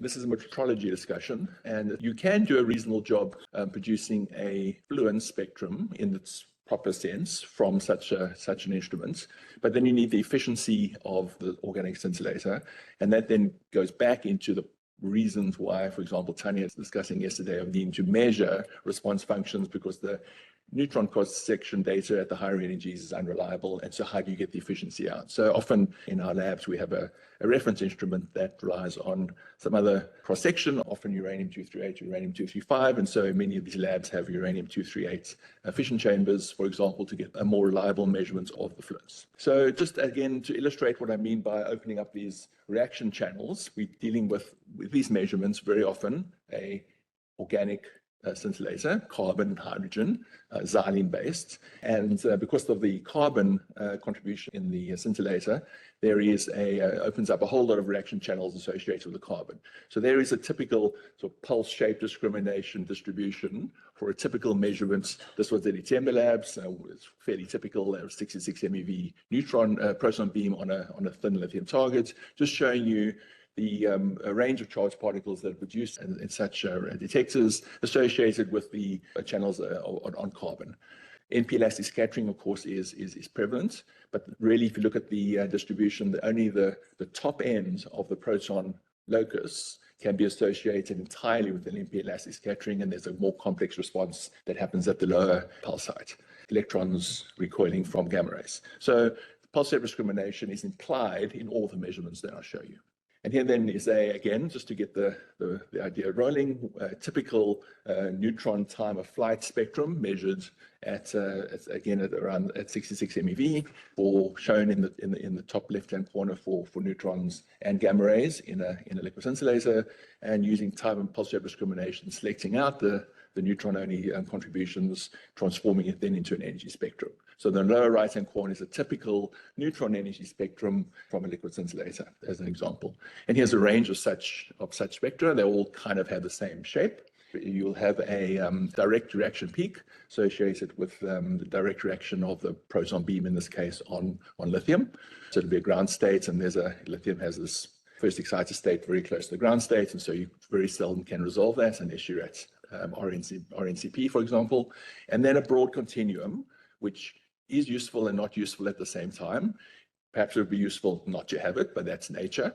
And you have the breakup continuum associated with the breakup of breakup reactions, which gives you this typical broad distribution down to low energy with some threshold. So, okay, depending on the threshold of your scintillator.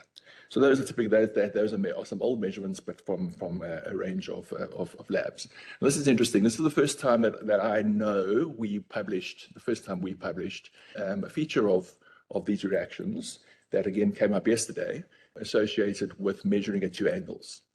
The direct reaction contribution, the main peak, is very forward directed, and as you move to a wider angle, the continuum more or less keeps its shape, and that depends somewhat on what target you are using and the beam characteristics, the energy and thickness of the target and quality of your beam pulse. By measuring at two angles, you effectively have a way of producing a beam as if you measured in the forward and in the main beam only. Now, the neutrons are not removed, it is an effect. All right. So for example, if you're measuring a cross-section, you could have an identical stack at 0 and in this case 16 degrees. Measure at the two angles, do your metrology, and effectively subtract the effect at 16 from the effect at 0 degrees in order to get an effect that you would have had if you only had a monoenergetic beam. And that's a standard approach that we've used for a number of run campaigns for cross sections. And some of you will know Mark Chadwick, who's quite famous in this game. And this is probably the first time that this difference effect was evident in the literature some years ago. Just going back to the first talk yesterday from Charlotte, she showed some plots using a similar technique for measuring RBE, high energy neutron RBE. And then that's an interesting one. So if you put a biological sample at 0 and 16 degrees and take the same approach to see what you would have in order to have a biological effect at 0, that turns out not to be as straightforward. And there's a whole argument in the biology sector about whether or not the effect is particular enough at this forward angle. Can you really say that there's a different effect between the two? A complicated matter. Many arguments with Marco Durante about that in the recent times. But anyway, it's a very interesting topic to go back to, because there is a need to revisit high energy neutron RBE for reasons that we understand. All right. I tried to actually capture everybody on here. So the list, Fabio, compared to there turns out to be not too many places in the world where quasi-monoenergetic neutron beams can be produced above 20 MeV. You're not on this yet because you're emerging, right? So the Nauro may within the next year or two appear on this list. But we have Itemba Labs, 2 or 3 facilities in Japan, CIE, which we had yesterday as well. And then the surprise that I wasn't that familiar with was the new Korean facility. So that line was put in. I think where it says 83 there should be a range, but I needed that last night quickly. Neutrons for Science at Ganil and MPI in Czech, which has limited somewhat low energy range. So that's the menu. There are no other facilities that are capable of producing these kind of neutron fields in the world besides what's on that menu, okay, at the moment. And maybe there's some future facilities, and maybe we don't know what goes on at Los Alamos. This is an old problem, what to do. Again, we've been around for quite some decades discussing this problem, and there still are, I'll go back to 2 quite useful documents. There's a special edition of Metrology from 2011, which deals with neutron metrology, and there's a very useful paper in there. I'm sure I know that Ralph's online. It deals with this problem above 20 MeV, and there's a Eurados report that is still quite very useful in this situation. All right, now let's go through a few of them, and I will highlight a few features that we need to think about as a collective. And these features will be associated with primary charge particle production, the primary beam, what energies, the quality of the beam pulsing, that'll matter, targets, opportunities, and then time of flight, what flight paths are possible. So Zina gave a nice introduction to Itemba yesterday. Itemba is quite important in these possibilities. It's a 200 MeV, reasonably old separator cyclotron now. It needs a bit of a cleanup every now and again. Potentially available for neutron beams up to 200 MeV. In recent times, there's a new accelerator has been just coming online now, 70 MeV, to move radioisotope production from the SSC into this new facility, which in practice and principle practice should open up the SSC facility for science only. The Itemba facility is limited in its time of flight path. Recently, there's been a redesign of the vault to open up the 16-degree line to about 10 meters. So at 0 and 16 degrees, there's a kind of limited to about 10 or 12 meters of flight path, but that is reasonably good for 200 MeV. And here's some typical spectra. So on the left-hand side, again, going back to 66 MeV at the two angles, 0 and 16, these are quite recent measurements, and the different spectrum working quite well at that energy. And the right-hand side, another 2 examples, 100 MeV and 200 MeV spectra from some years ago. Again, you can get some feel for how that looks. The sharpness of the main energy peak in red would depend on beam quality. In this Itemba Labs, very good beam quality, but then flight path distance for these measurements made at 8 meters.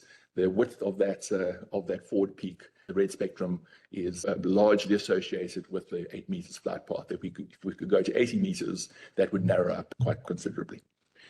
A comment again made yesterday in the presentation by Tanya was what to do with the continuum. The continuum isn't necessarily unuseful, That's where we go from monoenergetic to kind of broad, because the continuum allows, through the time of flight, you to make selections on energy and produce response functions over a wider range. So it's not necessarily unuseful that you have the continuum, because you can make, with the single measurement, if your device allows you to extract time of flight, is fast enough for time of flight, then you can do your measurements, for example, in a liquid scintillator. RNCP, main feature there is the enormously long and useful flight path, 100 meters, and a beam energy that can go up in principle up to around 400 MeV. Very nice, useful facility. We can talk about how we can get access to metrology there. And there's opportunities for measurements at 2 angles as well, with again, quite a nice open geometry in some ways, and maybe up to about 30 degrees of target angle. In fact, to compare with ITEMBA, the target moves around. ITEMBA, the target's fixed, and the beam is fixed onto the target, and there's 2 angles. Here, the target's ladder will move around to a different angle in order to change the effective neutron beam angle. Again, with a long flight path of 100 meters, very, very nice facility for that. And you can see here in the examples of energy spectra, top and the bottom. So at the top, we've got energy spectra measured at RNCP for a range of energies. And you see how very nice the forward peak is very much sharpened up because of the long flight path. At the bottom, measurements which were made to follow up from the ITEMBA measurements, different proton energies at different angles of measurements. These are on a log scale, but you can see the forward energy peak drops in proportion to the continuum, measured at a number of different angles by shifting the target around on the ladder and the angle. And these are quite useful to illustrate those points. Tiara, still active. K equals 110 cyclotron, neutron beams available up to sort of around 80 MeV or so. Reasonably long flight path, similar to ITEMBA labs, and still very active in these measurements. These are quite nice. This is recent measurements made at Tiara at 2 measurement distances. So on the left-hand side, typical time of flight with a typical liquid scintillator at 2 distances. You can see how the forward peak sharpens up at the longer flight path. In the middle, augmented with measurements made by lithium-6 glass, which then allows the range to be extended down to lower neutron energy. So the upper part of that spectrum is from the liquid scintillator, the lower part made with lithium glass. Some work being done nowadays with doping liquid scintillators with lithium as well, and a nice potosphere measurement over the whole range. So this is, I would say, proper metrology standard measurements over a nice wide range of neutron energy at 50 MeV. And CERN, I couldn't get up-to-date information on. CERN's another facility in Japan at Tohoku University, Sendai. Have been active with some metrology measurements and some applications, I think nowadays entirely associated with semiconductor applications, but let's leave that. All right, and then CIE from China. Yesterday we had another presentation good presentation on that. The cyclotron that's been around for a while as well, 100 MeV more or less, limited in energy range down to about 75. Still DC, but not need some time of flight. And some measurements were shown yesterday. There's just an example using a double scattering measurement. Of course, if you do that, you get incredibly much lower rates and limited in some way of unpeeling the background neutrons from the room, but certainly something that should be included in this list. And then most recently, there's a very, very, very, very new facility that's coming at IRIS in Korea. New cyclotron linear accelerator producing a very, very wide range of menu of primary ions. First measurements just published a month ago, which we include here, is an argon beam on a thick carbon target. And so for carbon, you won't get a strong forward peak. It's pretty much carbon will break up into alphas, either 1 or 3. And so you get a distribution that looks like the distribution of the lithium PN reaction distribution, more or less, without the forward peak. These are measured at sort of 5 meters. The flight path possible will go up to about 50 meters. And the idea is for the first tests of monoenergetic neutrons to be next year. So we keep an eye on that. That's a good prospect. And then the 2 facilities in Europe that are available, Neutrons for Science at Ganil, a very bright accelerator, a nice long flight path, 28 meters, maximum neutron energy of 40 MeV or so. So here's a few examples from there. So 33 MeV protons on thin lithium targets, nice long flight path, nice separation of the forward main ground state peak. And because of the nice long flight path and good timing, you see the first excited state of lithium appearing as the next bump in the spectrum. So that's protons on beryllium and protons on lithium, the two examples there. But nice high flux, only a 0 degree flight path for time of flight. And then CAS, Czech Republic, been around for a while as well. A little bit limited in flight path, but a useful facility, proton beams up to about 37 MeV. And some nice lithium targets, neutron spectrum from lithium available there. All right, so that's what's available. And as we went through the list, it's kind of, how can these facilities end up being so different? And partly the answer is associated with, well, they were not set up to be neutron metrology facilities. The neutron part of it is a kind of attached to the other important aspects that are undertaken at those facilities. So maybe once think about ideally, what do we really want ideally? Let's go back.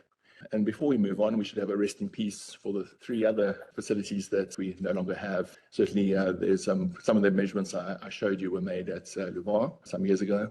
Uppsala had its time, so no longer available. We all know that. Indiana was actually the sister university of Itemba Labs, were very, very similar cyclotron. Some of the beam parts, the beam modification elements from Indiana ended up at Itemba Labs.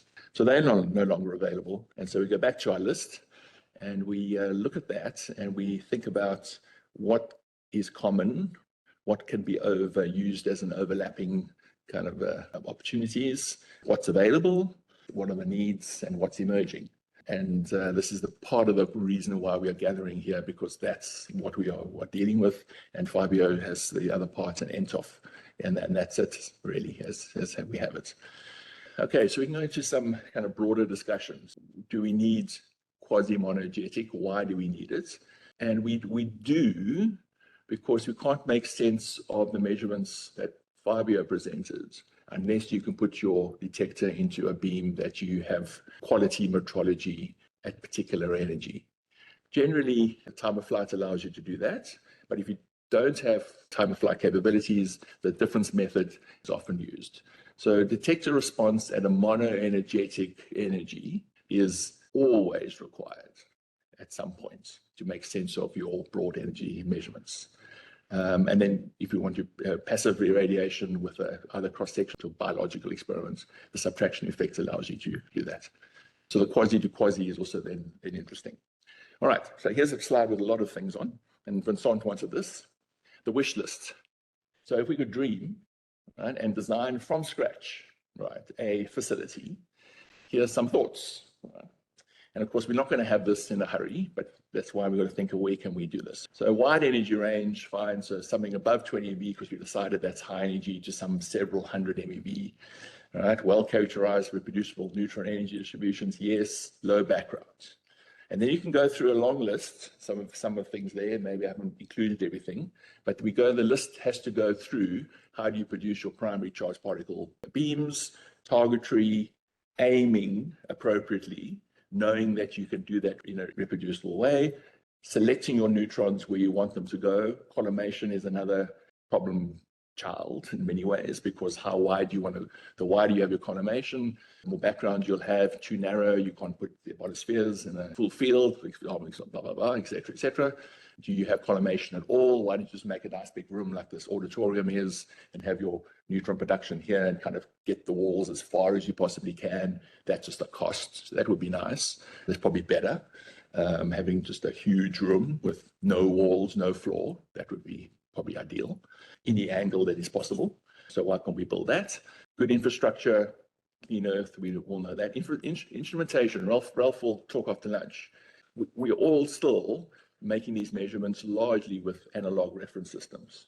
And that is unsustainable for all the reasons that are obvious. Something they're just going to stop working, and the transition into the new era will have to be managed, because we need reference instrumentation that's reliable, and you can put an uncertainty on that. 5% is probably probably as good as you're going to get.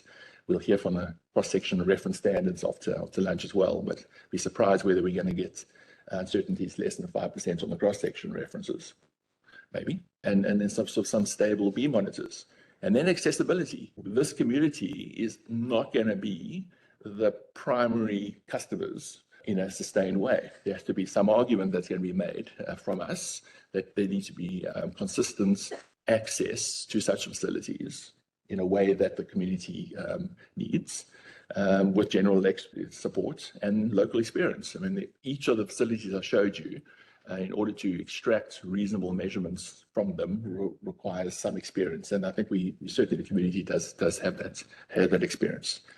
So this is my last slide that we can probably springboard into some discussion. So thinking about what would I think is the next step here. You know.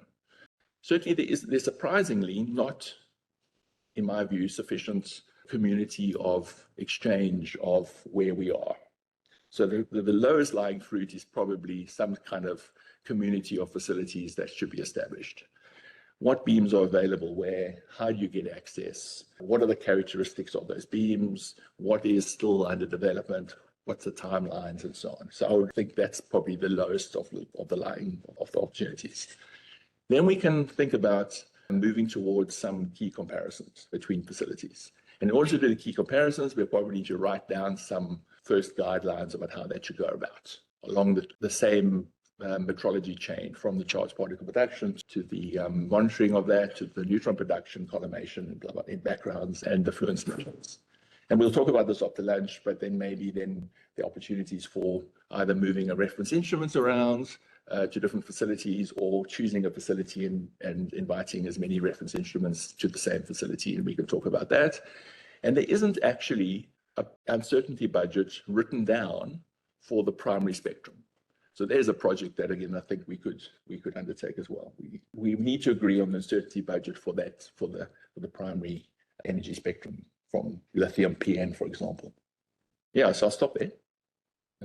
Yeah, thanks for this answer.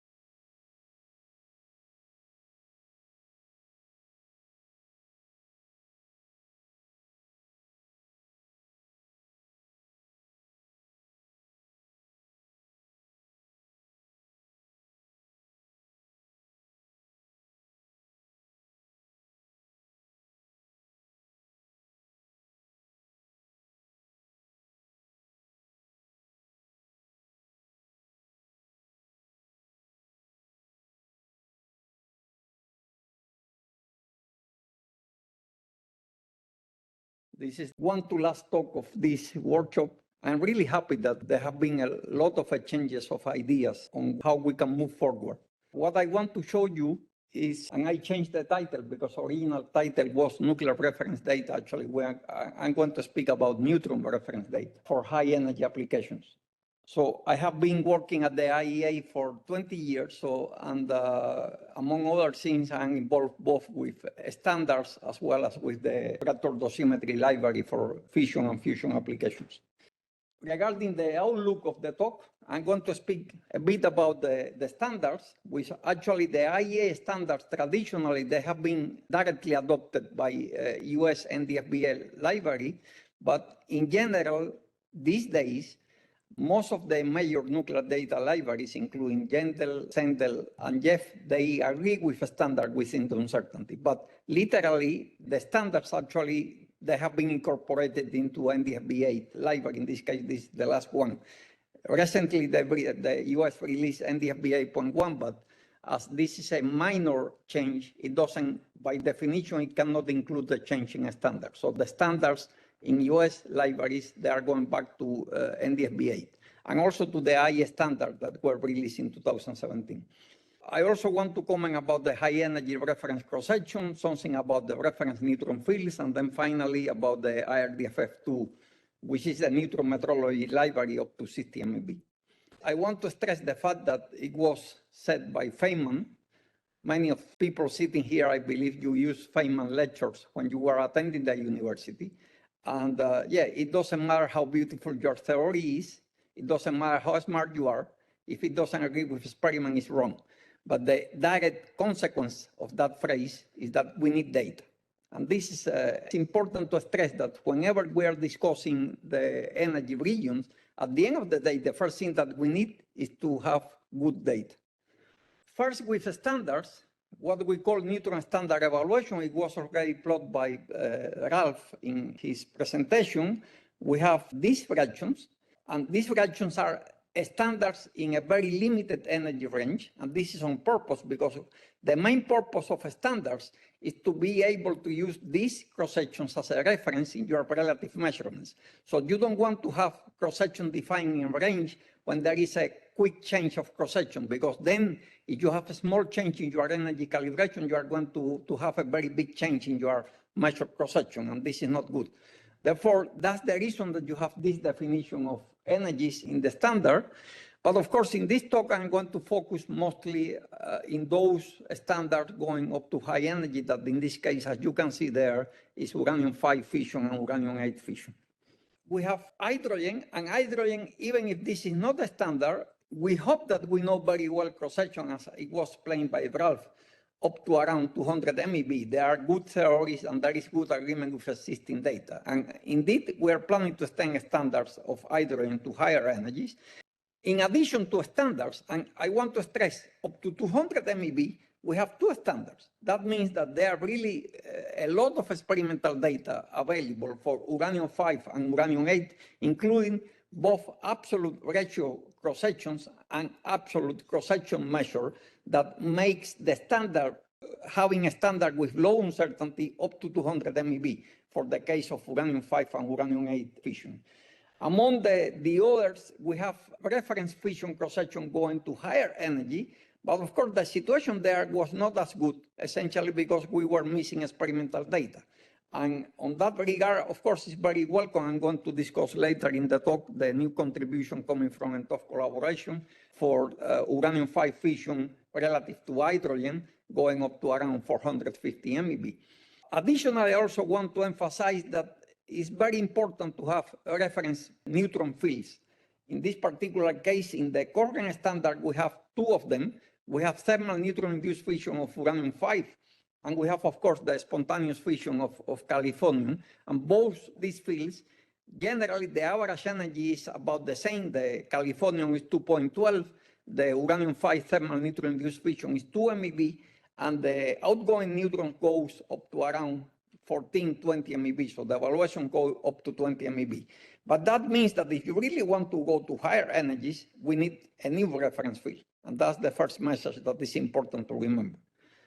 I am showing here, you see this is the plot of all high-energy reference cross-section. As I mentioned, we have two standards, the green and the cyan curve. These are fission uranium-5, uranium-8, going up to 200 MeV. Then you see the hydrogen cross-section plot there. And the problem with hydrogen cross-section is that it's really going down. So already at 200 MeV, the hydrogen cross-section is less than around 50 millibar. And additionally, you have the fission on lead and bismuth.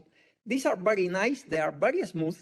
But the drawback, and this is a big drawback, is that the cross-sections are not very large. So, and therefore, if you compare to fission on actinides, you are losing factor of 10 in cross-section. And that obviously means factor of 10 whenever you decide, especially in time of the irradiation. So this is relevant.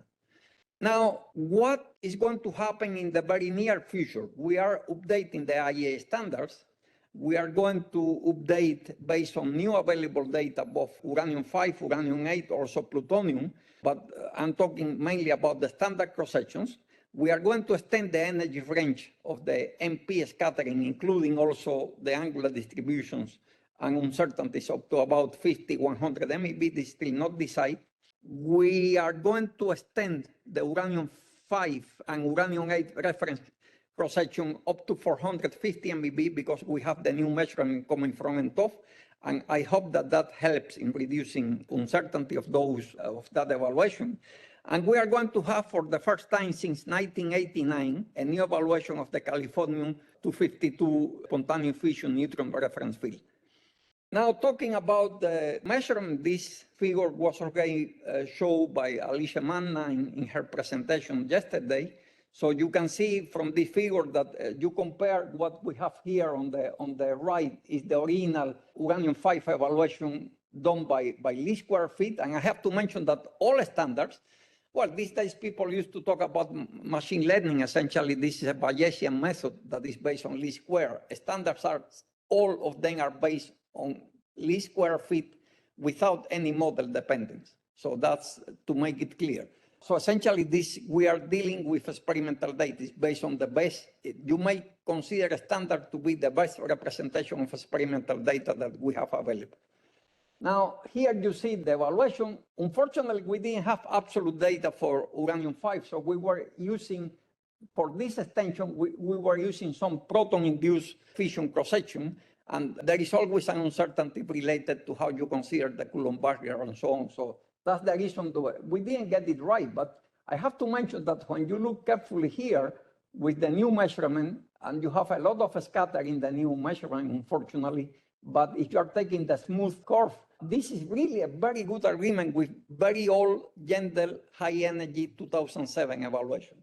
And I would like to comment on that because I think it's very fair to our Japanese colleagues, in particular to Fukuhori-san, Tokyo Fukuhori. He did the evaluation that is in Yandel high-energy 2007, and they were using a very simple parametrization. Unfortunately, it was a mistake, not in the calculation, it was a mistake when they were formatting the file in NDFV6 format. And that mistake led to this difference. So the original calculation with these parameters is the red curve here. And what is in the file that is available online, you get this dotted line here. So actually, and he was making the point in this INDC report, I was asking him personally to publish to make the situation clear, because actually the original calculation was right, and the original calculation agreement with data is really amazing. I mean, you can see this is the original, the Fukuhori evaluation, what is quote here, 2023. Actually, this was 2007. So they didn't change the parameter. It's the same evaluation that they did in 2007. The only problem was a formatting problem. So having said that, you see that that evaluation really agrees very well. But at the end of the day, evaluation was based on some parametrization, very simple parametrization. And to extend something as important as standards, we need data. So that's the reason that only now, using the new data, we can think of extending standards. I also wanted to comment, for example, on bismuth. Well, bismuth, indeed, the maximum cross-section at 1 GeV is around 200 millibar, but the uncertainty, we are getting below 5% uncertainty from around 50 MeV up to around 300 MeV or even 400 MeV, and then the uncertainty goes up. but it's a very nice and smooth parameterization. So in that sense, well, if we can figure out or we can measure enough time, maybe that's something that could be used, because that was the goal of defining it. Now moving to dosimetry, we released in 2020 what we call International Reactor Dosimetry File for Fission and Fusion Applications. It was a neutron metrology library. It was published in nuclear data sheets, and it's also freely available from the archive. And I'm not going to cover all the items because some of them are not relevant for high energies. But I think what is really relevant for high energies, that out of the 199 reaction cross-sections that we have in that file, some of them are really applicable for high-energy neutron dosimetry. And of course, we have the reference spectrum that I'm going to comment on them. So for example, this part of the whole list of reactions there, and I want you to show you, here you have all the N2N, N3N, N4N, N5N, N6N on bismuth. This was shown actually by Ralph. And this data can be used to do neutron dosimetry and unfolding of a spectrum, neutron spectrum that goes up to 60 MeV. I also need to mention that IRDFF was an answer to a very clear need coming from fission and fusion community. Unfortunately, and despite the fact that we have been long working in the field for higher neutron energies, I don't see a clear request. So one of the goals of this meeting should be to define what is the clear user need to get data above 60 MeV.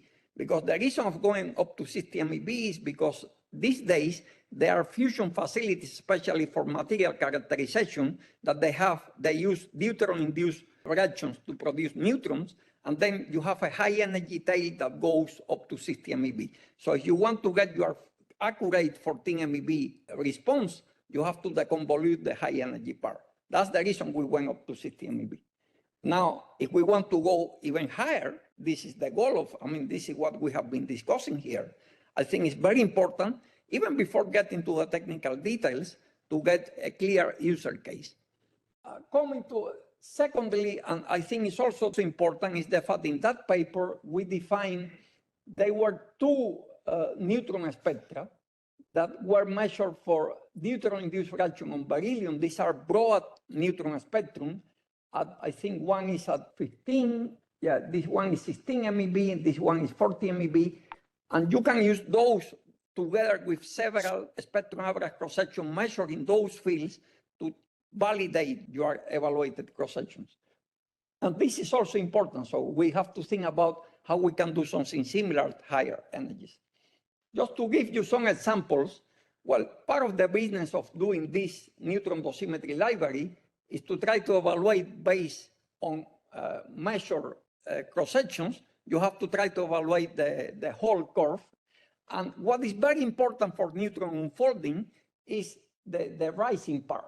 Because at the end of the day, once your cross-section saturates, you are not any more sensitive. You are reaching around 90% of the reaction rate, and then you are not sensitive in the unfolding to that energy. So if you are using this cross-section, the typical energy is going to be, you are going to be very sensitive up to around 15, 20 MeV, but not higher.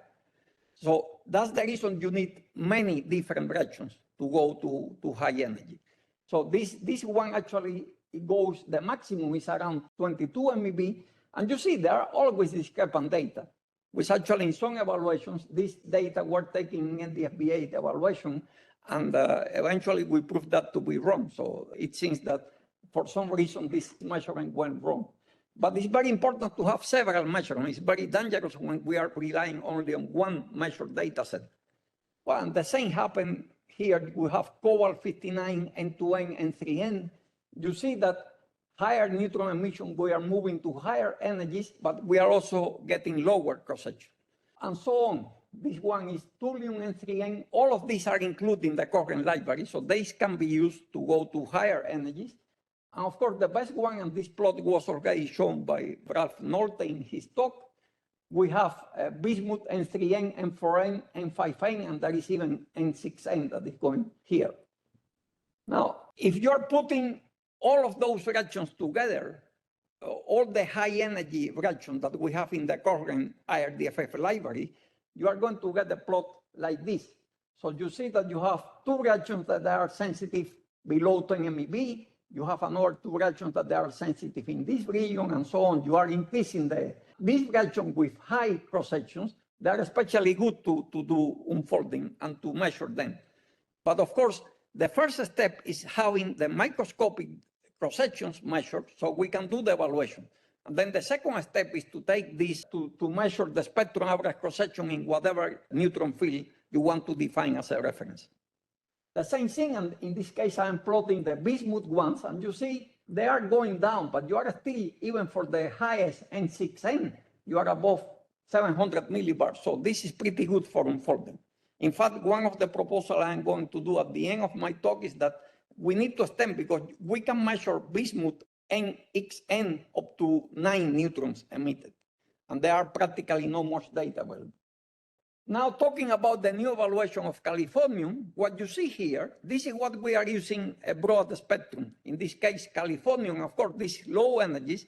I'm just giving you an example how we are doing at low energies and how we need to do at higher energies. Is you define a reference field, in this case, californium, and you see that this is IRDFF evaluation of californium is exactly Manhart evaluation. And we are comparing here, the new evaluation is this one. Well, IRDFF and Manhart, they are practically the same.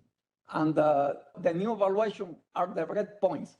And you see that what you have here is the C/E respect to E50%, that is 50%, the energy at which you reach the 50% of the reaction rate. And the reaction rate is the spectrum times the cross-section. Of course, depending on the threshold of the fraction, you are going to higher energies. And you see that, for example, I point out this fraction, the highest E50%, around 20 MeV, is thulium-169 N3N. The lowest E50% correspond to capture on gold and on tantalum. So these are the plot of all IRDFF evaluations, and then you get the C/E very nicely aligned around 1. And this is showing you that both the spectrum I mean, if you know well the spectrum, it's showing you that the evaluation of this reaction cross-section is very good. If you trust the evaluation, then on the other side, it's telling you that we can trust the spectrum. So it depends how you look at it. Now, the question is what we can learn from established neutron dosimetry below 20 MeV that we can apply to higher energies. And as I mentioned, the first thing is that, yes, we have a time of flight measure and evaluated broad spectrum, reference beam, in this case is californium. We have also measured a spectrum average cross-section by activation in this reference beam. And we also have well-measured and evaluated threshold cross-sections, which are essentially neutron dosimeters that cover the whole energy range. And for high energies especially, it's important the multiple neutron emission reactions. And at the end, of course, we are able to produce evaluated cross-section, and that means we have to produce not only mean values, but also covariance information, because this is very important for unfolding codes. So now I have to mention as well that all this neutron dosimetry is independent of reaction models. So we don't rely on model data. We try to calibrate our models. If we use some models, we are calibrating to measure data. But the models are really important at higher energies because you don't have comprehensive data, but you always have to calibrate your model to some measured data. That's the reason that at the end of the day, you need some measured data there. What is the current status of high-energy neutron data for dosimetry? Well, we have the standard cross-sections. We have the reference high-energy cross-sections, as I mentioned before. We do have the IRDFF2, which is a comprehensive neutron dosimetry library, but it's only up to 60 MeV. And within that library, we have more than 20 dosimetry versions. We also provide actually a reference spectrum for high energies that this is, you see the plot there, is the beryllium DN that is available at 2 energies. And we have a spectrum average cross-section data measured in this spectrum. Now, knowing that, what we need, and in our opinion, what we need is first, we need a high energy broad spectrum neutron reference field. Conditions, it has to be reproducible And the Monte Carlo simulation of that field has to be validated by time of flight. And the reason that you have to use time of flight is because if you use dosimetry foils, then you cannot use that spectrum in order to validate your evaluation of fraction cross-sections. So it really has to be validated by time of flight. Of course, the second point is that we need a spectrum average cross-section activation measurements in this high-energy reference field. And the third point is that we need cross-section measurements in high-energy quasi-monoenergetic neutron fields to be able to extend the IRDFF library up to hopefully around 150 MeV. And one clear candidate is the lithium PM field. Now, potential candidate fractions you see there, and this is taking, we have some data for this fraction, but obviously we don't have a good data set for many of them. So we have to review them before doing the evaluation. And once we get the evaluation, you can use them, you can validate them, measuring also the spectrum average cross-section in the field. And then we are going to be sure that we have the same quality for high energies that we have now for low energies. And as I mentioned, actually, we can also use existing lithium PN spectra up to 60 MeV to validate existing high-energy IRDFF evaluations. To do that, we have to undertake activation measurements of a spectrum average cross-section of the fractions that I showed earlier in the existing higher energy lithium PM fields. And I think with that, I'm just thinking and showing you again the same reminder. Thanks. We'll talk about uncertainty in Monte Carlo calculations. Briefly, I will introduce the objective of my work, which is the one which are related to your application and those also which are not. I will talk about the methodology I used for estimating the uncertainty of models, and then I will talk about parameter optimization and model bias estimation in models. First, the objective of my work. So here I will make a mix with the citation by Roberto just before. Here, the initial talk is all models are wrong, but some are useful. So here with the mix with Feynman, we could say that it doesn't matter how your model is beautiful, how smart you are, your model is wrong, but your model can be useful. The question when you are developing models is, can you trust the model? But as I just say here with this citation, your model are wrong, so you shouldn't trust the model like this. The good question is to ask how much you can trust your model. And for this, you have uncertainties. The problem, you all know here that uncertainty can be badly treated. So typically you have only statistical uncertainty on your measurement. You can have 10% systematic by default because we are working in nuclear physics, and this can be a problem. Here I will present some plot for spallation reactions. So here the two models I'm working with is, so you have INCL, which is an intranuclear cascade model in which you are treating the binary collision between hadrons. Because we are working in a very large energy range, we have hundreds of cross-sections to take into account when we are doing simulation. And once we have this cascade which ends, you have a highly excited nucleus, and this is why you have a second model, which is called ABLA, and which take care about the de-excitation of this model. Here, what is really important about these two models is to say that they are not perfect because they are models, and there are some parameters. I say 3 parameters here, but what I want to say is that we have some uncertainties. So in some places in the code, we have some room for improvement. The objective we have is to evaluate the uncertainty of this model. So for this, we want to know what is our model bias, which tells us how accurate is the model. So in other words, how close are we to the truth? We want to know the model uncertainties, which tells us how precise is the model. So in other words, it tells us how much we can trust the model after we correct for the bias.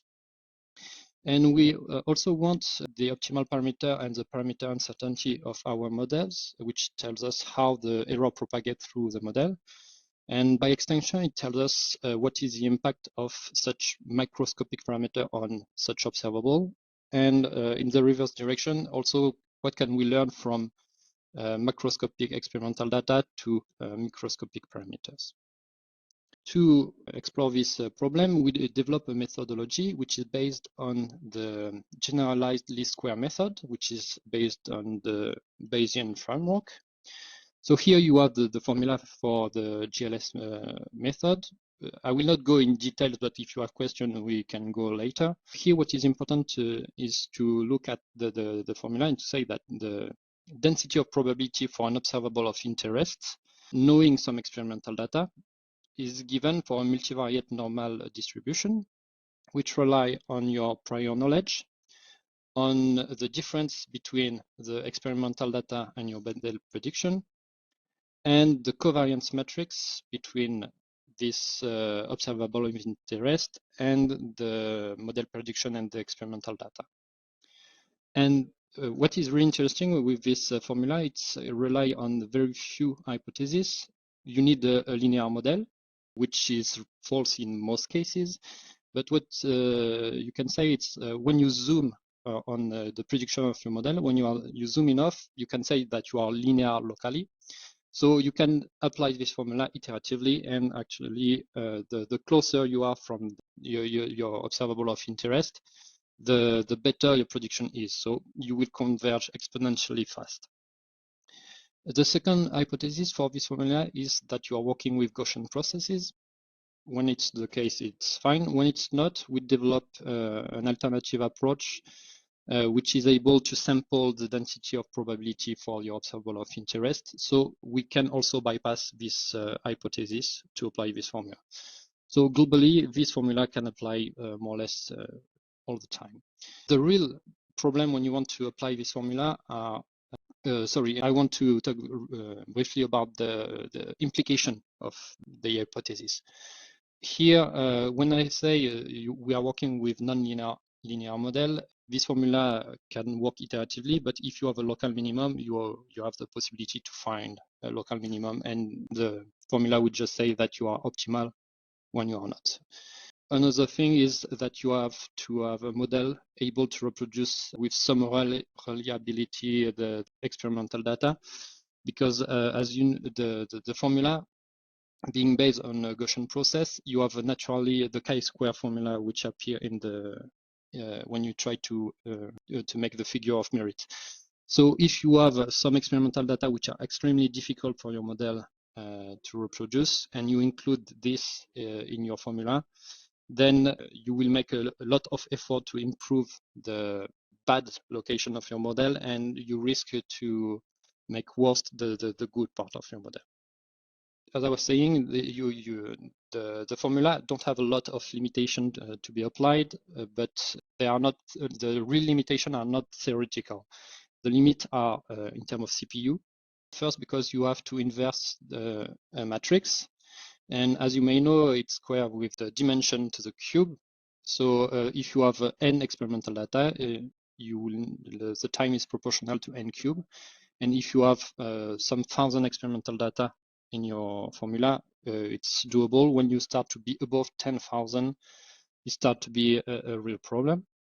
Also, the formula will be applied iteratively, so you need to evaluate your model many times, and sometimes you need to evaluate the sensitivity matrix, also called the Jacobian of your model.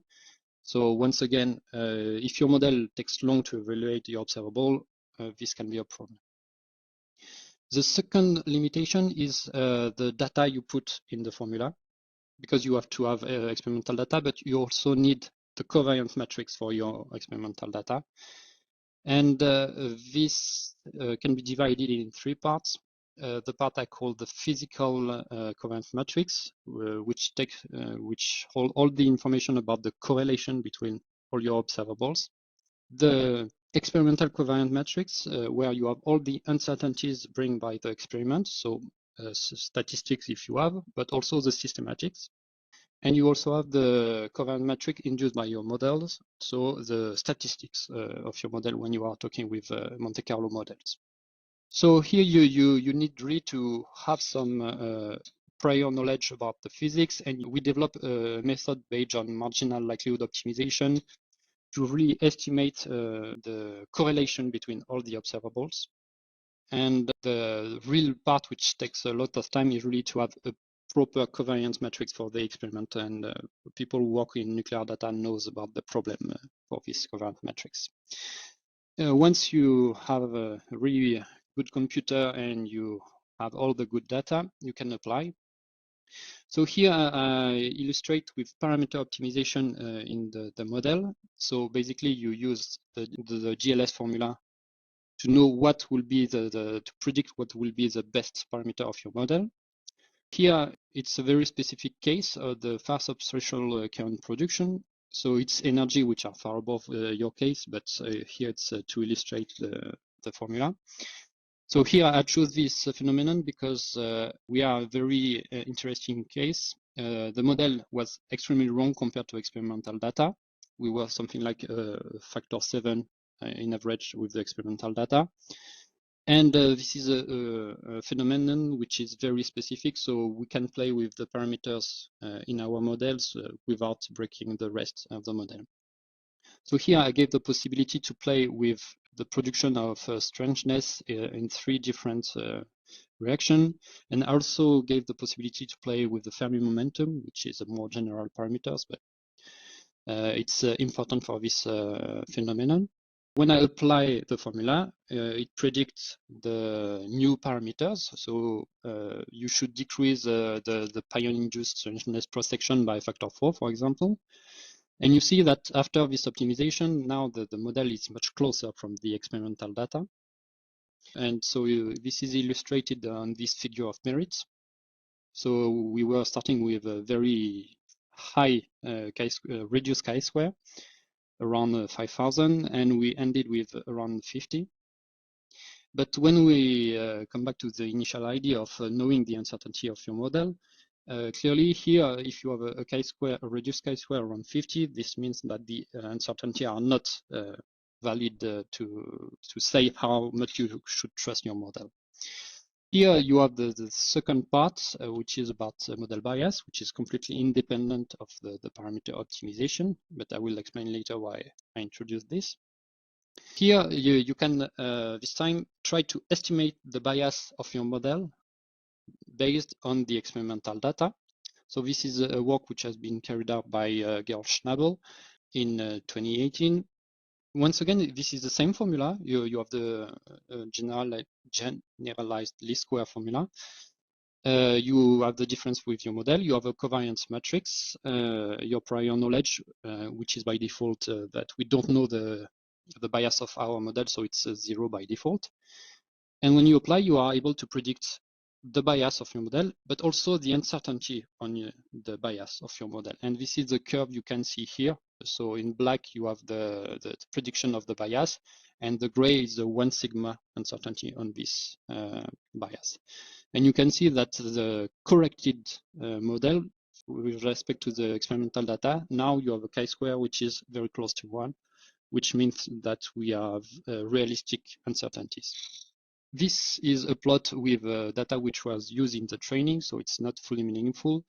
Here it's when you predict with data which was not included in the process, and you can see that in most region you can predict with a high accuracy the bias of our model, so which means that we can interpolate and extrapolate our prediction.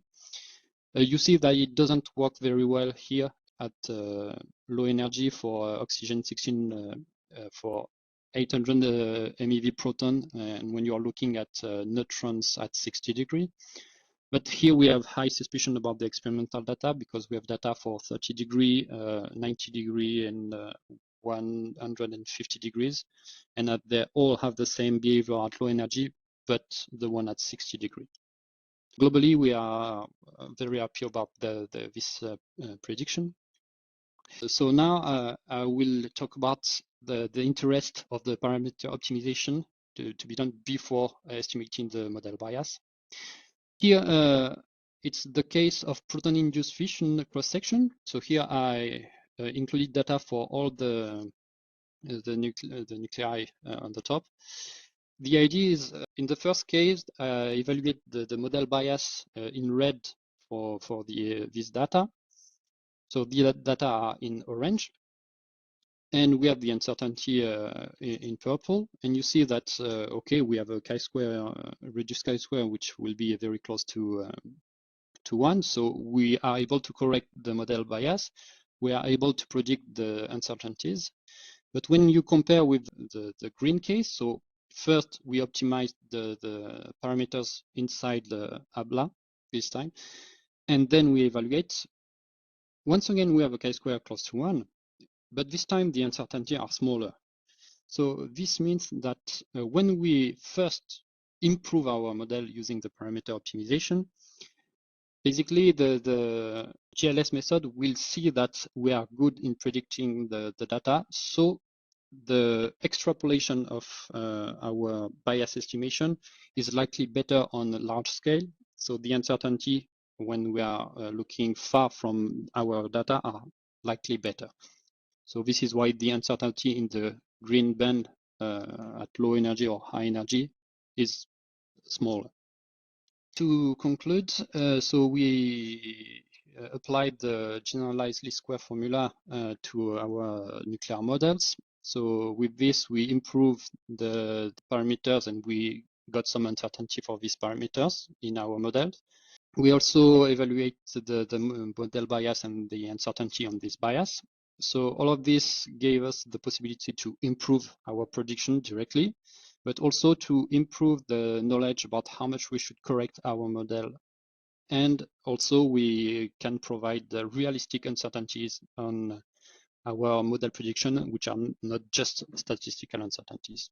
For now, I'm working on fission production, but we plan to work on plenty of other observables. To conclude, I just want to highlight really the limit, the strengths and weakness of the method. When you want to apply this formula, you need a good knowledge about your experimental data and your physics. You need to have a realistic number of experimental data to take in your formula. You cannot just take all X4 in this method. And you need also a power of computers to do all this. You cannot do everything in just 5 minutes. On the other hand, it's very adaptable to a lot of cases. Here, I've been working with proton-induced reaction, but by symmetry, neutron-induced are very similar, so you can get a lot of information.